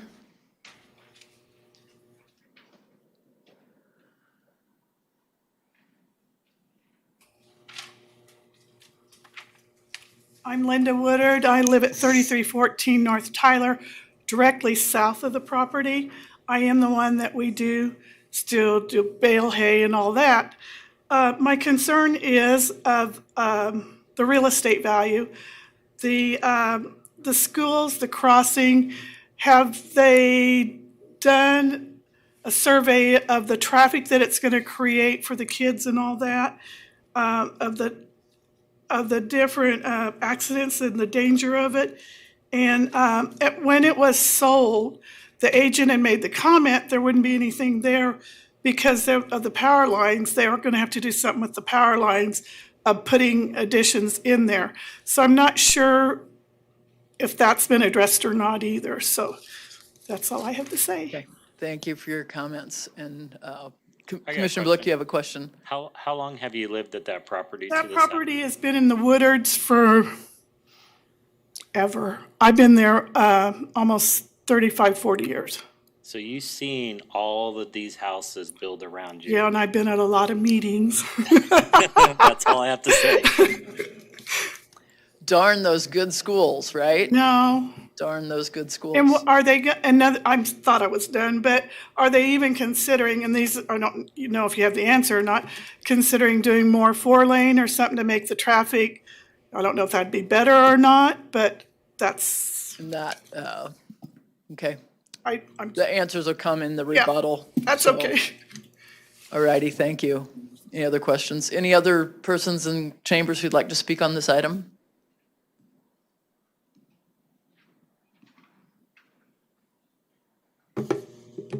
Hi, my name is Leroy Allen. I live at 8613 West 34th Court North. The photo that was shown in the slideshow facing north, that's my property right here. My wife and I have lived in our property for about 12 years now, and we have 3 small children, ages 3, 7, and 9. The duplexes directly north at 37th and Tyler have been put in on a parcel of land similar in size, and about 40 duplexes have been placed in that same parcel of area. A big area of concern, as mentioned by the other speakers, was concern for safety for children and traffic safety in general. It's only a 2-lane road there, and you have more than just Mays South. You have Mays Middle School, Mays Elementary, an early childhood center, and then you have sports facilities you have that used by the YMCA for soccer, flag football, baseball, tennis, everything. So there's a significant amount of traffic already on Tyler. There have been numerous circumstances where there's been traffic accidents on Tyler, causing us to be unable to get out onto the road, having to go through the neighborhood. I've even seen a couple circumstances where traffic has attempted to reroute school traffic, and they blocked us so we couldn't even get out of our own neighborhood with the current traffic flows. So before considering approval or denial, that's one of my concerns or questions, is if they would look at the traffic patterns when school is in session. Definitely, it's much worse during school year than off. But I know a few years ago they did expand it to include some turn lanes, but that did minimal to help. One of the items the first speaker mentioned, I want to echo the rebuttal, or echo that, is the inability for busing students. So my 3 children will have to be walking, so that's a big concern. And then the electrical right-of-way, my property abuts back to that as well. I know years ago they did a power pole replacement, and we're not able to put structures within, I think, 25, 30 feet or such. And with the current setup, I would be concerned for egress purposes of the proposed duplexes, of only having one exit with 20 plus duplexes, and how they could safely get out if there was a fire or an emergency in that small area. Okay. Just a quick answer to some of the concerns. The purpose of this group is land use only. All we are deciding is it appropriate to put residential use in that location, and all the questions about traffic patterns, easements, power and infrastructure come at the platting stage, which would be the next step. So where you heard, don't know yet if that would be single family or some duplexes, how many units, that would all be answered at the plating step. So just so that you have that aspect. Are we able to attend that as well? Pardon That me? one? Yes, that, Okay, again, if I and were to get because that you, one. that's why we collect your addresses and names, so that when the next step of this will happen, whatever happens, that you would be notified, so you could be a participant in that process as well. Okay? So now, any other speakers in chambers on this item?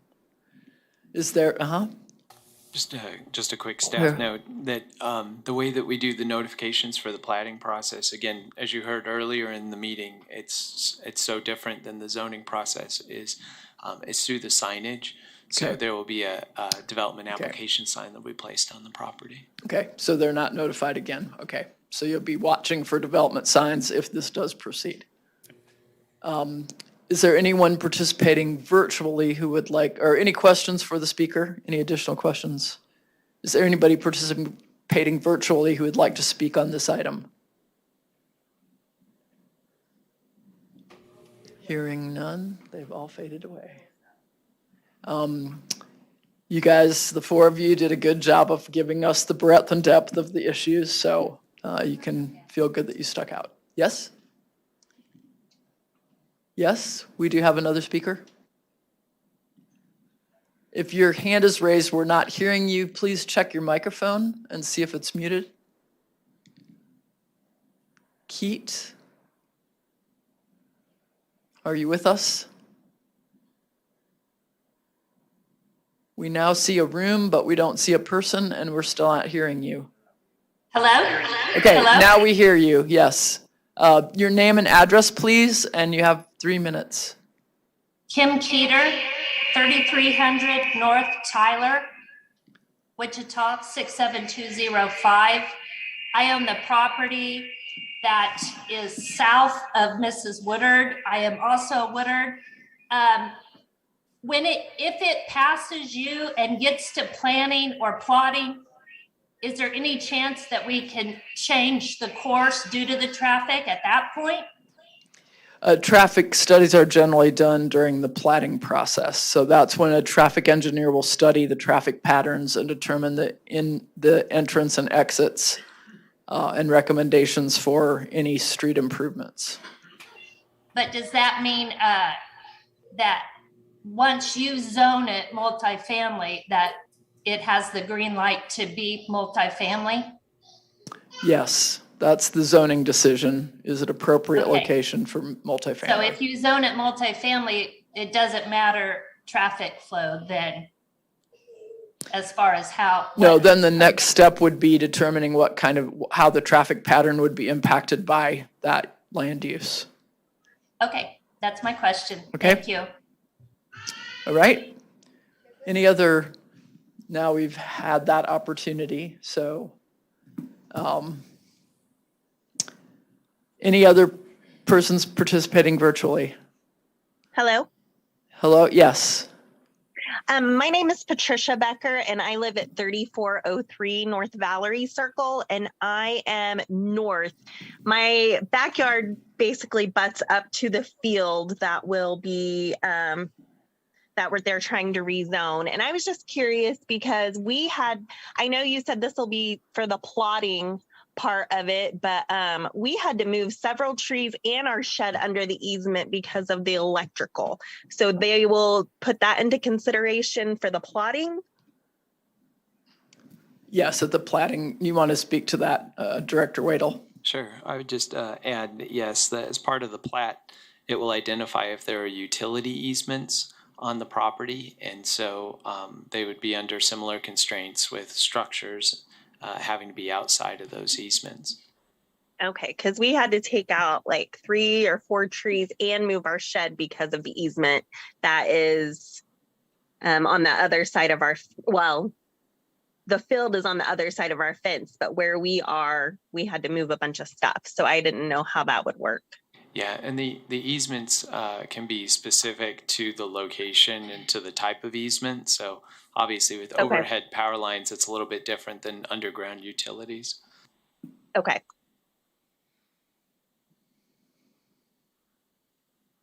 Okay. Any other speakers participating virtually? I will then ask the agent to return for a response. Please, you have 2 minutes.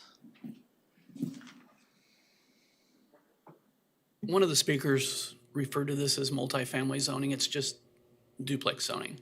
Just want to make sure everybody's aware that we're not going for something that's a lot of units. It's just duplex. Okay. Otherwise, For that clarification.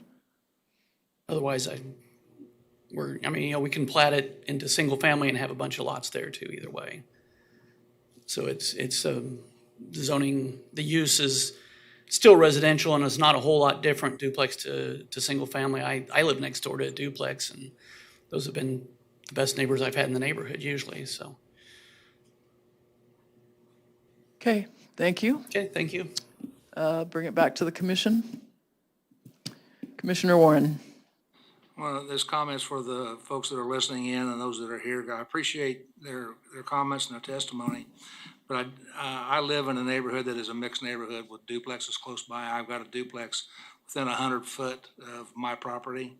And I see no loss in value. I have had no issue with theft, and there is a need for that kind of property in our community these days. So with that in mind, I'm going to move to approve per staff comment. We have a motion to approve from Commissioner Warren, a second from Commissioner Foster. I also live in a neighborhood with mixed apartments, duplexes, single-family homes.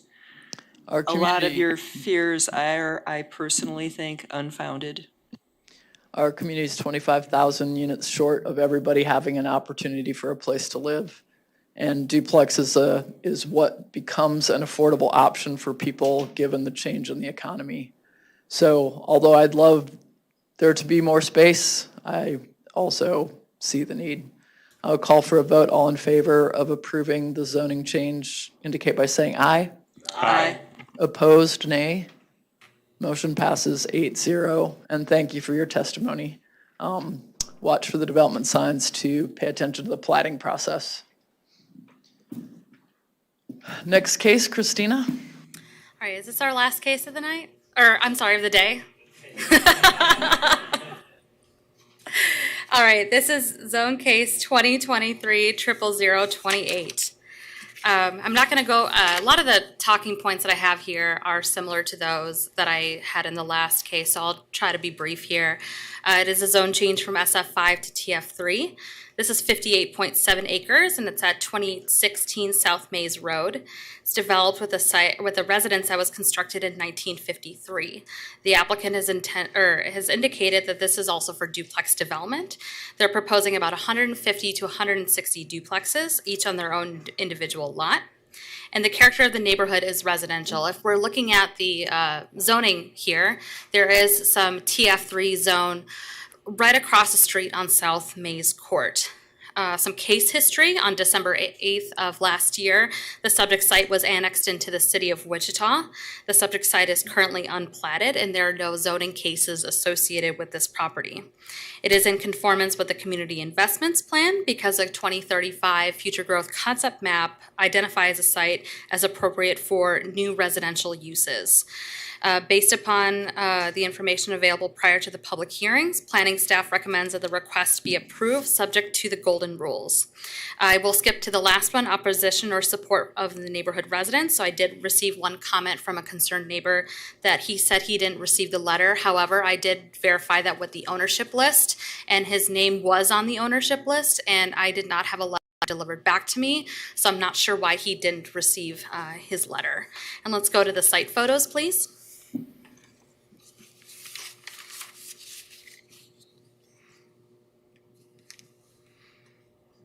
This is looking east towards the site. Next slide, please. This is looking north away from the site. Next slide, please. This is looking south away from the site. Next slide. And this is looking west away from the site. And with that, I will stand for questions. Any questions for staff? Okay, thank you. Agent or applicant? Thank you for your participation with us all day, Mr. Russell. You're welcome. My name is Jay Russell. I'm the applicant. My address is 2738 North Curtis. With the size of the property that we're requesting for duplexes. We originally were going to request the ground to the north of what we are requesting, which would be the south part of all of those single-family houses. I contacted Rob Hartman, who used to be the president of the association to the north. He was the president of this association until just recently, and he got me in contact with their board. It happened in January of this year. I sat down with a group of 15 of their board members and some concerned citizens that came to the meeting, and they had a robust conversation, and we made some compromises. The compromises were that I would try to direct all of the traffic out to Mays Road that I possibly could. And we had a sketch plat last week that showed our design and how the traffic will be basically split down the middle of the property from north to south. And everything from the west side would go out to Mays Road. The single family has one cul-de-sac that comes off of Mays Road that is about where that farmhouse is, about right here. It comes in to about this location and makes a cul-de-sac and comes back. I would run it all the way down through here if I could, but I exceed the 800-foot length. So after we made those compromises, they invited me to another meeting in late April. And another 10, 15 people showed up, including Rob Hartman, who was kind of the person who directed them in most of the conversations and advised them on what was appropriate and what wasn't. And at the end of the day, when I left there, I thought it was pretty much unanimous that everybody was fine with the direction and the design that we have created. Again, we were at subdivision on a sketch plat. We wanted to show the sketch plat to the subdivision so that everybody could see how that thing was going to be designed. But I want to say that from this point here over this way, these are probably all going to be pure rentals, with the exception that we're seeing a big demand for people coming in and buying a whole building and renting one side. Or we're having people that are buying a half of a unit, and that price is $200,000. If you take a single family house with a basement, you're looking at $220,000, $240,000 and above. So it's filling a need for people to get into a house and meet that entry level affordable housing. The situation we have over here is we got a very nice pond that's in here, and we designed this so that the houses would wrap around this pond, and then all of them would come out of this location here. However, we did have to put another connection through a fire emergency apparatus gate that comes through here for the fire department's purpose. These units that are going to be built over here are probably 5 years down the road, and the intent is to go in there and build larger attached units that are probably going to be in the price range of $400,000 to $500,000 per side and sell them. That's what the intent is. We got 5 years before we get there, and we're going to find out how well that market does. We got another project that is similar to that in Mays that we're going to test the water, and it'll be up and running this year. I want to make one other comment about some comments that were made on the previous case. I hope I'm allowed to do that.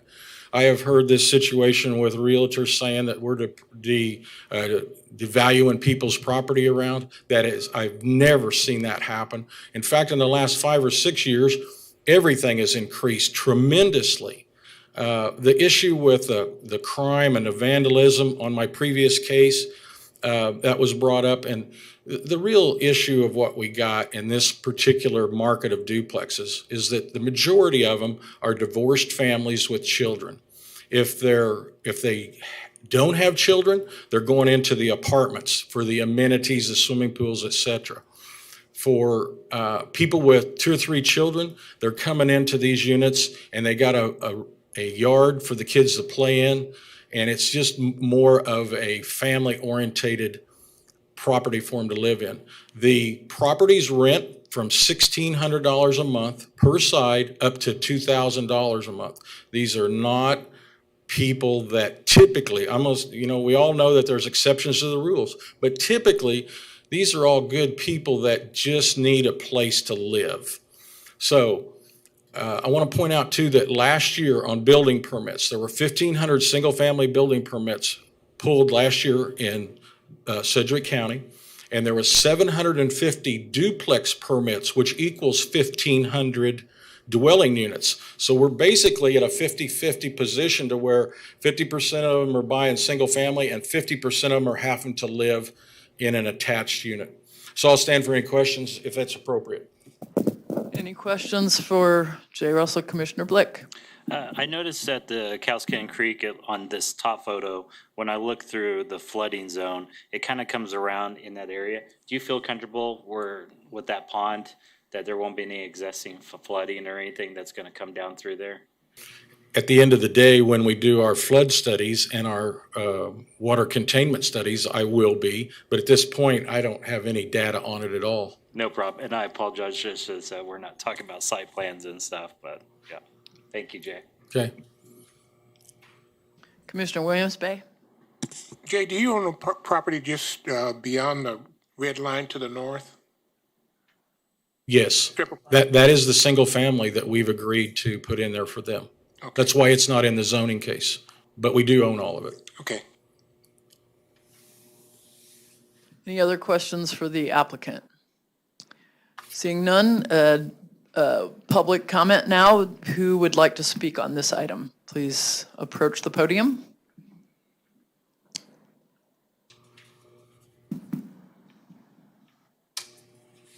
Well, I was going to say good afternoon, Commissioners, but I'm going to change that to good evening. Evening. My name is Grant Delmar. I live at 9606 Yosemite Drive. I'm the first house that you come into, as you come into the development, the first house you come to off of Tyler Road.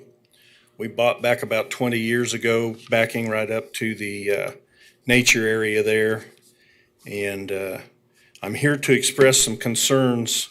I serve on the DAB 4 board, and so I'm here to represent the people of that District 4 and some concerns that they have. The street traffic that this is going to create with all of these additional homes going in, and the developer stating that he's going to bring some of that traffic onto Yosemite. Guys, I'm telling you, it can't happen. That through street carries so much traffic right now. People were a quarter or a half mile off of Tyler Road when you come in, and some of those cars are at 60, 70 miles an hour coming in. And so there's a big concern about that with the whole neighborhood. We are the only through street from Kellogg to K42 that is paved. So it carries a tremendous amount of traffic in there. The people have a question, as Jay had said, Mr. Russell had said, there was a meeting between our HOA out there, and he had said there would be single-family homes along Yosemite. I wasn't clear in listening that that's going to be the entire stretch of Yosemite there, or whether it's going to have some twin homes actually coming up to Yosemite. I would like to possibly have some clarity on that. Let's see here. That being, if that is the case, then we will have a combination of twin homes and residential single-family homes in there. So after visiting with the people, of course, they don't want any entrances or exits off of Yosemite, myself included. And the people were concerned that they said that they thought that there was a rule that 13 days prior to the hearing that rezoning signage is supposed to go up, alerting the people of a rezoning situation. Those signs do not exist and have not existed. And I'm wondering why, because it looks like it's a rule that the city has in place. And so at this point, based off of unanswered questions and things, the people are asking for a 30-day deferral and to have a little more clarity on where these single-family homes are going to go and where the duplexes are going to go. I am very concerned about rentals going in across the street from me, as Mr. Russell would be if they were going in his backyard or his front yard. I'm not fortunate enough to live on a little quiet cul-de-sac or whatever like he is in his subdivision. So I want you all to really think about this very well if this were happening to you. I'm not opposed to it entirely. I just want some more answers, and I think the people in my District 4 want some answers as well, and I think we're all entitled to it. Thank you for your comments. Any question for the speaker? Were you included in any of the conversations that were had with the neighborhood representatives association? You're outside of that neighborhood association, is that accurate? I actually was the one serving as president. Rob was my vice president, Okay. so. And so did you participate in any of those I conversations? did not. I got invited Okay. to be in on the meeting, but I had things going on, so I couldn't make it. Okay, thank you. Okay. Any other questions for the speaker? Is there anyone else in chambers who wanted to comment on this item? Is there any way that I can get clarity out of the developer whether we're? He'll be called back to the podium after we see if there's any other speakers. Is there anyone participating virtually who'd like to speak on this item? Hearing none, we call Mr. Russell back for a response. I'm going to give this drawing, which is the sketch plan, I'm going to give it to Grant so he can see exactly what we're going to do. And you can keep it. But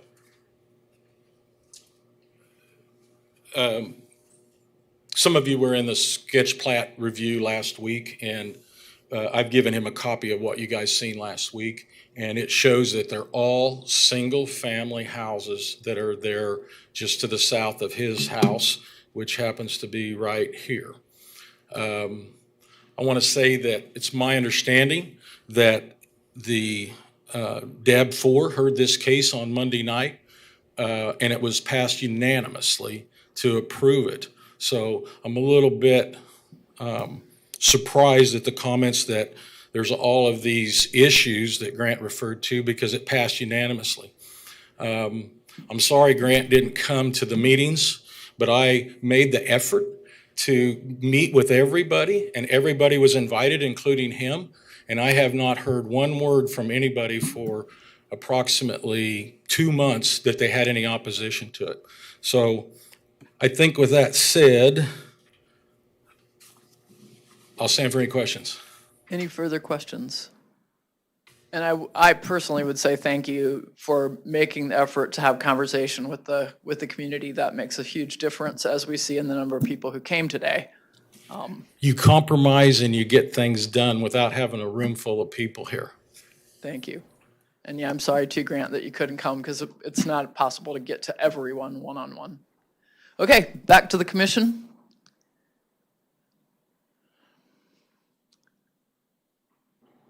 Anybody still awake? To approve per staff Okay, comment. I'm sorry, we are awake and we do Yes. take this seriously. Commissioner Blick. Oh, Commissioner Warren, I have a motion to Move to approve. approve per staff comments. Second. Second from Commissioner Blick. All in favor indicate by saying aye. Aye. Opposed? Joe Johnson, did you have a comment? I saw your finger up. I wanted to have a clarification from staff about the posting of the property. Oh, about that, thank you. Thank you for that. I can cover that. About the notification? Yeah, as far as the sign requirements on the property, that's referring to the development application signs, the red and white signs. That is a policy of the MAPC that those signs should be posted the 14 days prior to the public hearing. There's not an enforcement action that's specified with those. We generally, what happens is those signs are bought by the applicant. They're paid for by the applicant when they come into the office and file their application, and then they take them with them and they're responsible for staking them according to the guidelines in that policy. So we leave it up. Excuse me? The guidelines are on a sheet of paper and just specify how you should post them oriented towards the roadway so that they're visible. It just provides guidance about what height. How far out do they go? I mean, If you're gonna, I mean, did you cover the whole area or what? It's based on the amount of frontage that they've got, what streets they front onto. And I'll defer to the agent on this one, who's got probably more in-depth experience with it. So I'm guessing on this, but signs were posted along Maze Road. We didn't post anything along Yosemite because we're 300 foot south of Yosemite and the zone change request, so I'm guessing that is the concern. But there were signs on Maze Road put up. Thank you. Thank you for that clarification. And I did call for a vote. I heard only ayes. Were there any nays for the most recent? I hear none, and therefore the motion passes 8-0, and this meeting is adjourned with no dissent, I'm sure. Yes, please. Go to 4421 South Victoria, where we need to clean a habitat house right now.